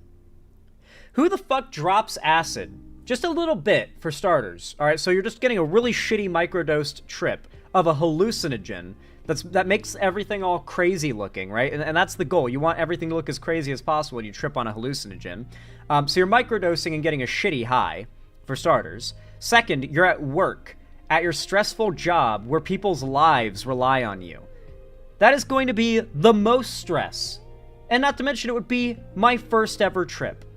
So I would be having my first ever trip as a microdose in a stressful situation at work where people's lives are in my hands. Just, like, even as an adult who's, like, fairly open-minded to the idea of maybe trying acid one day, probably not, but maybe one day, it would be, that is the setup for the worst trip imaginable, to the extent that I don't know if he was, like, fucking with me or something. Like, he might have just been fucking with me and trying to trick me into a really bad experience that he might find funny. But I always told him no, and he was, like, buddies with me outside of that, but I always told him no. But, like, man, none of my coworkers, or most of my coworkers, were absolute knuckleheads. And because I was one of the few, despite being a 16-year-old, one of the few that showed up to work locked the fuck in, I was about to get a promotion. What hallucinogenic things have you tried? Just DMT. Which I've been told is like, you have only had one hallucinogenic drug and it's DMT? That's generally the reaction I get when I tell people that. Like, you skip to the final boss, and I would disagree. It's like a 15-minute, at least in my experience, pretty pleasant trip. But I'm never doing any hallucinogens again, most likely. My last experience with hallucinogenic was so positive, and I came out of it feeling so good, and knowing how hallucinogens work with your brain, it's like, every time you're rolling the dice, will you come out of it mentally in a better place or a worse place than you went in? I came out of it in such a better place last time I did it, I was like, well, I'm done. Never did it again. It's been like 4 or 5 years. Never tried DMT or any other hallucinogen again. Don't plan on it. Because I was so happy with my last experience that I have no... I quit while I'm ahead. Is it strong? Augusta Nora. DMT is the strongest. Maybe Salvia is stronger, but it lasts like 10 minutes. And that's... It's like...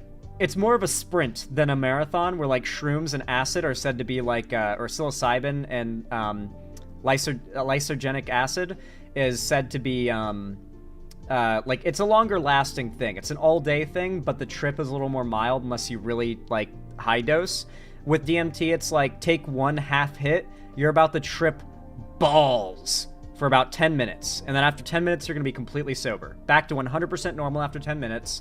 But it is going to be a very, very strong trip compared to an equivalent amount of any other hallucinogen you take.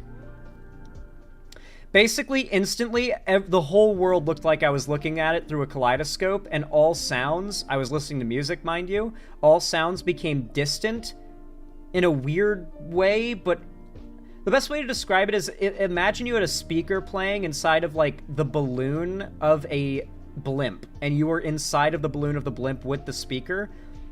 That is how I imagine... Like how audio sounded is how I imagine it would sound if you were, like, inside the balloon of a blimp and you were listening to music. That it had this, like, echoey, drawn out, almost, like, angelic vibe to it, where it warbled and distorted itself in a really trippy, neat way that matches the visuals of the trip well. So yeah. Honestly, my last experience when I had a hallucinogen, like I said, was so good that I just said, well, I'm done. I got everything I need out of this. I'm in such a good mood right now, I'm never risking it again. I'm quitting while I'm ahead. And that's what I did. Did sound begin to, like, recurse? That's been a common psych experience for me. The best way to describe it is how I described it. There was a bit of an echo to it, but it was also like if you pitched it down a little and slowed it also. And thought loops. Oh, I got that when I used to get stoned initially. When I first would get stoned and I had, like, no tolerance to weed back when I was 21 and I tried weed the first few times, I would start coughing and laughing from being so stoned, and while laughing and giggling for no reason, I would, like, have a GIF play in my head of, like, a clay cube, like a clay Rubik's Cube, unraveling into a flat piece of paper with the sound, with, like, a really weird, almost like Transformers transforming sound that came with it. And I would just, like, burst out into random fits of laughter while stoned, and that, like, GIF would replay in my head with the audio playing, like, in my head in a way that sounded like I was hearing it. When I got stoned on weed for the first time as well, I went and took a hot shower shortly before I fucking threw up, or actually after I threw up. And while I was in the shower, absolutely high as fuck, I was hearing show tunes. Like, like that kind of music. Like horns and trumpets and stuff like that. And I was hearing it, like, out of my right ear only. It really, in my head, sounded like I was hearing it. And I was just in the shower hearing nothing but the white noise of the shower. But, like, I was hearing, like, and for all I know, that music was playing, like, on the TV outside the bathroom. And I was just so fucked up that I couldn't tell. Dude, I had no tolerance, and I got real stoned the first time I had weed. It was a crazy experience. Assuming I understand that thought loops are, is it bad if I have those a lot and I do any non-prescription drugs? I don't know. I'm not a doctor.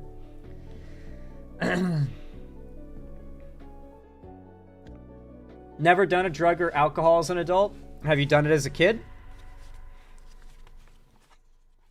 There's no shame in never having done any drugs or alcohol. In fact, I'd say it's a pretty thing. That's a good thing to be proud of, I suppose. You know, they're addictive, bad things for you, but they're fun. The fun is just the way that you get tricked into doing the thing that's bad for you. So not having fallen for the fun part and avoiding the thing that's bad for you is nothing to be, like, ashamed or, like, embarrassed by. Like, for example, I don't drink. I'm just not an alcohol guy. I do not drink. Like, I will sometimes partake in some alcohol when I am hanging out with friends or at a restaurant that serves, like, some nice drinks. Maybe, like, one drink. But I just don't like getting drunk, you know? Like, when I, back when I was friends with Vosh and Demon Mama, I went to a restaurant with them, and they were ordering drink after drink. They weren't, like, getting fucking hammered or anything, not, like, dangerously, but they were ordering, like, lots of drinks. I was just sitting there like, They were like, oh, do you want to, are you going to get a drink? Are you going to get a drink? I was like, water's fine for me. I'm not even joking. Like, all of them at the table, getting their, like, alcoholic drinks. I'm just like, I'll just have a water. Me as fuck. Yeah, I just don't have a taste for liquor. Some mixed drinks can be nice, but I just don't have I don't even have a taste for being drunk. I just don't like being drunk. You would be great to have driving people to a bar. Unfortunately, you don't drive. Yeah, and thankfully I don't. I was actually going to mention it earlier in the stream. What a mixed bag it has been. So I want to say thank you to you guys for the immense support and the massive sub growth over the last few days, but I got some bad news yesterday. A friend of mine in my off-stream life was in a really bad car accident. They were basically in a coma. I've seen a photo of them laying in the hospital bed, and they are in a neck brace. They have bandages on the top of their head for a reason I'll explain in a moment. Massive swollen black eye, like Jesse's black eye after he fell on that rock in the first episode of Breaking Bad. And just the entire left side of the face just cut to shit. As it turns out, the damage was so bad that they had a brain bleed. And the pressure on the brain was so bad they had to remove a piece of skull and relieve the pressure. And still, they are non-responsive. So I received that news this morning, and it's been a little bit of a mixed bag in regards to, like, man, my channel's doing amazing. And a friend of mine might be a vegetable. Pretty rough. But some good news did come in. Apparently, they're able to squeeze their mom's hand. They had to get helicopter airlifted from the wreck to the hospital. Thankfully, they were the only person hurt. No one else was hurt, but sadly they were. They were airlifted by helicopter to the hospital, then to a second hospital, are now in recovery after the surgery, brain surgery, full-on open brain surgery. And it's just, I'm really hoping they recover. To give you an idea, like, literally 2 days ago, me, them, and Ethan were planning a stint of playing Tarkov. We were like, literally planning, like, spending this whole next week playing a shitload of Tarkov together when I'm off stream. Because we all, like, Ethan doesn't play a lot of Tarkov, I play a lot of it, and our friend plays a lot of it, and so we were both planning to get Ethan into Tarkov, and now this friend is, who I don't want to name because, you know, they're not, literally not in a state where they could even give consent to me giving their name or any more detail. I'm just glad to know they can squeeze their mom's hand. There's some level of, like, they're there, you know? Like, as far as we know, we don't know personality-wise, like, even if they wake up, if they're going to be the same person afterwards because of the brain injuries. Like having to remove a piece of skull is a serious operation on the brain and the head, so, like, I don't know if my friend's gonna be the same person if they recover. I've been low-key tweaking about this for like 2 days. I really appreciate you guys being so kind and supportive. It has genuinely been a sort of, like, a nice reminder that I need to not tweak. Like, yeah. Ooh. Thankfully, the news has been seemingly good so far. Seemingly good.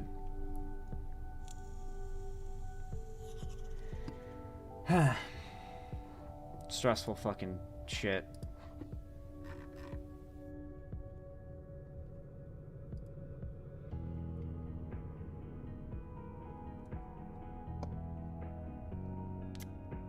And, you know what sucks even more about this?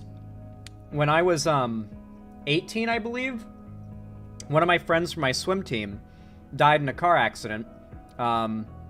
She was riding in the car with her boyfriend, like, blocks away from where I lived at the time. They were in a Jeep, I believe, and it ended up flipping several times, and she died on the scene.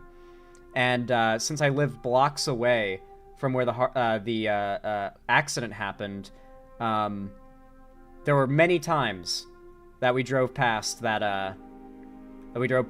spot where the accident happened, and very depressing thing. I'm glad I don't live near there anymore, because it was a very depressing reminder of someone who I was literally friends with in high school, like, dying tragically months after graduation. It was jarring.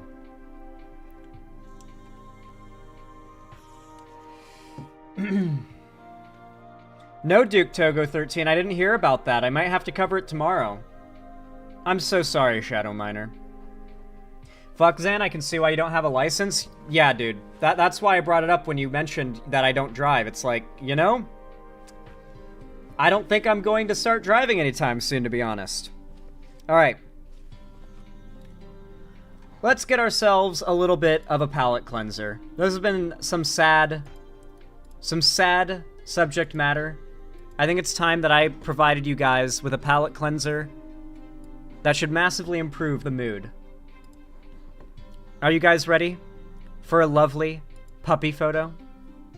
She loves to side-eye the camera. It is her favorite thing.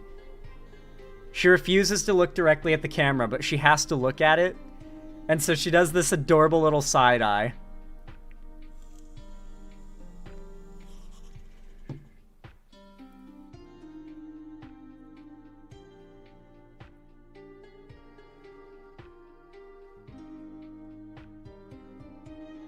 Look at a little baby.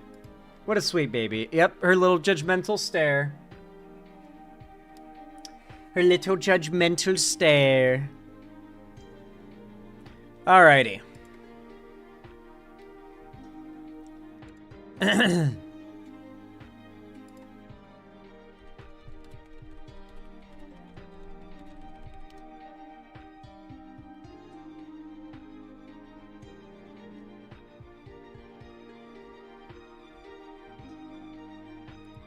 The Jake Paul. No! Alright, well, now you guys know what I'm going to talk about. God damn it, YouTube. Can you just for once not fucking suck? Just for once. Am I going to have to start muting my, like, input from Opera before I start a segment just so it doesn't spoil what I'm about to cover? Anyway, with that said. Y'all know what to do when I say action, right? 3, 2, 1, action. Alright, everybody. Unfortunately, we have taken another massive L as, frankly, a species this year. Donald Trump winning the election was a pretty massive L. Not just for the left, but for all of humanity. Even for the people that voted for the guy. They just don't know it yet. And now, unfortunately, much to, frankly, what I expected to happen. Go back to my stream, my last stream. Go back and watch and look through the, transcript or whatever for when I say Mike Tyson or Jake Paul. You will see me before that fight saying Jake Paul is going to win. Because as we all expected, I would assume, there were some people arguing with me that he would win, or that Mike Tyson would win, but as we all expected, the long-awaited fight between Jake Paul, the 20-something-year-old douchebag of YouTube, who unfortunately is one of the largest and most successful creators on the platform, decisively beat Mike Tyson in the ring. Mike Tyson, who is 58 years old, mind you. Now, anyone who knew anything about boxing and wasn't just a very, oh, they know who Mike Tyson is and they just know him as Iron Mike, the guy who bit a guy's ear off, they knew what was going to happen here. There is no 50-something-year-old fighter in the world that can beat a 20-something-year-old professional fighter. The fact is that when it comes to boxing, who wins and loses, outside of a full-on KO, is who can dodge, block, and who can dodge and block the most strikes, and who can land the most strikes. Boxing is, for the most part, a points game. And judges decide how many points you get for a given move. So people who knew boxing were all like, yeah, Jake Paul's just too fast for Mike Tyson to beat. Jake Paul isn't a professional, though. That is true. Going up against actual prime boxers, Jake Paul gets his ass beat, and he has. But going up against, and I don't mean this in a mean way, a washed-up boxer in his 50s, obviously Jake Paul was going to win. Winning in boxing is probably 60 to 80% speed. And a 58-year-old man just doesn't have the speed that someone as young as Jake Paul has. No matter how good they are in shape, he was just too old to outspeed Jake Paul. Though I will say, there are some fantastic clips that came out of this fight where Tyson landed some hits, where Jake Paul was not fast enough to get out of the way, and there is a shot, there's a slow-mo shot of Iron Mike unleashing a left straight, I think, on Jake Paul's face, and Jake Paul did not raise his arm fast enough to block it, so he takes it straight to the fucking face. And man, you could tell it knocked him back. He had to like gain his footing. So even though Iron Mike didn't have the speed to win, boy does he have the power to fuck someone up. If you're in an enclosed space with Mike Tyson, you lose. If that was not a boxing fight, if that was a genuine one-on-one fight in like an enclosed space, Jake Paul would not survive, okay? Like, that is very obvious based on how the fight went. And if you watch, like, the recap and everything, if a real street fight, obviously Iron Mike still takes the W. And by a lot. But by a lot. Like, an elevator fight where Logan or Jake can't get away from him, it's going to take 2, 3, 5 punches, like, full strength from Mike to, like, KO Jake Paul. So there is that. Mike Tyson definitely still had the power. The power was not gone, okay? But the age took the wind from it, took the speed from him, and that's how he lost. And at the end of the day, it's so shameful that we have given such a piece of shit, such an egotistical piece of shit, so much platform, that just to fulfill his own ego, just to make himself feel like he's a real boxer, because he's yet to be a real boxer in their prime, he had to bribe 58-year-old legend Mike Tyson to come out of retirement in order to lose a fight to him just so he could brag about beating Mike Tyson in a boxing match. Like, it's so sad to watch I'm sure this has always been a thing, but it really does feel like the internet has created an era of the worst human beings that you could possibly imagine becoming the most wealthy, successful, and powerful people.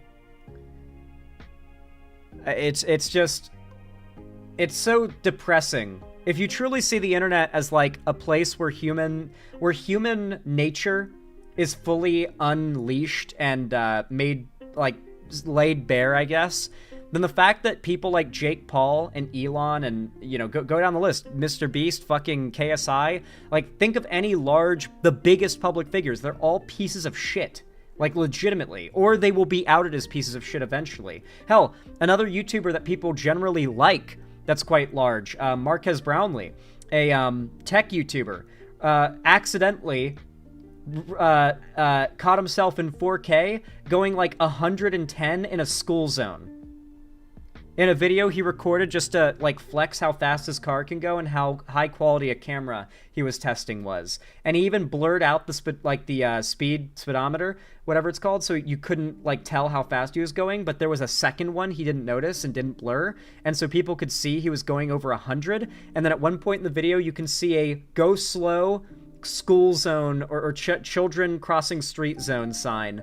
And so yeah, he got into a lot of shit for that. So it's so sad to see that like the largest figures with the most prominence in the online space are either pieces of shit or are no doubt eventually going to be outed as such.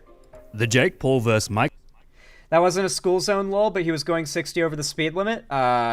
Electrics, it may not have been a school zone, but the sign did have slow down crossing children on it as he zoomed by. So, yeah. And yes, he was going 60 over the speed limit, which is obviously the more concerning thing, and you cannot stop in time to not kill yourself and anyone crossing the street when you are zooming at 60 above the speed limit down the road. Zan scandal when? Well, it's definitely not going to involve speeding. That's for sure, because I don't drive. Mike Tyson fight was absolutely wild. A fight between a 27-year-old and a 58-year-old man was really only ever going to end up one way. Wait! I started the video! My bad. I meant to do a full lead into this. So this is a video by a great channel, Lessons in Meme History. about this fight, since I cannot just show the fight, but he put together a video that just breaks down the meme significance of the fight. And, you know, obviously what I really want to talk about is the tendency for people online to gravitate towards pieces of shit, which is, of course, how the right has grown so much prominence. But Jake Paul, who, yes, is a Trump supporter, is also just a mostly apolitically popular piece of shit. And I feel like analyzing how he is able to gain so much support and continue to grow and dominate the platform despite the popular sentiment being to hate him, I feel like that is a perfect case study of how the right continues to grow on the internet. The sadism is really there's no other way to put it than sadism, is it attracts people. The internet seems to bring out the cruelest tendencies of people. The Jake Paul vs. Mike Tyson fight was absolutely wild. A fight between a 27-year-old and a 58-year-old man was really only ever going to end up one way, and end up with Jake winning, it did. Of course, there has been much controversy and... Now, like I said, to be clear, in an elevator, a real fist fight, Iron Mike takes the W easy. In a ring, where it's all about like how many jabs and strikes you can land and how many you can block or evade, then yeah. Obviously, the younger person by that much, they're gonna win. It's also worth noting that Mike Tyson has not fought in like 5 years, like not had like an actual legit fight in like 5 years, I think. And drama surrounding the lead up to the fight, with many criticizing Jake for deciding he wanted to fight a man who could be old enough to be his father, but it's clear Mike wanted it too and decided to go ahead with it. After all, Jake was... I mean, it's a lot of money. Slated to receive $40 million, and Tyson $20 million. So man... Chat, who is that?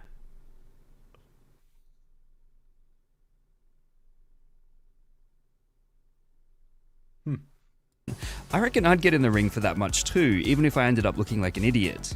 The weird part is that so many were keen for Tyson to put Jake in his place, despite his old age, and that is exactly what Netflix and all those involved were banking on. Dude, Netflix absolutely fumbled. Hard. They hard fumbled this shit, dude. Kickboxer here, Jake held his power, you're a bit out of your depth on this one. I would like to see evidence that you're a kickboxer if that's your view, but like, dog, I don't know. Watching the replays of the shots that Mike was able to get in, like Jake was taking steps back after taking those hits, like having to catch his balance, you know? At least that's how it looked to me. And so it just seemed like the speed thing was always going to be on Jake's side. But man, if you put Mike Tyson, even old man here, Mike Tyson, in an elevator with Jake Paul in a just straight up knuckle fist fight, I mean, Jake's got a lot of power and speed going for him, but I feel like Mike just outweighs him and then just like outpowers him, you know? I don't know.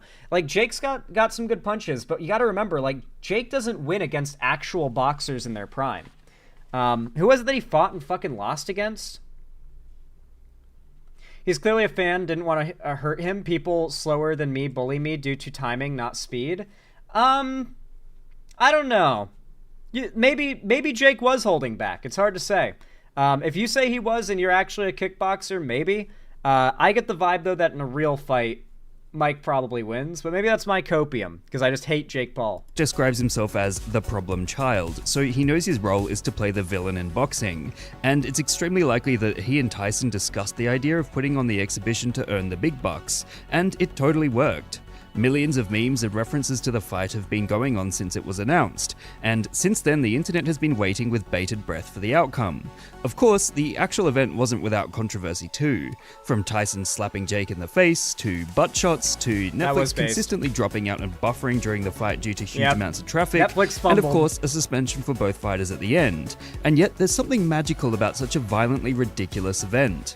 It was fun to watch the two of them tell each other they'd be dead. It was fun to watch the insane and... You can obviously tell they're, like, especially Jake Paul, clearly playing into the heel character that he fills in. Like, everyone's always hated him, then he enters boxing, and he does super well.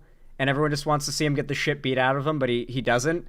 It's the same way that Conor McGregor became like one of the most popular UFC fighters, period, or MMA fighters, is because bro just acts as hateable as possible, but rarely loses. And so assholes that want to see a bad person win, like, flock to people like that. It's very much the same reason why people support Trump, or like cultishly follow Trump. Announcers talk about boxing history as heel if who this never is all very loses is serious, very and attractive it was to a certain fun to type know of that person. millions of people were all tuning in at the same time, hopeful to see Paul get rocked.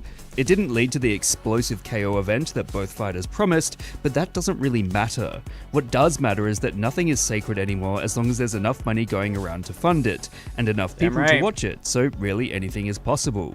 In short, Jake knows that this is his in to the big leagues. He just has to keep making people hate him enough to want to see him put in his place, and he'll continue to earn huge. Growing the douchey beard, like the giga douche beard, was honestly a massive, like, big brain move to build up the like, because you can see, like, Jake and Logan Paul, this is both of them right here, they absolutely play up what douchebags they are. They recognize that, like, no one normal sees these two and doesn't think, what massive douchebags. And so they want other douchebags to flock behind them, children to flock behind them because they see success and want to, like, aspire to that. And they want everyone else to not be able to take their eyes off of them because they're all just there waiting to see, like, these guys finally fail, you know? Dollars. At the end of the day, this is enough to fuel an onslaught of memes and speculation referencing each fight, ensuring the new norm of exhibition matches becomes the dominant form of boxing entertainment. What meme would you guys like me to give a lesson in next? Let me... Dude, I really do think that this entire situation has to be one of the best examples of how the internet has enabled the shit to float to the top among everything else. It's really sad to see how much the right has taken advantage, how much just the worst people gain prominence and success through the internet, and not just that, but how much the right has taken advantage of that fact. It's so sad, dude. It's really sad. Anyway, though, if you enjoyed this segment, if you thought what I had to say was entertaining, enjoyable, or even educational, then please consider leaving a like, subscribe, ring the bell icon if you haven't already. You make sure that YouTube tells you when I go live or upload new videos. And of course, if you want to, follow my social medias and see more from me, there are links down below in the description. Highly recommend you follow me on Blue Sky, as that's where I am far more active now in terms of social media. I really don't use Twitter. And of course, if you really want to be a part of the community, you should consider joining the fan Discord server. It is totally free to join, and on top of that, I host game events, call-in streams, and watch parties at least once a week there on Fridays. So you can join the link for free through the link in the description. You join the Discord through the link in the description for free. And of course, finally, if you want to support me directly, help me keep the lights on and a roof above my head here at the Xander Hall studio, then consider donating, subscribing, gifting a sub, or perhaps even supporting me financially through YouTube, Twitch, Streamlabs, Stream Elements, Patreon, or buying merch with the Streamlabs link down below. Regardless, though, of how you support me, thank you so much for watching, and as always, I hope you have a good one. Good stuff. How do you guys like that segment?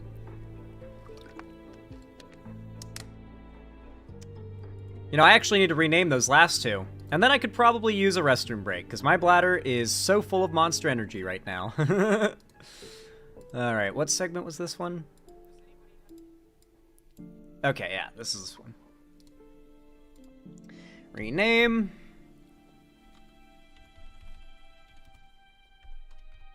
Biden. Let's see, what do I want to title this?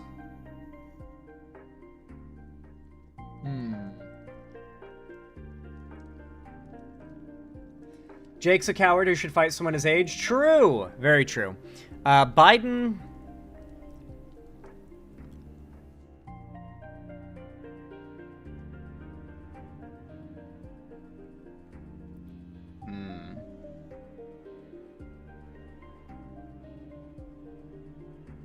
Oh, that goes hard. You're right.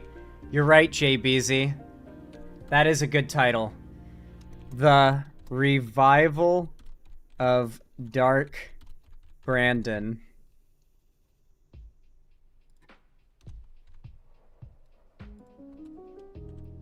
Biden gives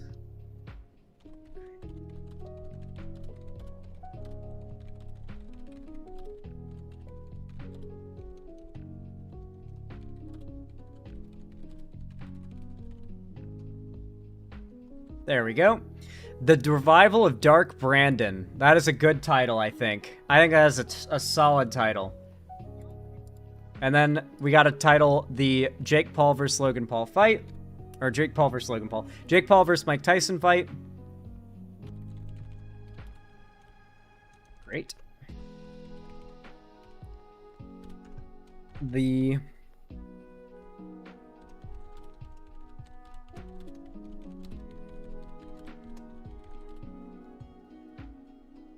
Jake Paul versus Mike Tyson fight shows the internet loves... I want to say douchebags, but I'm going to say scumbags. Just so YouTube doesn't cuck us. The Jake Paul versus Mike Tyson fight shows the internet loves scumbags. Ooh, maybe even better, actually. Ooh. One of the biggest YouTubers just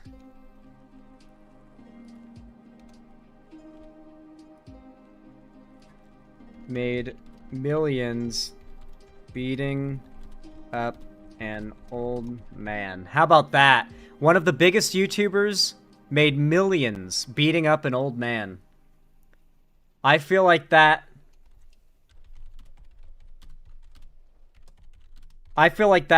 title right there absolutely cooks. One of the biggest YouTubers made millions beating up an old man. I feel like that's too long. Honestly, when it plays well for a joke or for a line or a title that works well enough, it can be a bit longer. Also, you guys can't see how much space it takes up, so y'all don't know what too long of a title is, because y'all don't know how many words or how many characters it takes before YouTube cuts it off. Trump, all right, that one, there we go. Okay. Now those segments are uploading. Nice. Nope, it's not too long. Wrong. You're wrong. You're fake news. You don't know how long too long is. Meowixon, thank you for the $5. I really appreciate it. Very kind of you. Thank you, thank you. Said, you can change your @ on Blue Sky to be your website with adding a text record on your website DNS. Interesting. Well, thank you for the $5, Meowixon. I mean, I'm fine with my current Blue Sky @ I don't really care all that much, but thank you for the $5. Let me update the dono goal to reflect your generosity, of course. And, very quickly, guys, I'm going to take a fast restroom break to empty my bladder, and I will be right back. So, stick around. Take a look at this quick clip. Nope, my bladder is full, Slashy. I will be right back, guys. Stay tuned. I've got some good topics for you guys once I get back. I hope y'all are ready. BRB!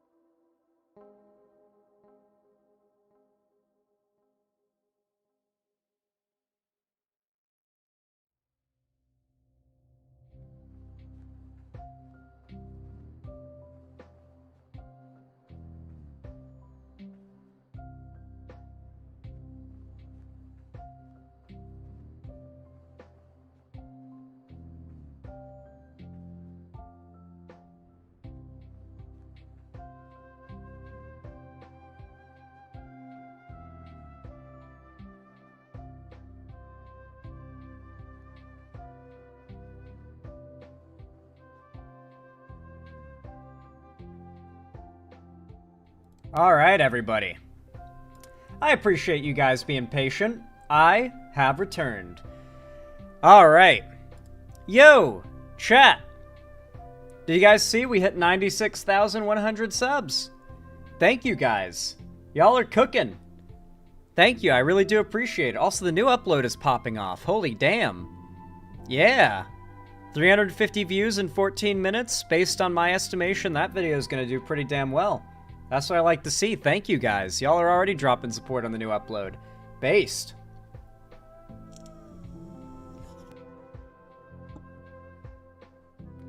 You know what's the saddest thing? Most people, some people actually bet Mike Tyson was going to win, even though it's so obvious that he wasn't going to give his 100%. No, Mike Tyson definitely gave his 100%. Let's be real. He definitely gave his 100%. Like, Jake Paul was always going to win a boxing match against 57-year-old Mike Tyson, yeah. Prime Mike Tyson would have, like, wiped the floor with him and maybe killed him. But, like, no, legitimately, that was not Mike Tyson holding back. He was going all out. He's just 58 years old, okay? It's funny seeing young people argue, no way, Mike totally at 58 years old could have beat Jake Paul. He must have been holding back. It really goes to show what a rude awakening young people are in for. Like, frankly, once they hit their mid-20s and start to realize how quickly shit starts to go bad and how quickly doctors, when you tell them that stuff hurts, start to just shrug and say, ah, yeah, must just slept on it wrong.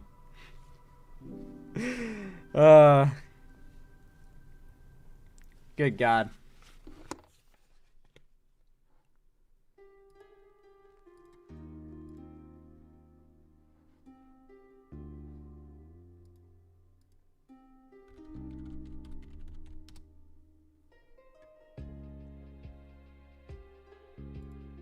That's right. Did I not mute it? God damn it. I meant to mute it before I played it so I wouldn't spoil the video. God damn it, YouTube. Why? Hold on. Is there a way to make YouTube videos stay paused after loading the page? Here's a person complaining about videos pausing upon loading the page.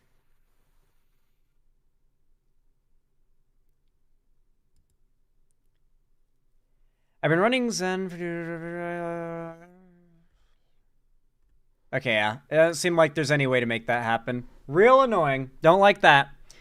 I do not like that YouTube's instant thing is just to make the video play. I wish you had to click a button to make it play. I get that it's, like, handy in some situations that it just plays the second you click it. Click a video recommended, but, man, it's annoying to have to get either the segment spoiled before I start it or have to manually mute so you guys don't hear it. But hopefully y'all don't recognize it right away. Zan, look at this. What is this? Trump nominee to lead the Department of Health and Human Services. You cannot trust medical advice from medical professionals. Of course, yes. He literally said in a segment that I showed recently, no vaccine is safe and effective. That was his words. I'm frankly worried I'm going to get striked off of YouTube just for quoting him. Because that's the state that we're in right now, where people that are in our government can say things that will get YouTubers striked for misinfo. Specifically small lefty YouTubers, no big right-wing YouTubers, obviously. You cannot trust medical advice from medical professionals. That doesn't mean that you don't have a great doctor that you should listen to, but you need to take control of your own health care, and you need to question everything. I really hate that this guy who sounds like he is dying and whose, like, anti-vax advice has resulted in several dead children is going to be in charge of that now. That is genuinely terrifying. So many people are going to die.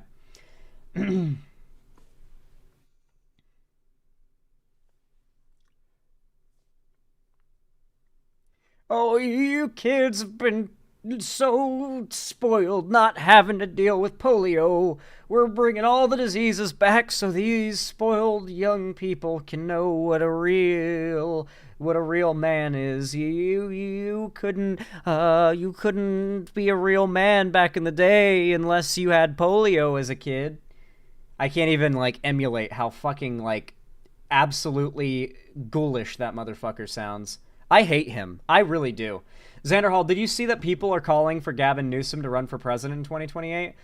Oh, no. I hate Gavin Newsom. Listen, I lived in California for a while. I get to say fuck Gavin Newsom, okay?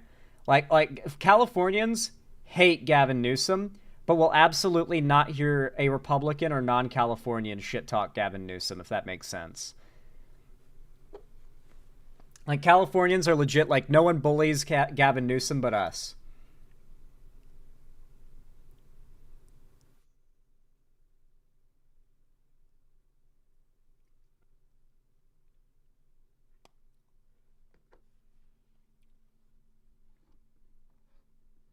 All right.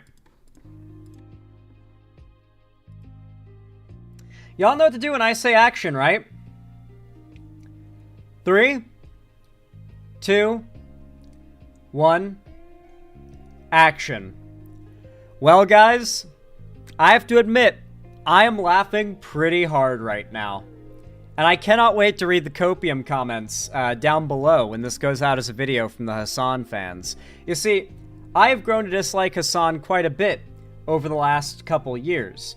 And I've lost subs every time I talk about how much I dislike Hasan and why, which I think is a good thing. I think I do a really good job explaining why Hasan is cringe, and if someone disagrees that my reasons why he's cringe are good enough, then chances are they straight up agree with those positions, or don't consider those positions bad enough to be a big problem, and that alone is like, I don't want those people in my audience, so I am fine occasionally putting out an anti-Hasan video to filter the, frankly, counterproductive and downright self-destructive parts of the left away. And so, this bitch boy back and forth is petty. I'm sorry, White Mike 2023, but you're gonna have to catch the ban if you're gonna frame my calling out of Hasan as petty. You see, Hasan is the largest progressive figure there is, okay? Criticizing Hasan is absolutely reasonable. Like absolutely. And if you think that it's not, then you clearly have a massive bias in favor of him that you should probably analyze, because it's not healthy to have a bias like that for anyone, except for me. No, and in all seriousness, you should have that kind of bias for no one. Hasan has repeatedly done apologia for Russia, more problematically, done or spread misinformation that comes from Russia against Ukraine, and has numerous times come out making excuses for China's occupation and colonialism over Tibet, the genocide of the Uyghur Muslim population in China, the shit that's he's anti-Taiwan, he is anti-Hong Kong, he doesn't believe they should be independent. There is a lot of hyper-authoritarian oligarchical regime defense that Hasan plays, sometimes only in very cowardly and dog-whistly ways, sometimes very overt, of which there are a lot of clips of that. But I don't want to get caught up in all that right now, because lately, what's gotten Hasan in a lot of shit has been his outright terrorist rhetoric. And people might frame this as like radical, but there's this hilarious fucking game called Twitch or Terrorist on, you can just find it online. And it is a list of quotes, like 80 quotes, I think. It's 80 questions. And you have to pick, do you think this quote was said by a Twitch streamer or a terrorist? And I recognized a lot of the quotes and got a lot of the answers right, but I still only got like an 80-something. Where in a lot of cases, I heard quotes that I genuinely mistook as coming from a terrorist, but they really came from a streamer, or thought they came from a streamer, but they really came from a terrorist. And so, Hasan, because of this, has gotten a lot of shit recently from ex-fans, from Destiny's community, from Ethan's community, from, frankly, a lot of Jewish people. Because you gotta remember, Hasan has regularly said he does not believe Israel has a right to exist. That the people of Israel should either die because they are war pigs who are IDF members. Because remember, Hasan has come out and said that no member of the IDF is not morally culpable in the genocide. Meanwhile, every citizen of Israel is compelled to serve in the IDF. And on top of that, Israel has about, I think, 46% of the world's Jewish population in it, very close to half.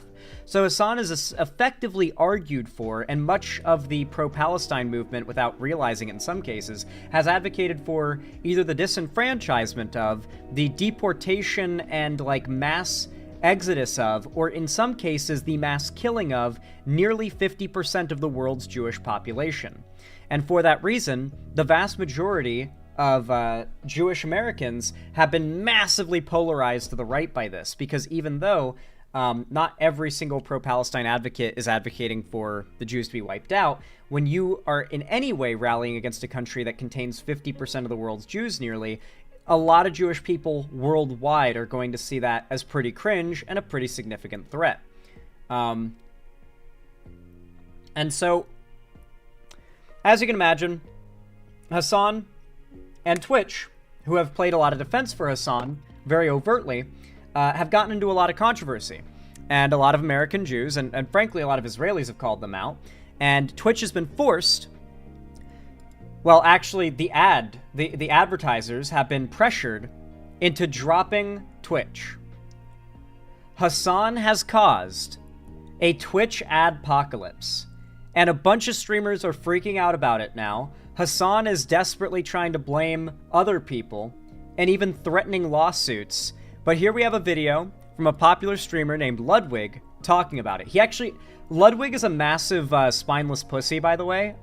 He's like very much wants to please and grab for clout and doesn't want to get shake the boat, rock the boat. And so he actually edited this video after it came out to remove something that he said that upset Hasan. He's done this on multiple videos, by the way. When Ludwig releases a video talking about a drama and he says something that upsets Hasan, Hasan will complain about it, and Ludwig will edit the video post-release, cuck out to Hasan, because you gotta remember, if you're gonna talk politics on Twitch, or have anyone interested in politics on Twitch ever watch you, you have to have Hasan's blessing. Hasan has been given a monopoly on politics on Twitch. And so, yeah, there was a bit of this video cut out that frames it a little more honestly and negatively of Hasan, but Ludwig did edit the video to please him, and has done this before, so unfortunately we're not seeing the original video and the full context, but we've already seen most of the clips that have gotten Hasan in hot water. For example, the one where he shows the video of the Houthi rally, and he's showing it to that one other streamer and talking about how base the Houthis are. Meanwhile, if you actually translate what's on the banners that are being waved around in the video, it says "Death to the Jews." It's like, damn, Hasan. That's right, another mogul mail. I'm going back to back. And I gotta say, guys, what the heck? I looked at my analytics on this channel after taking a 10-week hiatus, and thousands of you guys unsubscribed. Okay, joke's over. We can resubscribe now. It might take a little bit longer in between videos, but when I really want to talk about... That's just YouTube being YouTube, dog. It just happens, bro. Sometimes YouTube's just like, oh, did 10,000 people go a month without watching one of your videos? All right, well, say goodbye to those 10,000 subscribers. About something, I'm gonna make a damn video. Like today, we're talking about the Twitch adpocalypse. Why? Because I was talking to my friend Shake about it last night. I like his random Philippines shirt. And I wanted to look up a video to learn more about it, and there was none. So I decided, okay, I will make one. And today, I should preface, we are going to basically be talking about 3 points around the Twitch adpocalypse. What is it? How did it happen? And what should happen next to fix it? That's really what I want to address today. And we should start with, first, ads on Twitch. Because I'm old enough on Twitch that back in my day, Unk status, I get it, it was cringe to run ads. People didn't do it. And it made sense, you know, people would already be paying your subscribers for your... This is still a thing to an extent, but yeah, this is a way the internet has changed a lot. Legitimately, in 2010, the idea of receiving donations from your fans, there would be no less respectable form of e-begging. You would instantly get dogged on by the whole internet. There were YouTubers who were back in 2010 and 2011 when the partner program rolled out and YouTube initially started running ads on videos and people could make money off of them. People would make call-out videos on YouTubers who accepted monetization and started running ads and called them sellouts because they were choosing to run ads on their videos to make money off of the views at no cost besides a little extra time from their viewers. And so there was, and still is to a degree, and it gets to be less so by the day to, I think, a harmful extent, where audiences are becoming less and less uptight about content creators on the internet doing things to make money. We're at the point now where YouTubers use their brand recognition to start businesses and start selling products, you know? Like that is so beyond the pale by hundreds of times over back in 2010. Hell, donations and the idea of a paid subscription was unthinkable in those days. He's not lying. He's not making that up. It's totally true. Like, running ads on your content was truly like reprobate behavior back in the day. No one would allow it. You were not allowed to make money as an internet content creator. It was considered selling out. Content. So why would you also be taxing people by making them watch ads? It was something you just didn't really do. Until Twitch made a bit of a change. They started to tell you how much money you would make if you were to run ads. And they also ran a program that subsidized that amount of money. So Interesting how when these streamers found out how much money they would make if they ran ads, they all started running ads. They basically say like, okay, well, this is how many viewers you have. If you were to run like 3, 6, 9 minutes of ads an hour, we could pay you like a couple $1,000s. And, you know, not only could we will guarantee pay you that amount of money, and you just do the deliverables and, you know, it all sort itself out. They're basically subsidizing people running ads.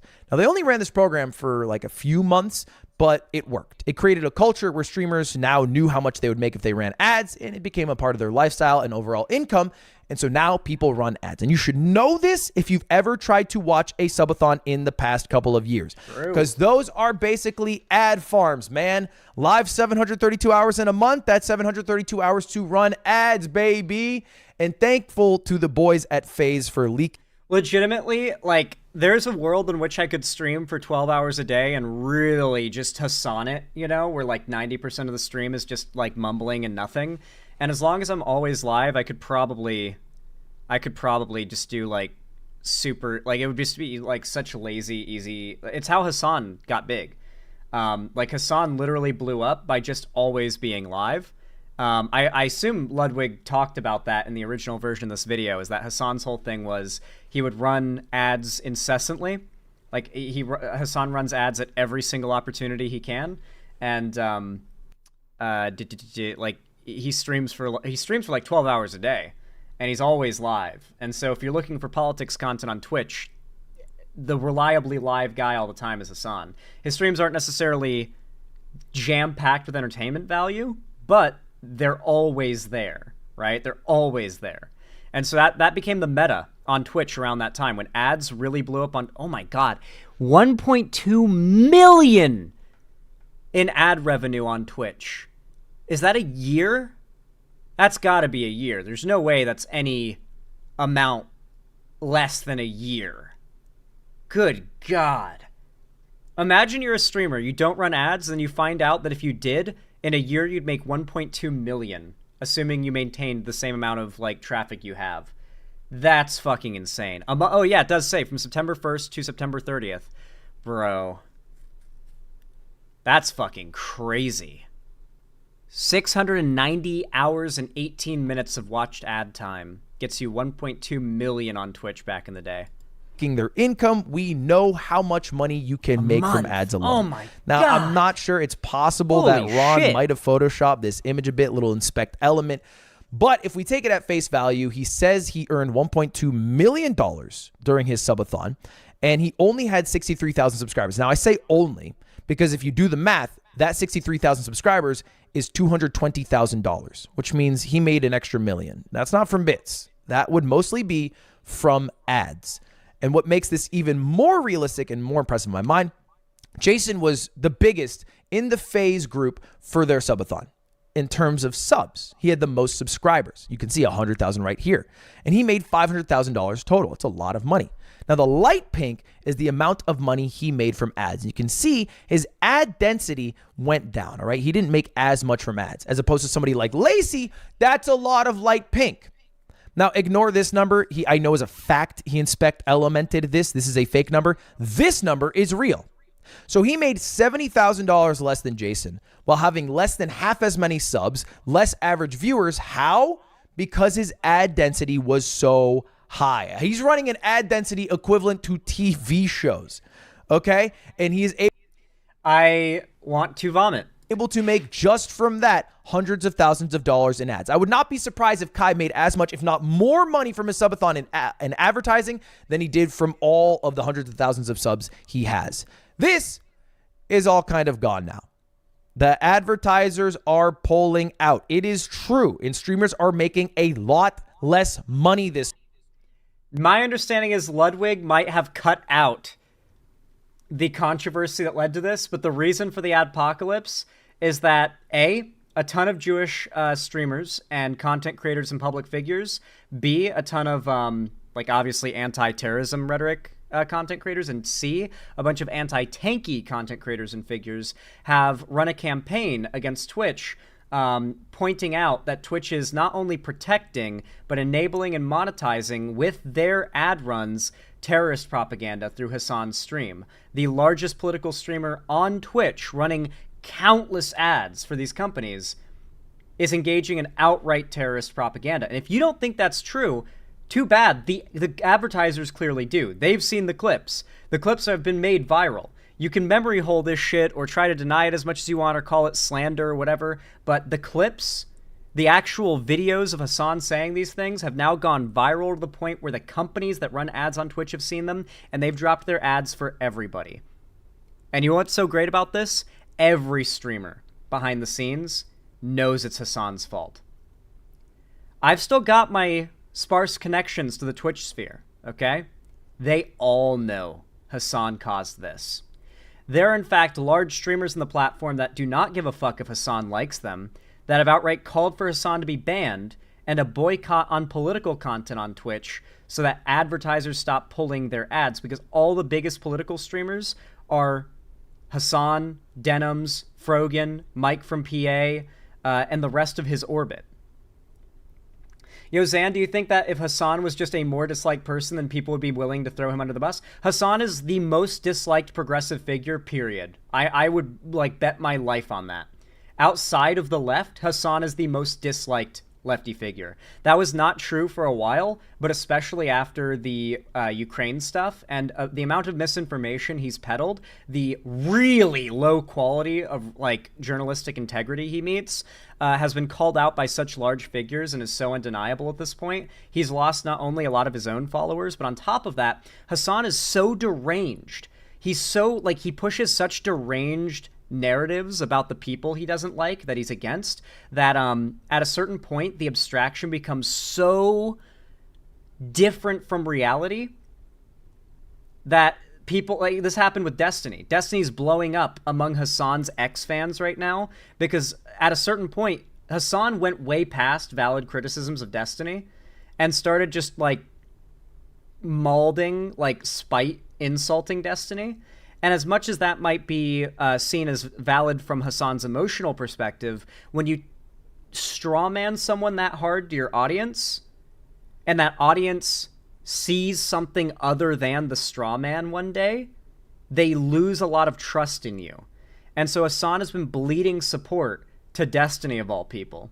And that's led to Hasan molding on top of that pretty hard. It's probably what's led Hasan to get to the unhinged state he's in now, where he's gotten so sloppy that this has been able to go down. Every day that Destiny gains on Hasan, Hasan gets more nervous and in his head over it, and he's super, super spiteful. And that leads into something we're going to be talking about a little later in this segment. But let's get the Mogul Mail video going. I'm going to speed it up a little because bro's taking a little while to get to the point. This month. Okay, how do we know this? Well, Twitch streamers are talking about it. Here is Quinn. What the hell? So you're getting... Wait... Oh, bro, you just get no ad money at all. All right, here's Moon Moon also talking about it. I saw, like, trying to get a wide array of streamers. Adpocalypse, blah, blah, blah, blah. Out of curiosity, I went and checked my revenue. In the last 2 days I've streamed, I received $0 on ads. Jesus. And then finally, here's Stock Eye. I'm not happy about this, really, because so many streamers are getting hit by it, but it is honestly the best way to make Twitch change. They're going to continue to protect Hasan indefinitely unless their bottom line is severely threatened, and now their bottom line is severely threatened. The hope is that we get a real substantial Hasan punishment, like Twitch actually engaging and enforcing in their TOS against Hasan and not giving him a pass like they do, say, like booby streamers, right? Like Hasan has been treated in the same way where, like, you know how art streamers, listen, I've got a lot of artist friends, and so one of the like areas of content creation and streaming I've got a lot of respect for is art streams. Art streams have been massively clapped down on and like locked down by Twitch. They will ban you for drawing like the base figure to start, like the basic anatomy of a character. If it's like feminine and there's no obvious clothes, they might ban you for that, like just the blank figure as like a starter for what you're gonna draw. Like, I'm not even joking. If there's like defined female features, they might ban you for it. Meanwhile, there are legitimately streamers on Twitch that are just like flashing their ass and crotch and cleavage to the camera. And I mean, really, like if I go to Twitch right now, I can find some like,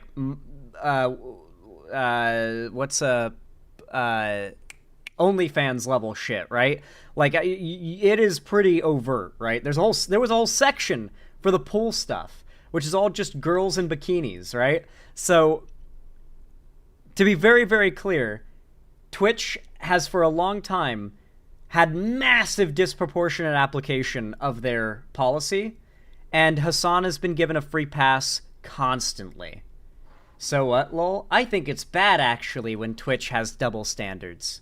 Actually showing his analytics, you can see how much money he is making from ads and how far it has dropped. For some people, it's half. For some people, they're making 10, 20% of what they used to make. And the way ads worked on Twitch for a long time is a very simple calculation. What is your viewership? Okay, what is your ad density? How many ads are you running an hour? And where are your viewers from? Because advertisers view viewers differently depending on... Streamers could legitimately never survive on YouTube. Like, as full-time YouTubers. Obviously, a lot of them upload on YouTube, but their main... like, they don't pay attention to YouTube. Like, these are all uploaded as clips by an editor, I imagine. I doubt that these big streamers pay much attention to the YouTube sphere, but, like, if you're a YouTuber, and even in passing, I can say from experience, even in passing, you so much as mention that YouTube might be experiencing a bug negatively impacting your channel, people will clip it, and they will complain about you complaining and frame it as being ungrateful.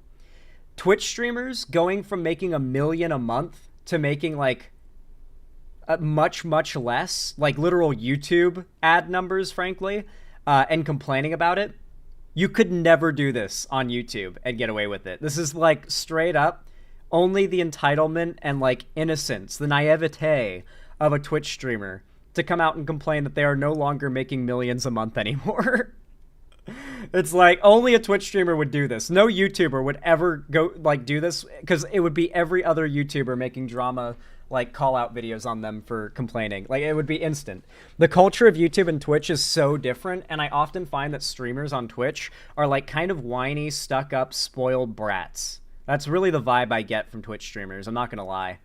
Like maybe I'm being mean, maybe I'm being boomer here, but like I inhabited the Twitch space for some time. I spoke to some of the largest Twitch streamers out there. I was friends with not some of the largest, but some of the larger Twitch streamers. And God, the vibe of that entire sphere is high school drama, big time, more than any left-wing Tumblrite space. High school drama like crazy. Lots of sleeping around and like a hookup drama, massive hookup drama all the time, and just like a lot of entitlement and like childishness and spoiledness. It's like it's this really weird culture. It's borderline like imitating Hollywood on their location. That is it. That is the only factors that went in. And then however much money Twitch made from advertising, they would pay you out like a percentage portion, all right? You know, something like 30, 40, 50, some percent based off your deal of how much money they made from the advertisers. The issue is that only works if they have advertisers. And a lot of advertisers have pulled out, okay?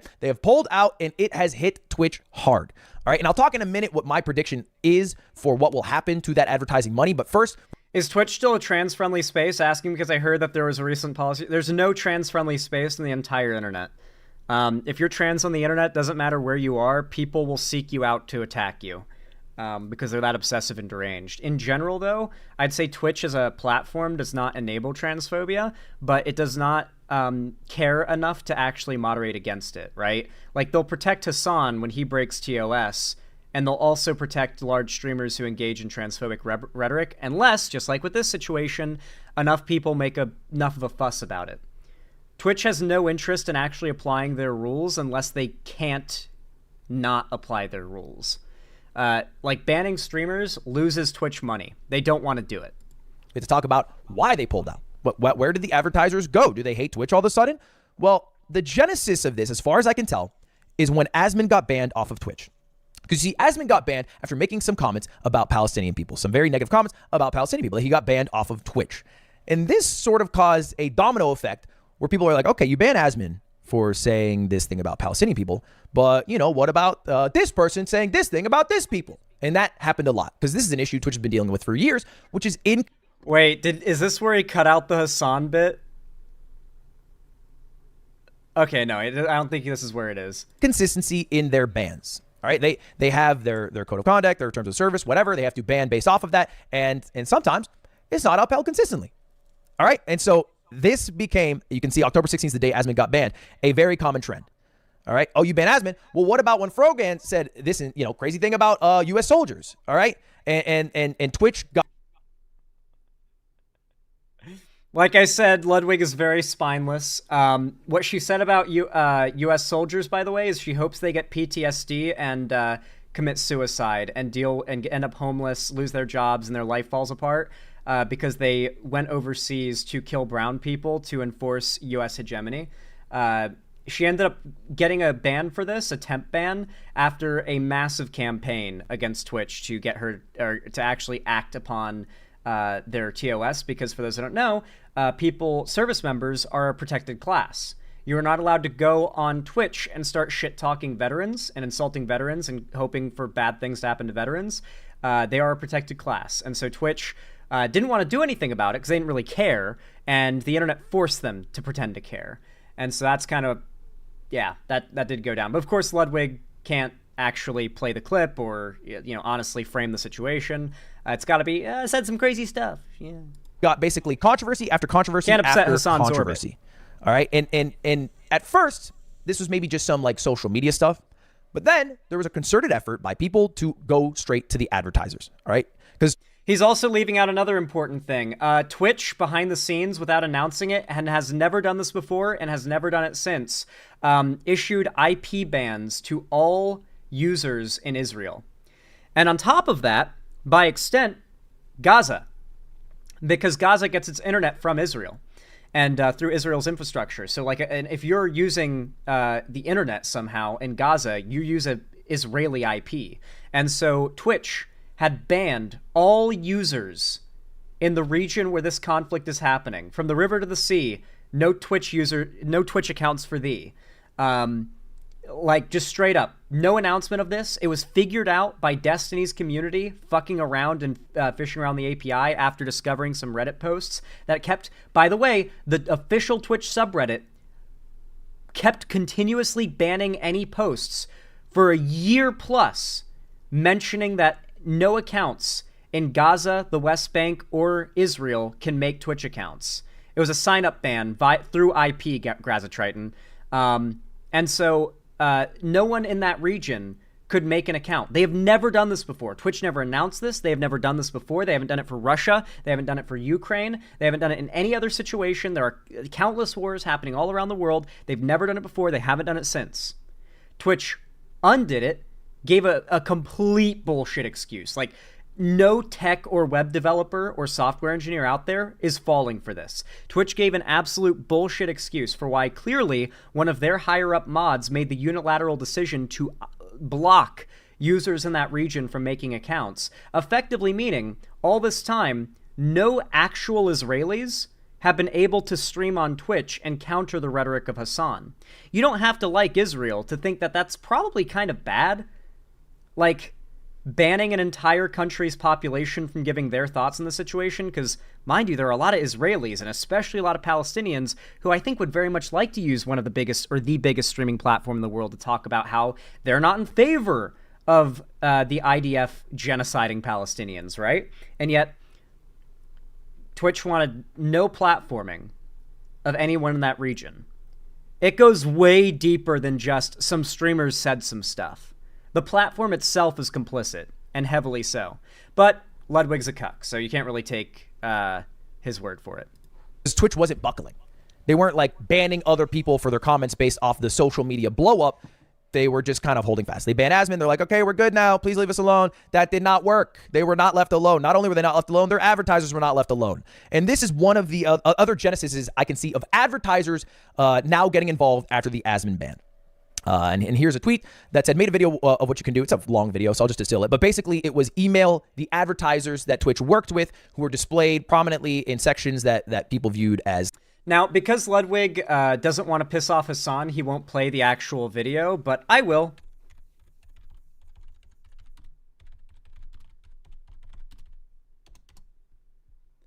Here's his X, Twitter, whatever you want to call it. I shouldn't have to scroll far to find the relevant video. What date was this posted? October 20th.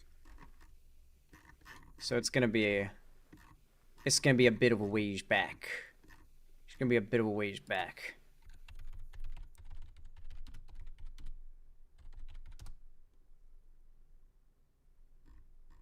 Son of a bitch.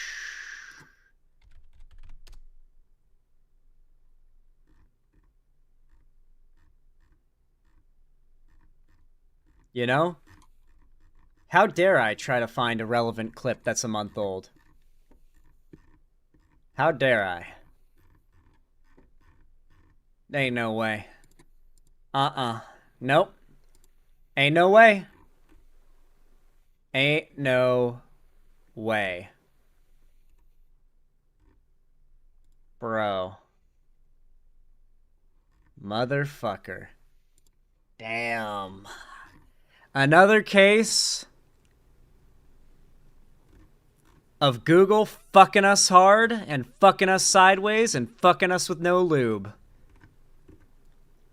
Man. Is this it? Nope.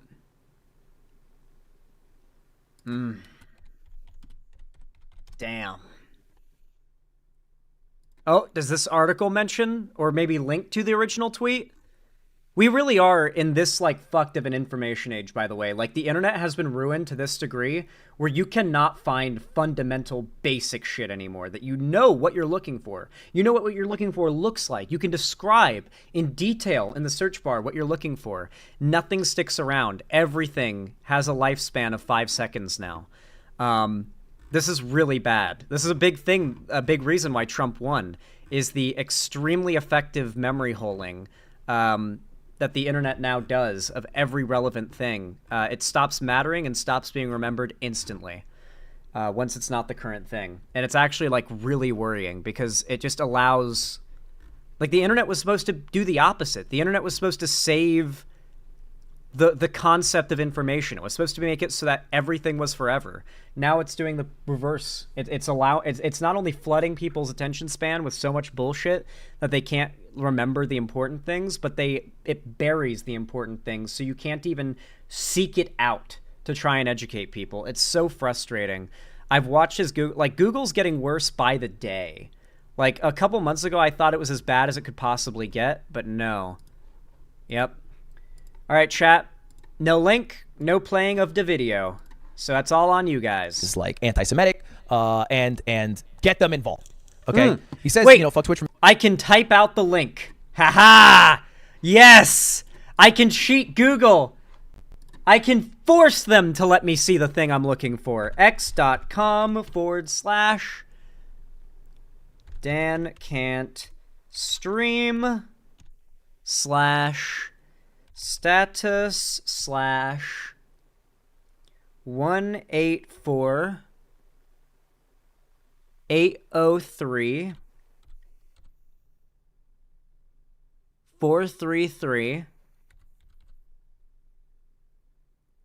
752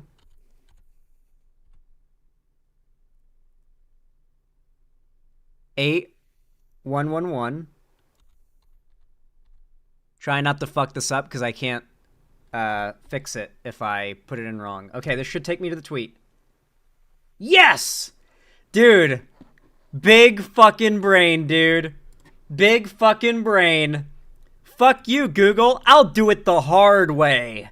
And I'll find what you don't want me to be able to show on my stream. Fuck you, Google. I outsmarted your stupid ass. Heh. Haha, outsmarted the multi-billion-dollar company trying to force you into their search algorithm for hours. They make more money.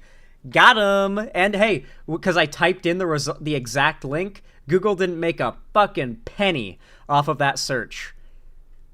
Big brain. Anyway, here's the actual video of Dan Can't Stream, the streamer calling out Twitch, and the effective origin of the campaign against Twitch's advertisers. And he actually explains why they're doing this in a way that Ludwig's too cowardly to actually give a platform to, because he doesn't want to upset Hasan, because he and Hasan are friends, and Hasan's bigger than Ludwig, and Ludwig doesn't want to, like, dump that clout opportunity off. No big streamer like him would. So here's the actual reason why this is all happening. Hello and good morning, and I'm gonna try and get right into the point today. So I'm not going to say too much more. If you've been following my Twitter feed, you know that right now there is a major issue going on with Twitch when it comes to... This is unbelievably quiet. Let me boost the volume artificially. Let me see if my volume booster can handle it. Let's see. Does this work for Twitch?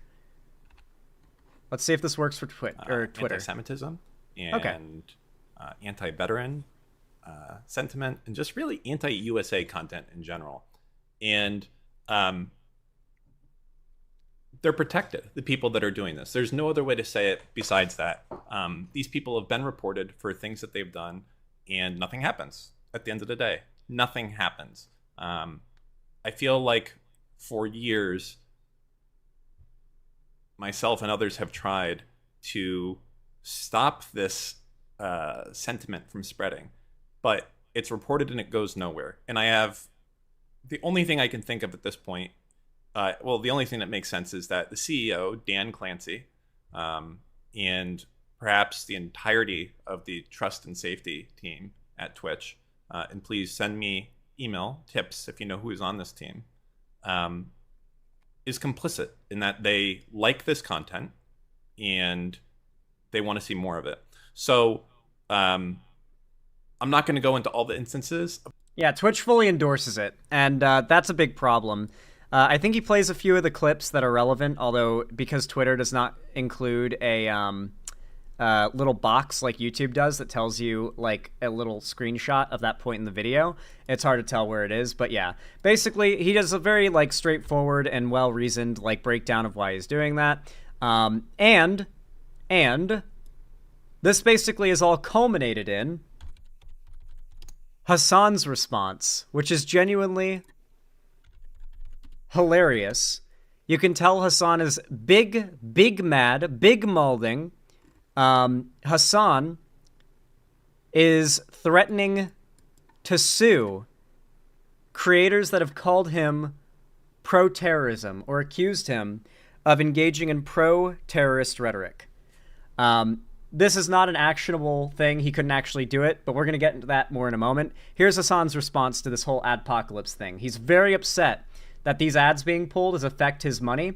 He has no doubt lost millions already off of these ads getting pulled, and he is clearly pissed. Hard malding.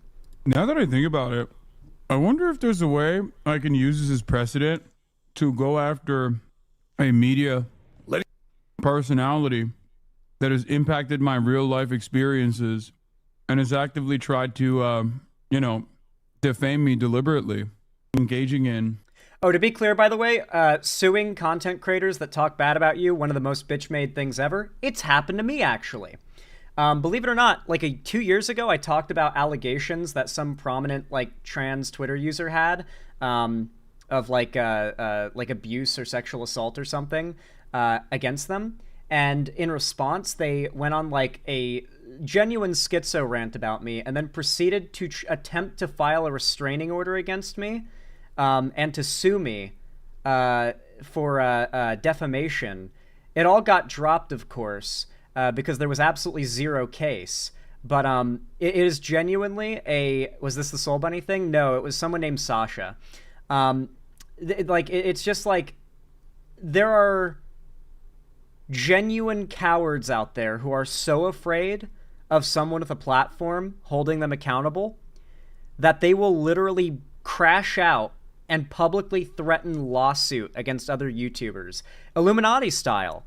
If they're like just... This is literally the kind of shit Trump does. I'm gonna sue for defamation because I've been talked bad about by another content creator and I don't have what it takes to actually debunk what they're claiming about me. Because the fact is, Hasan can't debunk what they're claiming, but he can threaten to sue as a final-ditch effort to try and scare people from talking about him. I don't think this was meant to scare Destiny, who he's very clearly, implying he's referring to. In a moment, he refers to other creators, too. I think he's trying to scare smaller creators in the online left, such as myself, away from calling him out, because he's this millionaire giant streamer with a massive platform who might sue you if you criticize him, but if you dick ride him, you might be able to join his orbit and get an easy path to success on Twitch. Slander routinely, but also beyond the slander, has actively harassed me and my family members and people that are around me. My one promise that I will make is if Hasan tries to... Oh, and this is Destiny's response. I guess it's all lumped into one full clip. I was going to play the clip of Hasan and then the clip of Destiny. So here's Destiny responding because Hasan's clearly referring to him when he says he might sue. Sue me for defamation, I will absolutely countersue. Whatever case he thinks he has, I have an infinitely stronger case against it. The idea that he thinks he could sue me for defamation because of my opinions about him when we watch so many of his videos. For those that are not caught up in the Zan medical saga, about 2 years ago, I had COVID. And about 2 years ago, I coughed real hard while I had COVID. And ever since then, my upper back, stretching all the way around to my chest, has hurt pretty bad. It doesn't feel good to breathe, particularly not big breaths. And I was just like, well, that sucks. I hope that stops hurting. As it turns out, according to my doctor, that is likely either separated ribs or damaged connective tissue between the ribs, which I believe is called costochondritis, if I'm not mistaken, which itself is also quite uncomfortable. And I've been dealing with that. And so, not great. Apparently I should be in a rib cast of some kind to make sure they heal back right, but fuck that. I am fine with them healing wrong as long as it doesn't risk puncturing my lungs or something. So I'm just kind of... I'm kind of fuck it we balling through separated ribs right now, and that is why it kind of hurts to stretch, if you're wondering why. I occasionally say, ooh, my ribs, after I make certain movements. And so many of his clips, what are you talking about? Whereas it's gotten Hasan, better, knowingly and, willfully, recklessly lies about me. He knows he does. He is... the misrepresentation is not even close. And I think we're way too close for him to just say, oh, I didn't know. That would be fucking hilarious. But yeah, if you ever wanted to, oof, you want to try to pull this retarded shit you do on your little, on your dwindling stream fan base, you want to do that in court? We can try that if you want. I'd love to. Sure. I am so glad that Hasan's, fan base is dwindling as well. The copium has led to a lot of anger from the Hasan fans and other communities that have called him out, such as mine, where the Hasan fans in my sphere get so triggered when I call out Hasan, especially when I make fun of the fact that he's falling off because everyone's figuring out how bad Hasan is. And they're so desperate to continue pushing this idea that everyone calling out Hasan is just jealous and they're just part of a loud minority. But in reality, Hasan's numbers are dropping, and people who call out Hasan, their numbers are rising. Not necessarily because they call out Hasan, but because Hasan's bullshit don't work. Coincidentally, Vosh also has costochondritis. How'd he get it? Did he cough too hard? What'd he do? Yeah, I don't think I have costochondritis, though, Cammy Whammy. It's more likely I have separated ribs, like I said. Costochondritis would just mean I have damaged connective tissue between the ribs. Mine might be separated fully. I hate it. I hate it, dude. Both this entire situation and the fact that my ribs are fucked up. Anyway, So back to the Ludwig video, which is a very cringe, fence-sitter, spineless breakdown of the situation, but he does at least break down a lot of the data behind like the Twitch adpocalypse, which I appreciate. He does a good job at that. For making me do this cancel. Mind you, I don't hate Ludwig. I just see him as I do every other big streamer, which is as a like pretty emotionless, not emotionless, like a personalityless clout chaser. That is like all Twitch streamers pretty much. There's very few that I do not categorize that way. Culture, cuck, fucks, and loser shit, but that is exactly what happened. It was a attempt at creating an adpocalypse. Attempt very successful. Now, Twitch tried to curse. They tried to appease advertisers and also the Anti-Defamation League, who's getting involved, and they banned... Why do you think the ADL is getting involved with this? Do you think it's maybe because there is actual insane, rampant anti-Semitism on the platform? Because, yeah. There is a reason why Jewish Twitch viewers are dropping off of these creators and not happy with Twitch, because it is anti-Semitic propaganda that is being pushed, sometimes in very like ooh cutesy kind of like dog whistly ways, but lefty, I guess. And it is not, it's not going to be accepted. It's not going to, like, Jewish people aren't going to stand for that shit. Like, the Jewish people post-Holocaust do not stand by and watch as anti-Semitism takes over. They will call it out. They will engage in a massive movement to force that shit into a situation where it is not seen as acceptable. What's your opinion on Jay Schlatt, Zan? I mean, I've seen some funny-ass clips of him, I guess. I don't know much about him, though. And several Arab streamers following a Habibi rating panel that was at TwitchCon, and you can see the sponsors are in the background of this. This was going viral. I promise you, all of these sponsors got thousands of emails in their inbox after this. And it worked. Now, you might think to yourself, okay, well, Ludwig, this was like a month ago, right? We're in November 6th. Hey, guys, maybe join in on pressuring Twitch to actually do the thing that these advertisers want to see happen if they're going to come back. Force Twitch to ban Hasan and his orbit. They've done countless bannable actions. Twitch protects them. The ADL is getting involved, calling out how hateful their rhetoric is and how, they can keep on trying to disguise it as otherwise, but it just is. Like, you can try to play like the centrist character here, but no, Twitch has not appeased. Twitch has done the bare minimum, and it's not enough. 16th now. Asma got banned October 16th. The banning of the people at the TwitchCon panel was October 21st. Well, how do you think ad deals work? It rolls over the next month.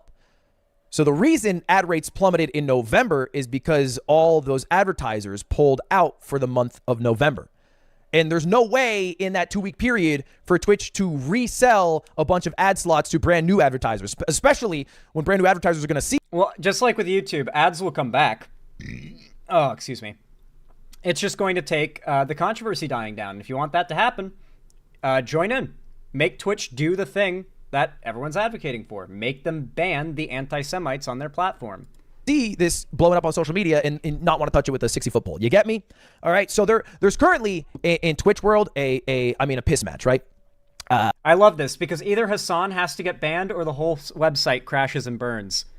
I've literally never been more giddy about a situation. Hasan is blaming Asmongold for the adpocalypse for teaming up with people who he says, and Asmon is looking at me and blaming me. I want to say you're welcome. Taking blame himself and probably talking about DEI again for the 100th time, if I had to guess. Now, what is Twitch doing about it? Twitch has done two main things. The first one is they are trying to have the most perfectly crafted, curated conduct policy to be able to catch all things that could offend anyone and make advertisers as happy as possible. Dude, and then on top of this, oh my God, Twitch goes mega cuck with it. They're banning the term Zionist. Zan, why don't you stream on Twitch? Why don't you stream on Twitch? The word Zionist is now considered a slur that you can get banned for. Not if you're Hasan, I'm sure, but if you are a normal-sized streamer who is not given preferential treatment by the platform, then you can now get banned for simply saying Zionist. This includes pro-Palestinian advocates simply criticizing hyper-nationalist Zionist ideas. Simply referring to that term will now get you banned. And not only is this just such a cringe change from Twitch, but it doesn't even do anything about the problem. It just forces the people causing it to dog whistle a little more, you know?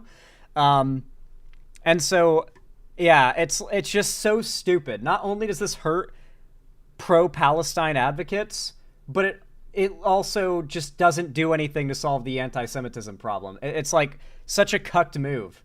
Like, no one was telling you had to ban anyone who criticizes Israel and their actions on the and their like genocide of the Palestinians. That was not what people wanted the ads dropped for. They wanted them dropped until the creators engaging in anti-Semitism had been banned. Instead, Twitch is like, well, we can't ban Hasan because he makes us so much money. So instead, we'll just ban the word Zionist. Okay, sure. Fuck over pro-Palestinian creators too, sure. And this is a very hard thing to do in an ever-changing world. Their latest change has been making the term Zionist along with a mean term now prohibited. Now that gets you banned off the website. The other thing they have done is they are now using tags as a way to demonetize creators. So, you know, there's this thing on Twitch that people usually use as jokes called tags. So like Kai's tags are short and loud. You know, Asmon's tags are bald. Okay. But some of the tags are very legitimate and well used, like the language tags, and some are now enforced, like the politics tag. And if you have a tag like politics or something maybe like sexual themes, well, then you're not going to be making money off ads. And we know that because here's a clip of someone talking about that who has... Wait, Hasan's fully demonetized?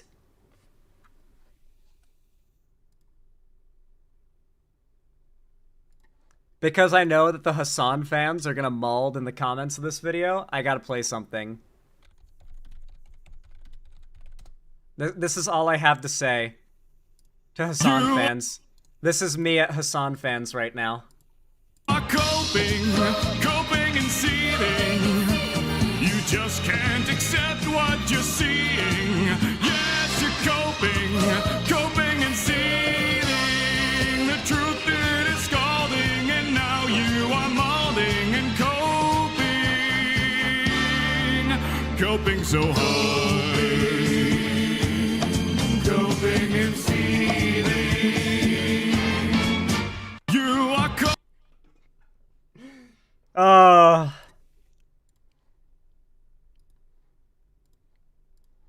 those sexual theme tags. So this month I play like full 3 hours ad and I get 0.08 USD money from it. She played 3 hours of ads and she made 8 cents. Okay, 8 cents total. Now, what's going to happen next?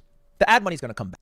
So are streamers all of a sudden in favor of like overtly sexual content being monetized? Because even though in this clip she's not necessarily, like there's nothing wrong in this clip whatsoever, but that's probably because she has on the bottom left of the screen, no dance today. What do her normal streams look like? Is my big question. What do her normal streams look like that this has been decided to be sexual content? Is it incorrect? Her streamer name is Jojo Nveb. Let me Google Jojo Nveb and see if we can find an image of what the average stream looks like. Maybe it's an improper application of the sexualized tag, which of course would be in line with Twitch. Oh, that is clearly something else. Streamer? Twitch?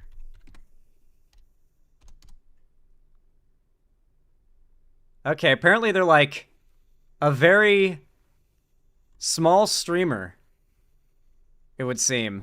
No. Did, yeah. Huh. Cool, Twitch has no actual pause button. It doesn't work. Okay, I guess maybe she's banned? I don't know, dude. That streamer never... Yeah, this streamer never came up when I searched them up. I don't think this account exists anymore. 8 cents total. Now, what's going to happen next? The ad money's going to come back. Maybe not to where it was before, at least not for a while, but we know this because this is... Oh, it never goes back to normal, Ludwig. Oh, you sweet summer child. Welcome to the internet. Have a look around. Your AdSense has been fucked. Now lay on the ground and cry. I couldn't figure out how to turn it into a parody of Welcome to the Internet, but Jojo Nveb was the person who clipped it, not the streamer. Oh, my bad, Circuit Dog. I don't understand Twitch's UI. I just read that and assumed it was the streamer's name. Anyway, as I was saying, yeah, no, the ads will never come back the same way. It'll be the same as YouTube, where it's like, ads are really good, And then an adpocalypse happens. Ads get really bad. Then they return to like 80% of what they were. And then there'll be a future adpocalypse. Some of them will happen naturally due to the fact that the streaming and content creation advertising, internet advertising bubble is popping, and that every day ad space becomes less valuable online. And so eventually these numbers are going to slowly drop per view, per like cent per view, I guess, just naturally. That's how YouTube has done it. Like, I've noticed that like every view is worth less money. Like, in the time I've done YouTube, it's, you know, a small amount, but like it's noticeable. Like, ad space is clearly getting less valuable over time. And yeah, that's just going to continue to happen. There will eventually be a point where these sites can no longer operate as they do. Like, running ads and everybody making profit and all that, like, that eventually will not be viable. Because ad space online won't be valuable anymore. It won't be worth anything. It'll be worth pennies. This has happened before. If you remember, YouTube had an adpocalypse in 2017. A lot of people blame PewDiePie for it. I would argue that's a bit reductive. In the same way, it might be reductive to blame a single person for the adpocalypse on Twitch today. At that same time that PewDiePie had a video with a bunch of edgy jokes, there were also terrorist training videos found on YouTube that had advertisers on them. All right?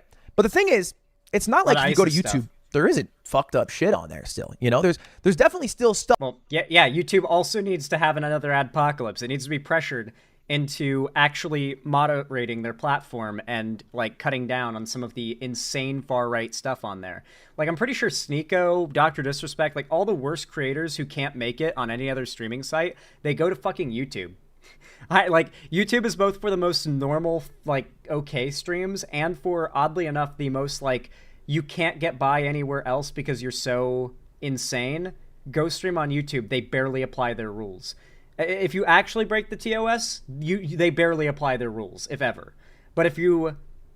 It seems like you're more likely to get a strike for criticizing someone breaking TOS, at least in my experience. I've had about 8 false strikes on my channel. Every single one of them, after some time, YouTube admitted was a false strike that they should never have given me.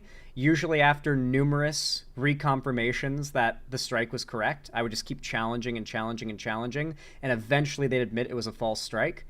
But the fact that they will not only give you a false strike, but then repeatedly uphold it until you've harassed them enough that they finally admit that it wasn't valid in the first place, after telling you to your face that you're wrong, the strike is valid, and your career deserves to be hurt for their mistake that they refuse to acknowledge was a mistake multiple times. They finally admit it, and then they pretend like nothing ever happened. Then they hit you with another strike some point in the future.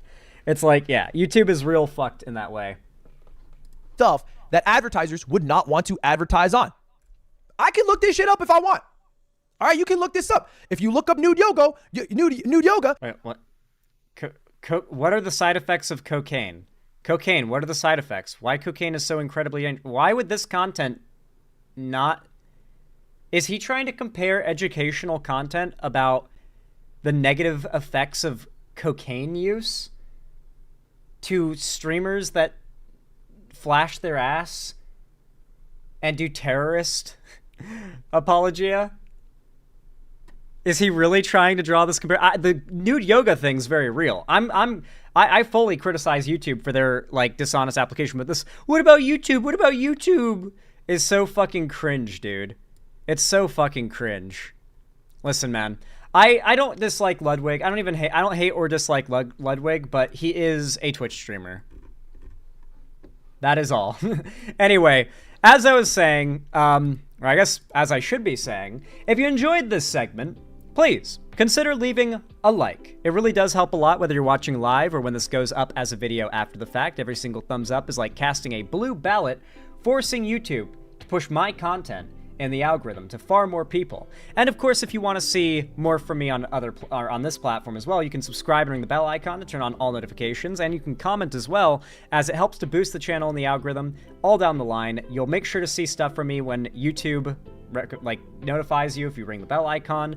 And of course, if you want to see more from me on other platforms, you can follow my social medias linked in the description, including my fan Discord if you haven't already. It's actually totally free to join. It is the main hub of my community and fan base. On top of that, at least once a week, I host a gaming event, a call-in stream, or a watch party on Fridays. And on top of that, if you want to support me directly financially, if you can afford it and you feel like it, consider donating, subscribing, or gifting a sub on my website, xanderhall.com/live, or supporting me financially through YouTube, Twitch, Streamlabs, StreamElements, Patreon, or buying merch to the Streamlabs link down below. Regardless, though, of how you support my content, I really do appreciate it. And as always, I hope you have a good one.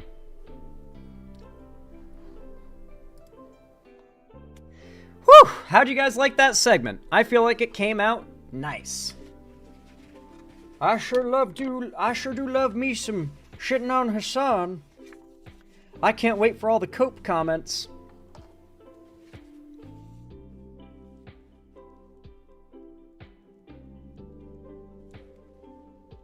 Great segment, tasty seg. Thank you, guys. All right, I got a juicy one for you guys after this. Y'all are really gonna like it, I promise. I haven't, I didn't advertise this segment before the stream, so it's gonna be a bit of a surprise for all of you. And I think you're gonna like it. Wait, stop recording? No. No. Guys, I have bad news. Unless I double-clicked the record button, I think that whole last segment was never recorded. But it had to be. It was. It had to be. Yeah, okay. Yeah, never mind. I just double-clicked the record button.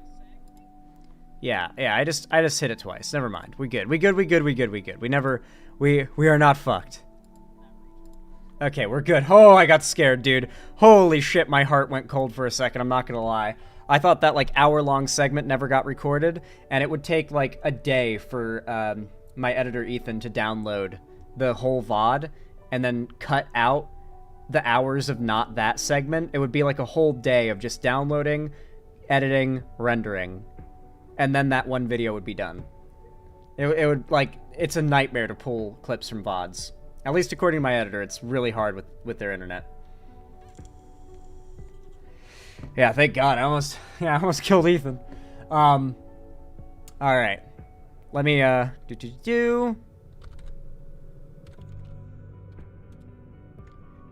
Hasan went to...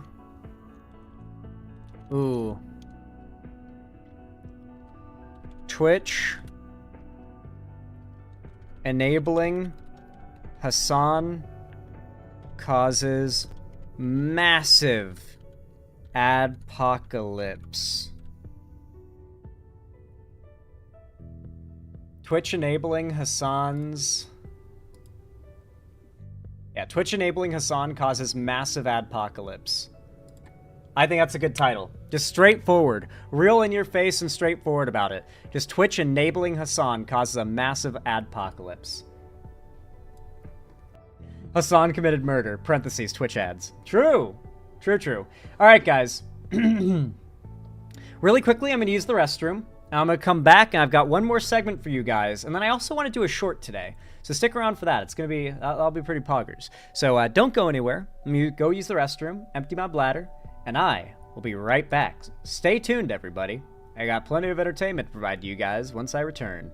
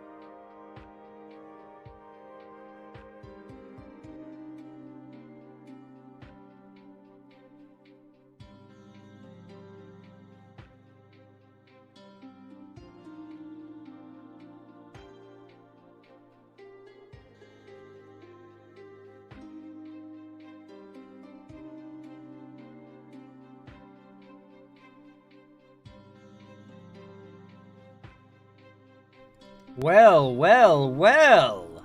I have returned, my lovely chatters. Hello, guys. While I was using the bathroom, I remembered one video. Someone asked me before what my thoughts were on Jay Schlatt, and the reason why I said I saw stuff from him that I think is funny is because of this video.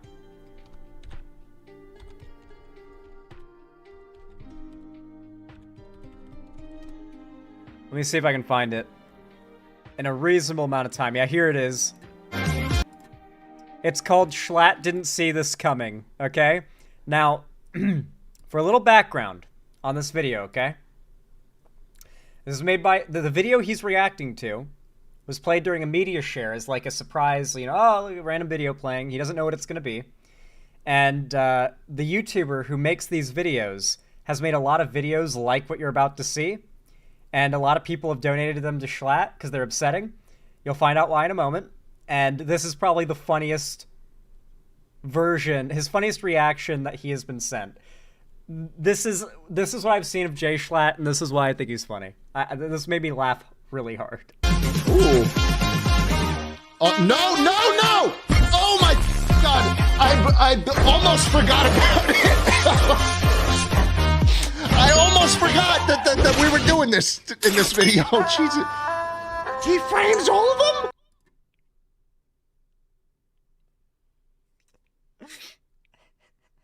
The way he yells, no, no, no! And it goes with the beat is insane.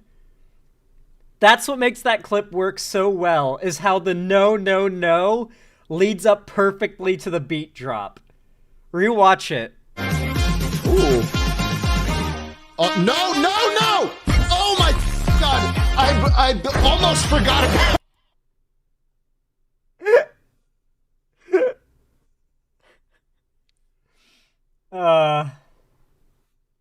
Yeah, Zan, I want to point out that Jay Schlatt's fan base is insane. Is it? Aw. Like in a good way or a bad way? I assume bad way. Saw with the cat, that one was disturbing. Oh.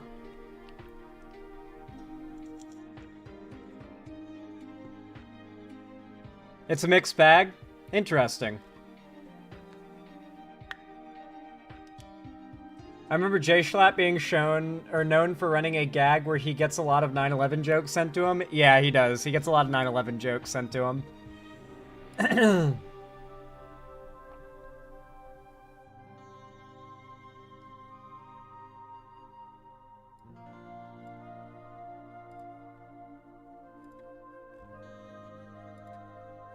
All right. Meow Ixon, thank you so much for the $5 super chat. I really appreciate that. Very kind of you. Very based. Thank you, thank you. Said, this video my friend likes to send me feels like an onion skit. And then link. What is this? Feels like an onion skit. Let's see. Well, it's definitely real, it seems. What's going on here? A St. John's Middle School vice principal is on paid administrative leave tonight. Alyssa Finsky tells us why. All I heard was that he got in a confrontation with a student. News flies fast in a small town like St. John's, and some can't believe what they're hearing. He always seems to be professional and seems to do a nice job, in my opinion. Parents in the district told us they've heard Brian Purvis shoved a high school student during a confrontation at the middle school. The superintendent and the school board president both have neither confirmed nor denied that it was an incident with a student here on the middle school grounds that resulted in Purvis having administrative leave. The incident is still under investigation. I mean, that does not surprise me, no. Yeah, no, tons of like cases like this have happened where teachers or high up administrators in schools have been fired because they hit kids. Or did worse, arguably. Thank you for the $5, Meowix, and I appreciate it. Let me update the dono goal really fast to reflect you guys being so generous. Also, speaking of which, I should check and see. Sub growth has been so fast, we might be popping off still. Oh, hot damn! We're at 96,150. That means we're already halfway to, halfway, I guess, well, more than halfway, but you know what I mean, to, 96.2. Let's go. Thank you guys for the support. It really does mean a lot. Y'all have been popping off, like I said. I really do appreciate it. It really does mean so much. Let me send or upload. Wait. Yeah. File upload. Boom. Upload. There we go. That's gonna take a while because it's an hour-long recording, but hey, at least it'll get sent. That's what's important. You plan on doing anything fun for 100K? I want to stream my very first Sonic game. I've never played a Sonic game before. I want to stream my blind playthrough of probably Sonic Adventure 2, I think it's called, or yeah, I think that's the one. Start from the beginning? Nah. No, I want to play one of like the more popular ones, you know what I mean? One of the iconic popular ones. It's not, also Sonic's like an anthology, right? To a degree. Where it's, you wouldn't necessarily need to start with the first ever Sonic game to understand things, you know? You could totally just hop in on a really, like, popular semi-reboot type game that really blew up when it came out. Play Shadow Generations? Yeah, maybe the new one. Maybe I'll stream the new one. Give me my first Sonic game. But as I promised, I will stream Sonic at 100K subs. Dude, if Chris Chan tries to send me a Sonichu medallion, I will find a way to have it intercepted in the mail and destroyed. I'm not letting one of those things come anywhere near me. Not like within miles of me, bro. Those things are cursed. Legitimately, bro. That shit is not for me. I am not going to receive a fucking Sonichu medallion. Those things are cursed. Zan, I feel fat low-key because almost every 2 weeks I eat a cheesesteak, but it's so fucking good. Eating a cheesesteak every 2 weeks will not make you fat, JBZ, especially if you, like, walk for 5 minutes a day. Like, I promise you, that won't do it. What'll make you fat is high fructose corn syrup and all the other bullshit they put in a lot of processed foods in America. And drinks. If you drink alcohol, like beer, and if you, drink soda, cut those out of your diet alone, and cut out processed foods, stuff that you get in a wrapper, and trust me, you will be able to eat as much cheesesteak as you please, and you will not gain practically any weight. Cheesesteak does not have enough calories to substantially fuck you. It's actually like, it's the processed foods that are gonna fuck you up.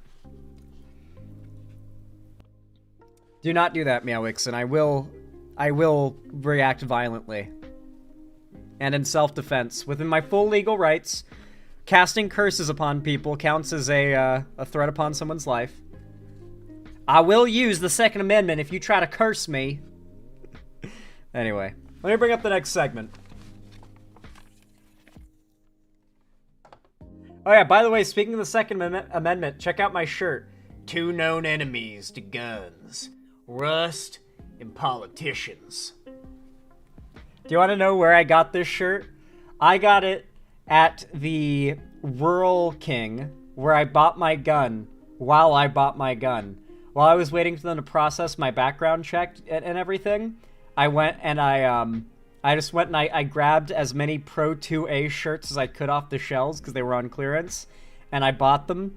And now I got a Protect the Second shirt. That's like an American flag that goes down from like the collar down to like the bottom.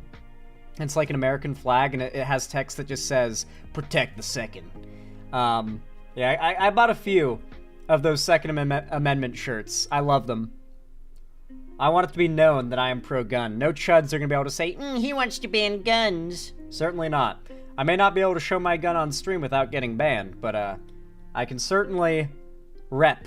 I can rep the boys in the gun sphere.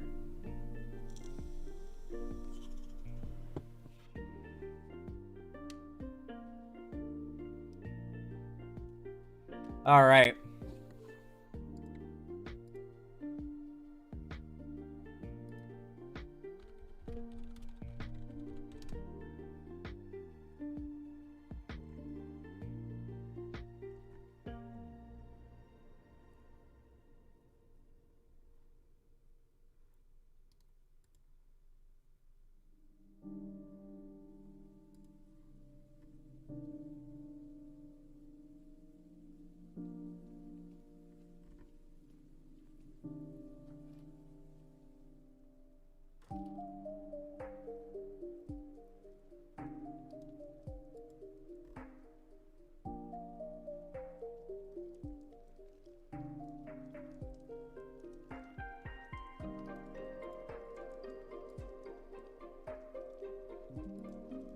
a couple more questions. All right.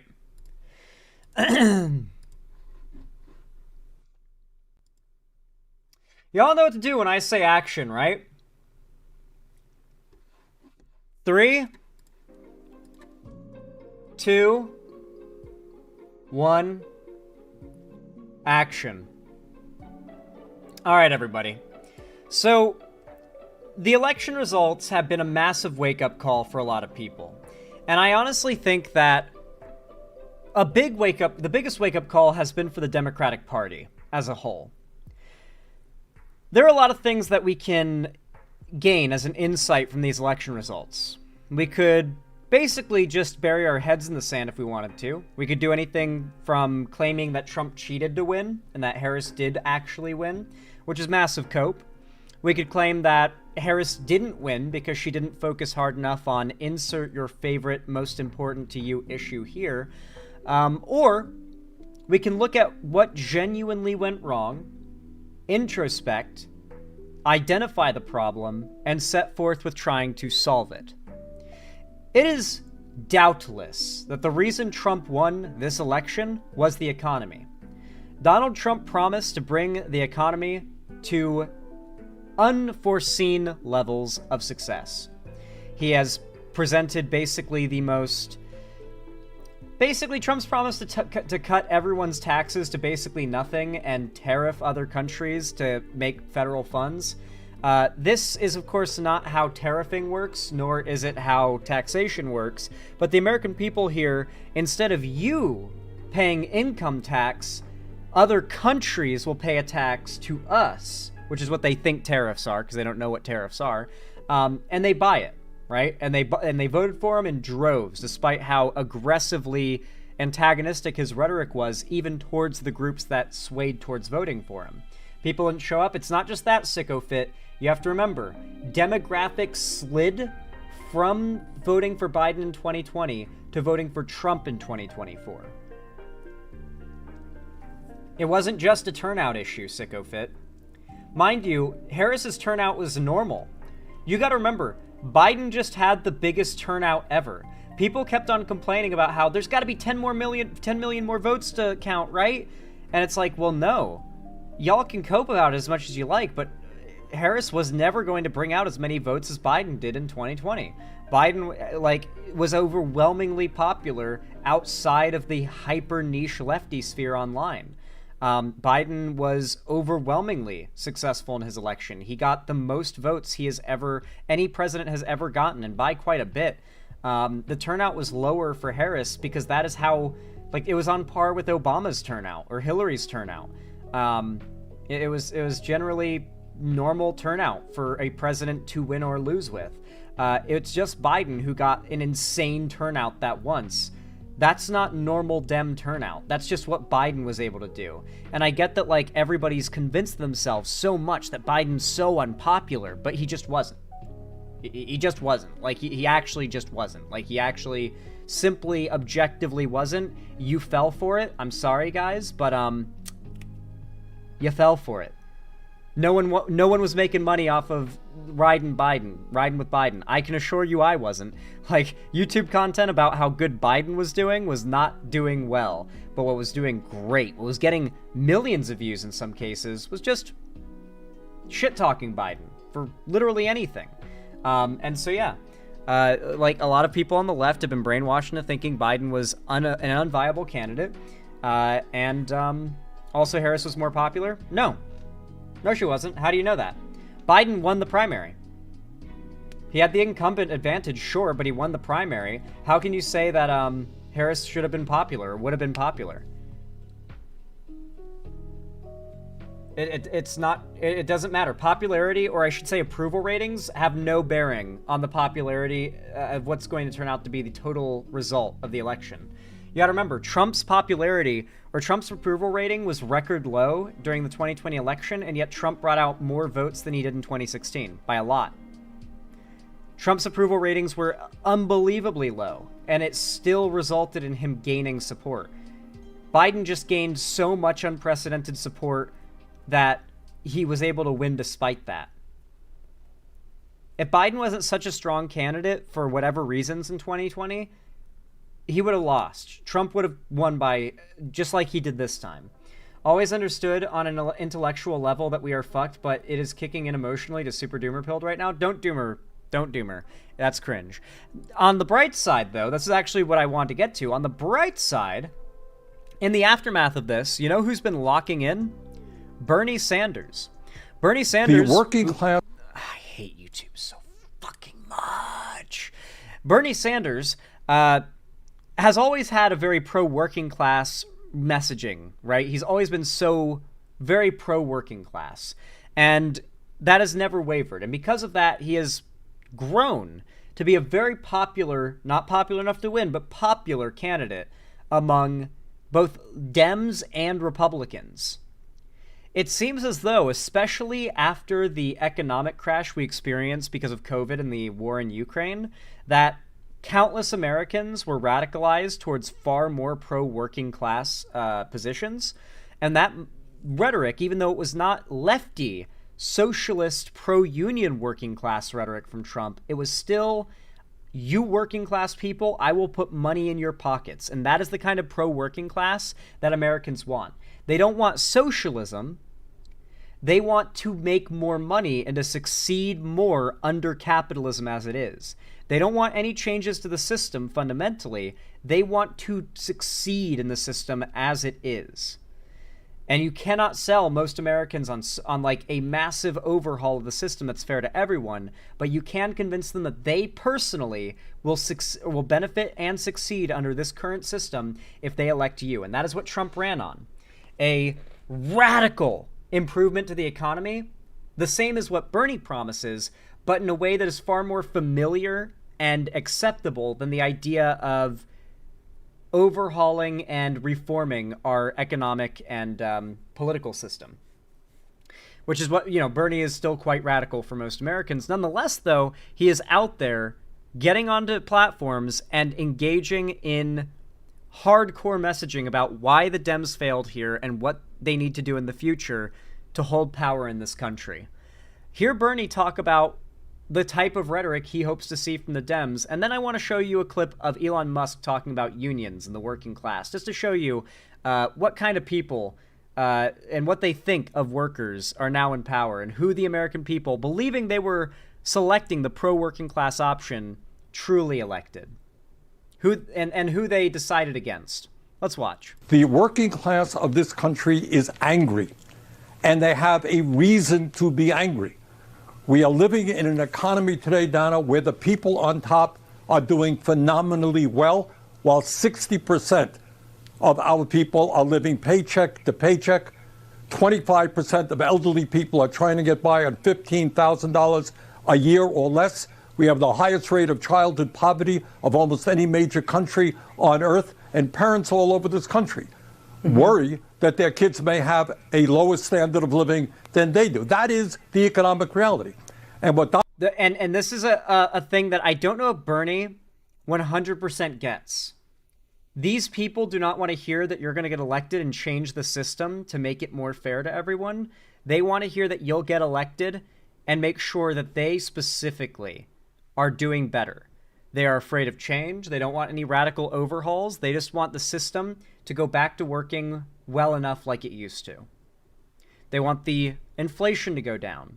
They want the wages to continue to rise. They want basic, selfish desires of financial stability. And I do say selfish in the sense that none of them are willing to support a radical change that would help everyone. They're voting for themselves. They're voting for their own wallet. And this has been known of Americans for a long time when they vote on economics. And it's why I've always said, or I've been saying a lot lately, that the American people would elect the corpse of Hitler if he promised lower gas prices. Donald Trump did is provided an explanation. He went around, he said, I know you're angry, and the reason is that zillions of illegal immigrants are coming over, and they're eating your cats and dogs and everything else. That's the reason. Well, obviously, that is not the reason. The reason is, in my view, that we have an unprecedented level of corporate greed today, more income and wealth inequality, And people on top want it all. And we need an agenda that says to the working class, we're going to take on these powerful special interests and create an economy and a government that works for you. And by the way, that can't happen unless you get big money out of politics. We got to get rid of the Citizens United Supreme Court decision so billionaires do not continue to buy elections. This is true. I wish it was all grassroots. I don't feel like big corporate, like that is literally one of the most fundamental problems in all of politics is corporations. And, you know, obviously the Dems do this too, but to a much lesser extent because corporations don't gain much from backing the Dems as they do from, you know, helping Republicans that will deregulate everything get into power. So, unfortunately, the money in politics thing is the biggest issue is, you know, things like Musk becoming an oligarch in America and gaining power through wealth. That is what oligarchy is, by the way, just a wealthy person using their wealth to buy themselves into power and using that wealth to hold power. Like Musk is about to become definitionally, undisputedly, an oligarch in America. Genuinely terrifying. And of course, speaking of Elon Musk, the guy who is speaking for the administration that has supposedly been running on the idea of pro-working class, let's look at this pro-working class messaging that the American people are buying and thinking is best for them and their finances. Let's see what Musk has to say. You get a bit of a sneak peek here. Elon Musk, I disagree with the idea of unions. Got a couple more questions for you. You're headed back to Texas after this to launch the Cybertruck. Yeah. It's going to be a big launch. But I wanted to ask you right now, more broadly, just about the car business and what you see actually happening. And specifically, the government put in place lots of policies, as you know, to try to encourage more EVs. And one of the things that's happened uniquely is you have now a lot of car companies saying, actually... Do you mean Biden? Do you mean Biden specifically passed policies such as his tariffs on Chinese electric car imports to raise the price of foreign cars that are electric vehicles so people are more likely to buy American? Tariffs are stupid when it's like necessary products that are like, you know, we've just generally relied on China for manufacturing. But when it comes to emergent industries that we've actually gotten a pretty good hold of getting ahead on manufacturing for in America, it is actually quite smart to put a slight tariff on imports of that product or that type of product from other countries in order to encourage Americans to buy American. Yeah, like Biden did that. Highly specifically surgically targeted tariffs are fine. Trump wants to do broad tariffs of up to like 60%. It's actually like catastrophically bad. This is too ambitious for us. These plans are too ambitious. 4,000 dealers, I don't know if you saw just yesterday, sent a letter to the White House saying, this has gone too far. You're going too far. You had this... Anti-EV? This is going too fast, too far, and that there's not enough demand. Underneath all of this is this idea that maybe there's not enough demand for EVs, that the American public has not bought into the... I mean, they bought into with your company, but they haven't bought... I remember Vosh was really mad at the Chinese electric vehicle tariff for whatever reason. It's just because you got to be anti-Biden. Anything Biden does is bad. Remember, if you're going to be a lefty figure and you're going to like get clickbait about the current sitting president for 4 straight years, you've got to like shit talk nonstop the current sitting president. And so that's what they did. Now we've got Trump for the next 4 years. So, you know, there'll be a lot less of that.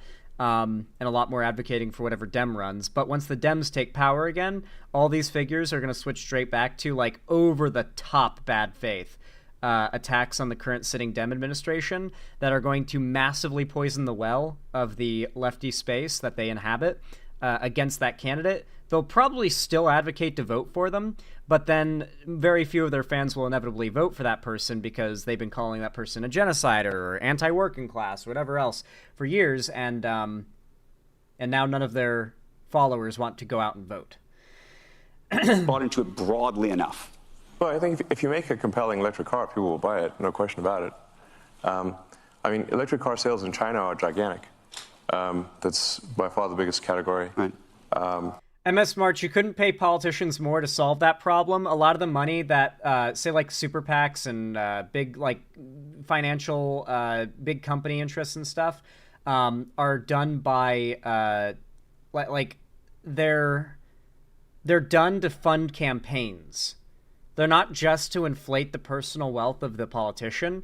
And to the extent I'm sure they do, but for the most part, like what politicians need a lot of money for is campaigns. Campaigns are like astonishingly expensive. They really are. Especially a presidential campaign, astonishingly expensive. And I think that would be the case, There is a concern that like getting rid of money in politics the way that exists now could lead to a barrier of entry for running for president, that you would have to have a shitload of money, basically selecting for just like millionaires and billionaires. If like a normal person who makes like $200K a year or something cannot afford to run for president, basically. Is Elon Musk even human? He's definitely melting. The Botox is definitely losing its touch with time. I mean, it's worth noting, okay, so probably the best refutation of that is that the Tesla Model Y will be the best-selling car. For those of you guys that don't know why Elon's face is like that, it's cosmetic surgery. He's had a lot of Botox injections. He's talked about it publicly. For those that don't know, Botox is a toxin derived from botulism. It is a it's poison. It's poison, and yeah, he also has hair plugs because he's balding. But basically, it's injecting poison into your muscles in your face to force them into like a paralyzed state of tightened, where areas where you might be wrinkling and showing a lot of age might show as a bit younger. The thing about Botox, though, is after a certain age, once you start to get into your like late 40s and 50s, unless you age really well, it starts to like make you look really flat and plasticky. And so Elon Musk has this like borderline android, unhuman, like Terminator fake skin look to him. Not because he's a robot, which I'm sure he'd love people to believe, but because he's had so much Botox that with age, it's aging poorly, you know? There's going to be a certain point where Elon starts to look genuinely hideous, because the harder you lean into cosmetic surgeries and procedures, the worse you look with age. It's not good, dude. It's not like, listen, I'm no hate to people who get Botox or plastic surgery, but like, generally speaking, it doesn't age well. And Elon Musk is an example of that. That is why he looks the way he does. It's Botox. You can find old pics of Elon. He doesn't look like a plastic doll whose like skin is stretched against his face like it does now. Car of any kind on Earth this year. Of any kind, gasoline or otherwise. Is there another car company that you think is doing a good job with EVs? I mean, I think the Chinese car companies are extremely competitive. By far, our toughest competition is in China. So, why do you have a problem with Biden tariffing Chinese electric cars, which technically made Tesla cars cheaper to buy compared to Chinese electric cars, thus incentivizing Americans to buy more? As a matter of fact, since Biden took office, I have seen an exponential increase in the amount of Teslas on the road. I would guarantee you Elon made billions off of Biden's presidency, because ever since Biden took office, have you guys all, I've lived in Palm Springs and Seattle since Biden took office, so I've noticed a significant increase in the amount of Teslas on the road. I've seen like 4 Cybertrucks in Seattle in person, some on the highway, some parked, and I've seen countless Teslas. I've rode in countless Teslas, especially taking Uber rides. There's also, the EV tax credit that Biden passed, too. Biden's policies no doubt massively enriched Elon, as someone whose biggest industry, the thing he's known for, is electric cars. And Biden's whole thing with those selective tariffs was making Americans buy electric cars, American electric cars. I mean, there's a lot of people who out there who think like the top 10 car companies is going to be Tesla, followed by 9 Chinese car companies. I think they might not be wrong. No one serious actually thinks that. Tesla is actually one of the most overvalued companies ever.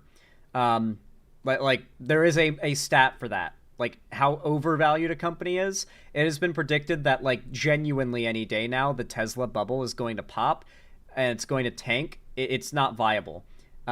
like Tesla's stock value, its like shareholder satisfaction, all of that shit is completely skating off of laurels and unkept promises.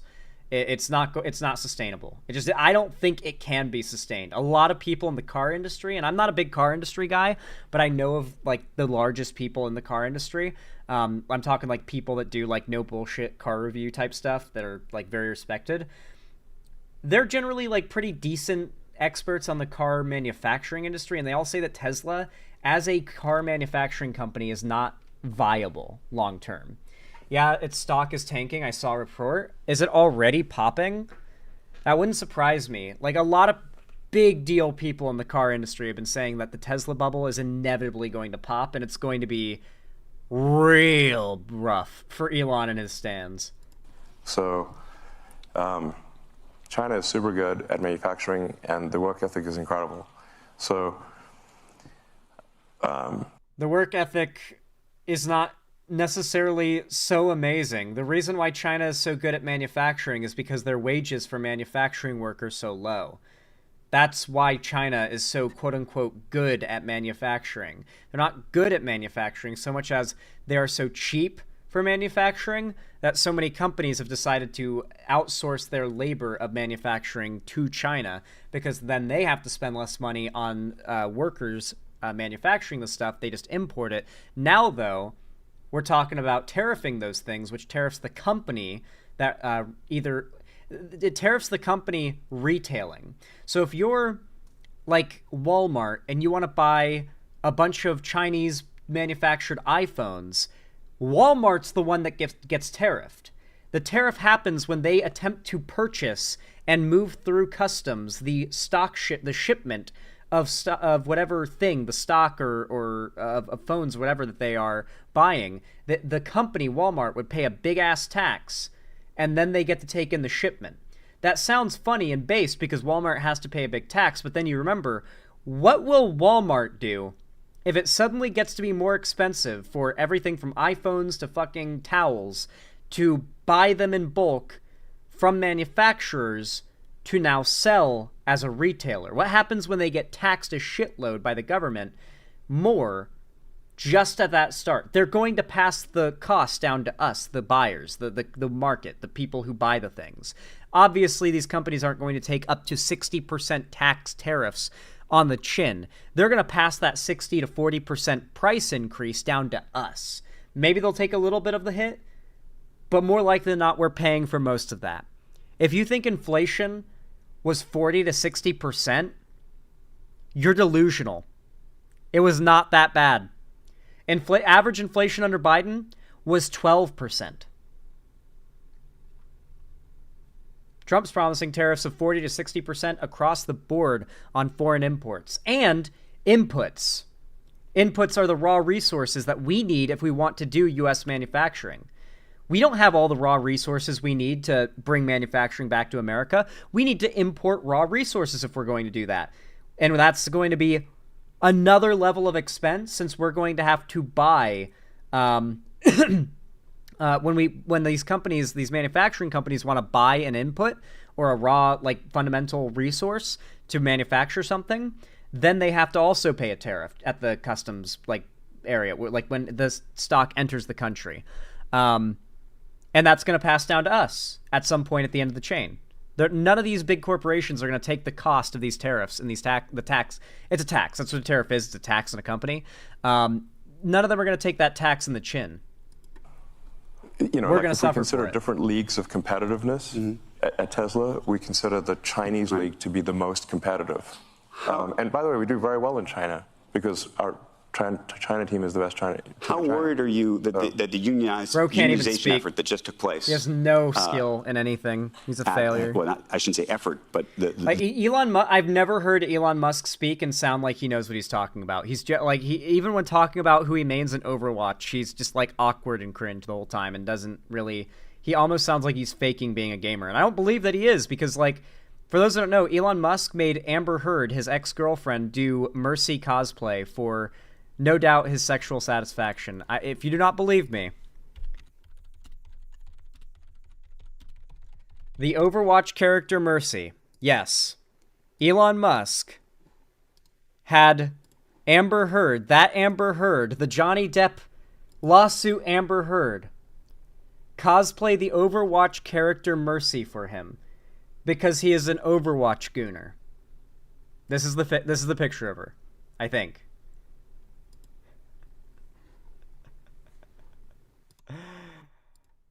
Dude. We are in such a we are in bizarro world right now.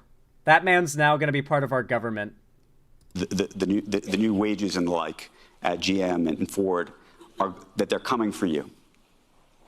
And they are coming for you. What is that going to mean to you and your business? Well, I think it's generally not good to have an adversarial relationship between people on the line, one group at the company and another group. In fact, I disagree with the idea of unions, but perhaps for a reason that is different than people may expect, which is I just don't like anything which creates kind of a lords and peasants sort of thing. And I think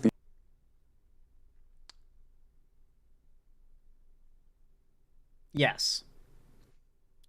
Elon Musk goes on to spend the next 2 minutes explaining how unions are equivalent to a lord and serf relationship. You know, unions, that thing where workers come together, tell their managers and bosses that they're not going to be pushed around or subjected to improper treatment and pay, demand certain standards be met.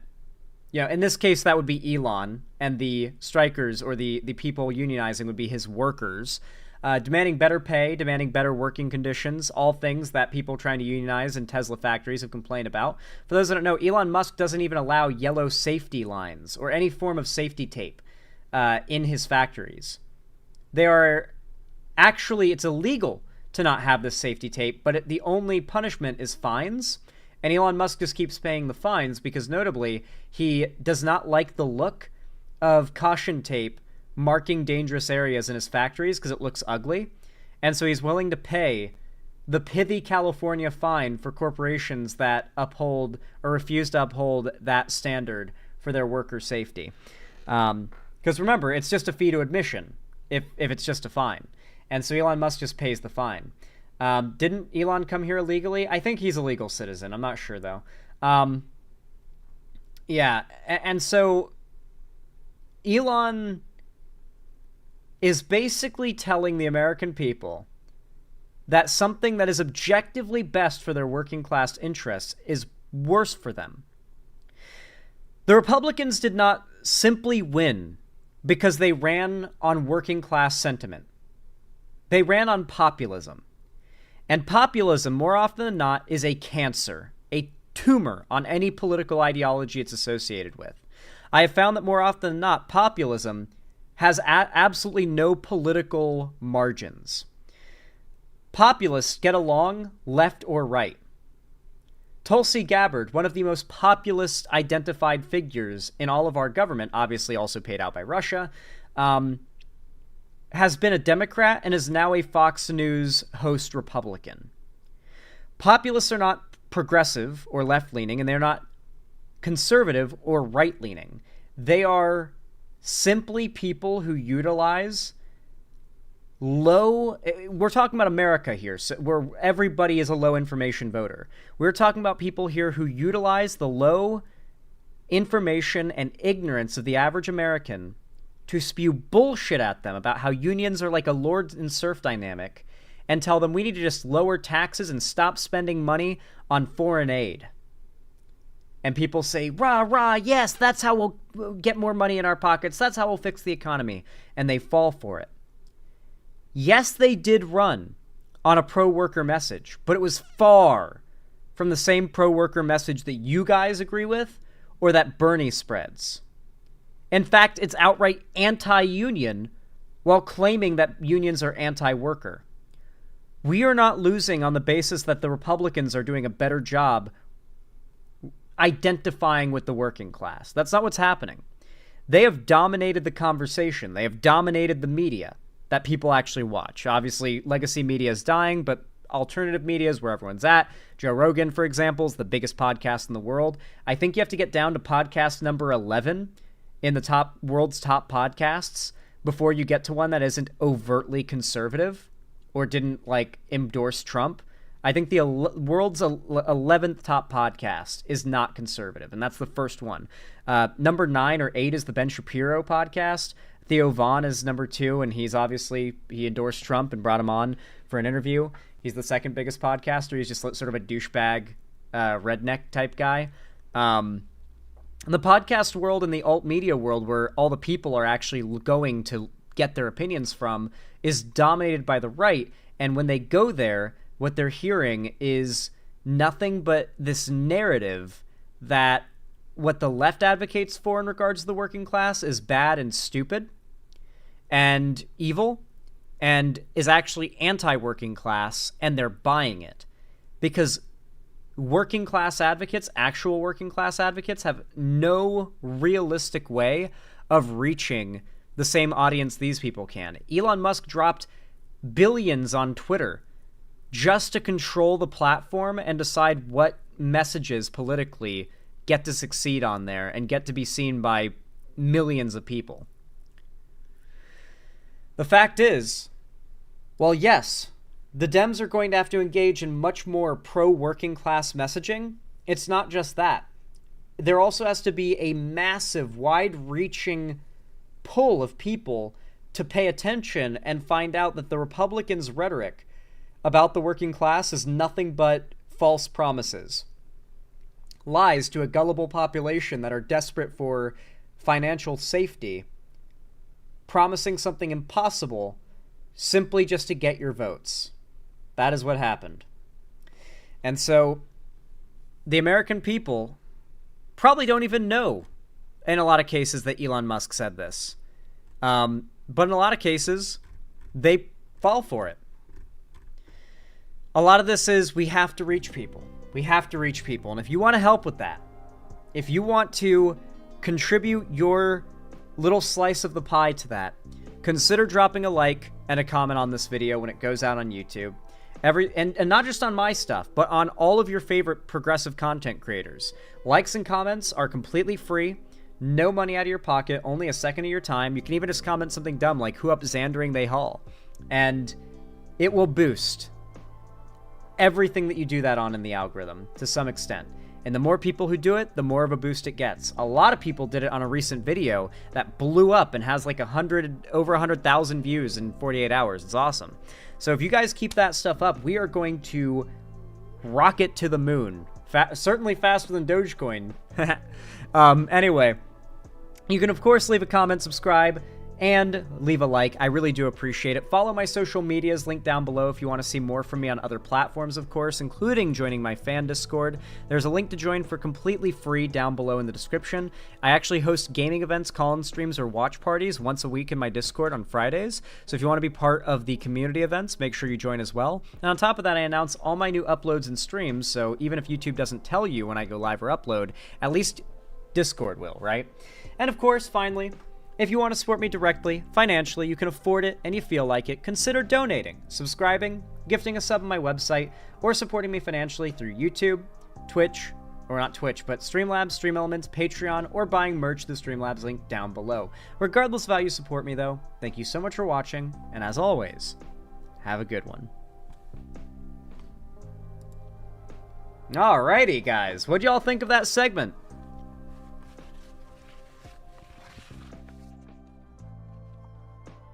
I feel like it came out great.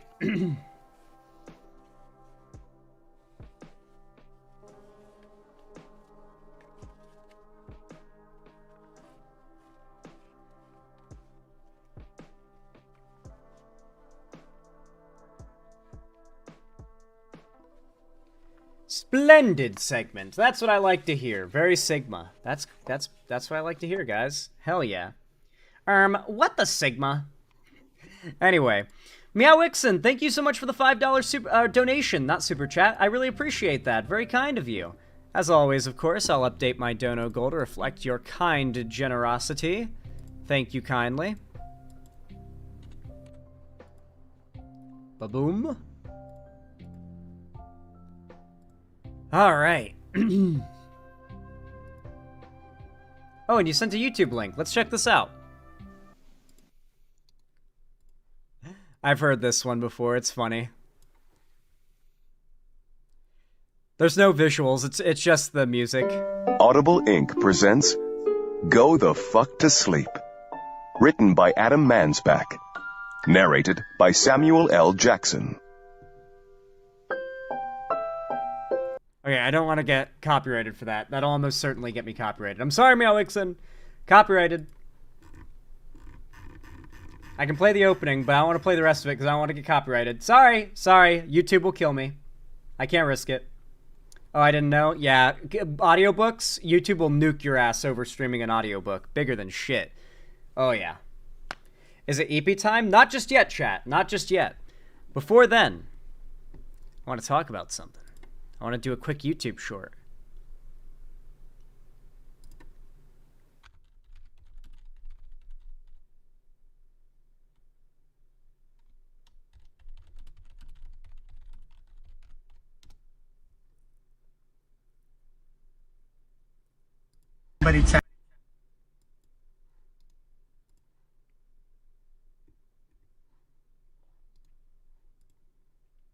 All right.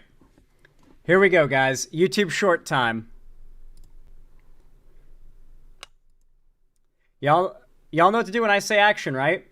3, 2, 1, action. Guys, if you haven't seen this video yet, then I've got something fantastic for you, and you're welcome in advance. Somebody tag in Donald Trump. Donald Trump, if you can hear us, please, Donald Trump, please save me. Please save me, Donald Trump, please. I'm asking you. Please save me. Please save me. Please get these people away from me. In dear God's name, please stop these people.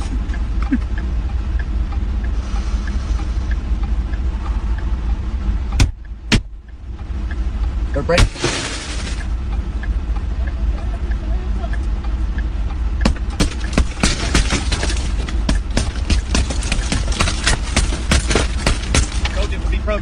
Yes, sir. The cops are breaking his window. Do you guys think now that Donald Trump has won the election, he'll finally save that guy? This video is 3 years old, almost 4 years old now. Do you think Donald Trump will finally save him? Comment in the, leave a comment.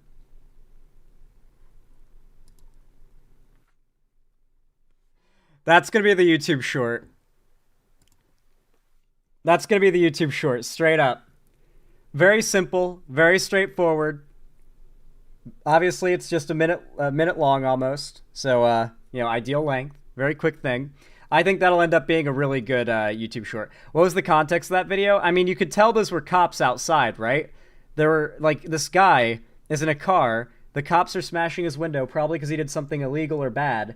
And he is recording himself, or TikTok streaming himself, praying to Donald Trump to save him from the cops. Save me, Donald Trump. I hope Trump finally saves him. Alright, everybody. Okay. Listen. I really want to say thank you all so freaking much for obviously coming out today, but also the immense support lately. Y'all have been really kicking it into overdrive when it comes to leaving likes and comments on all the new videos. I'm just generally clicking and watching them.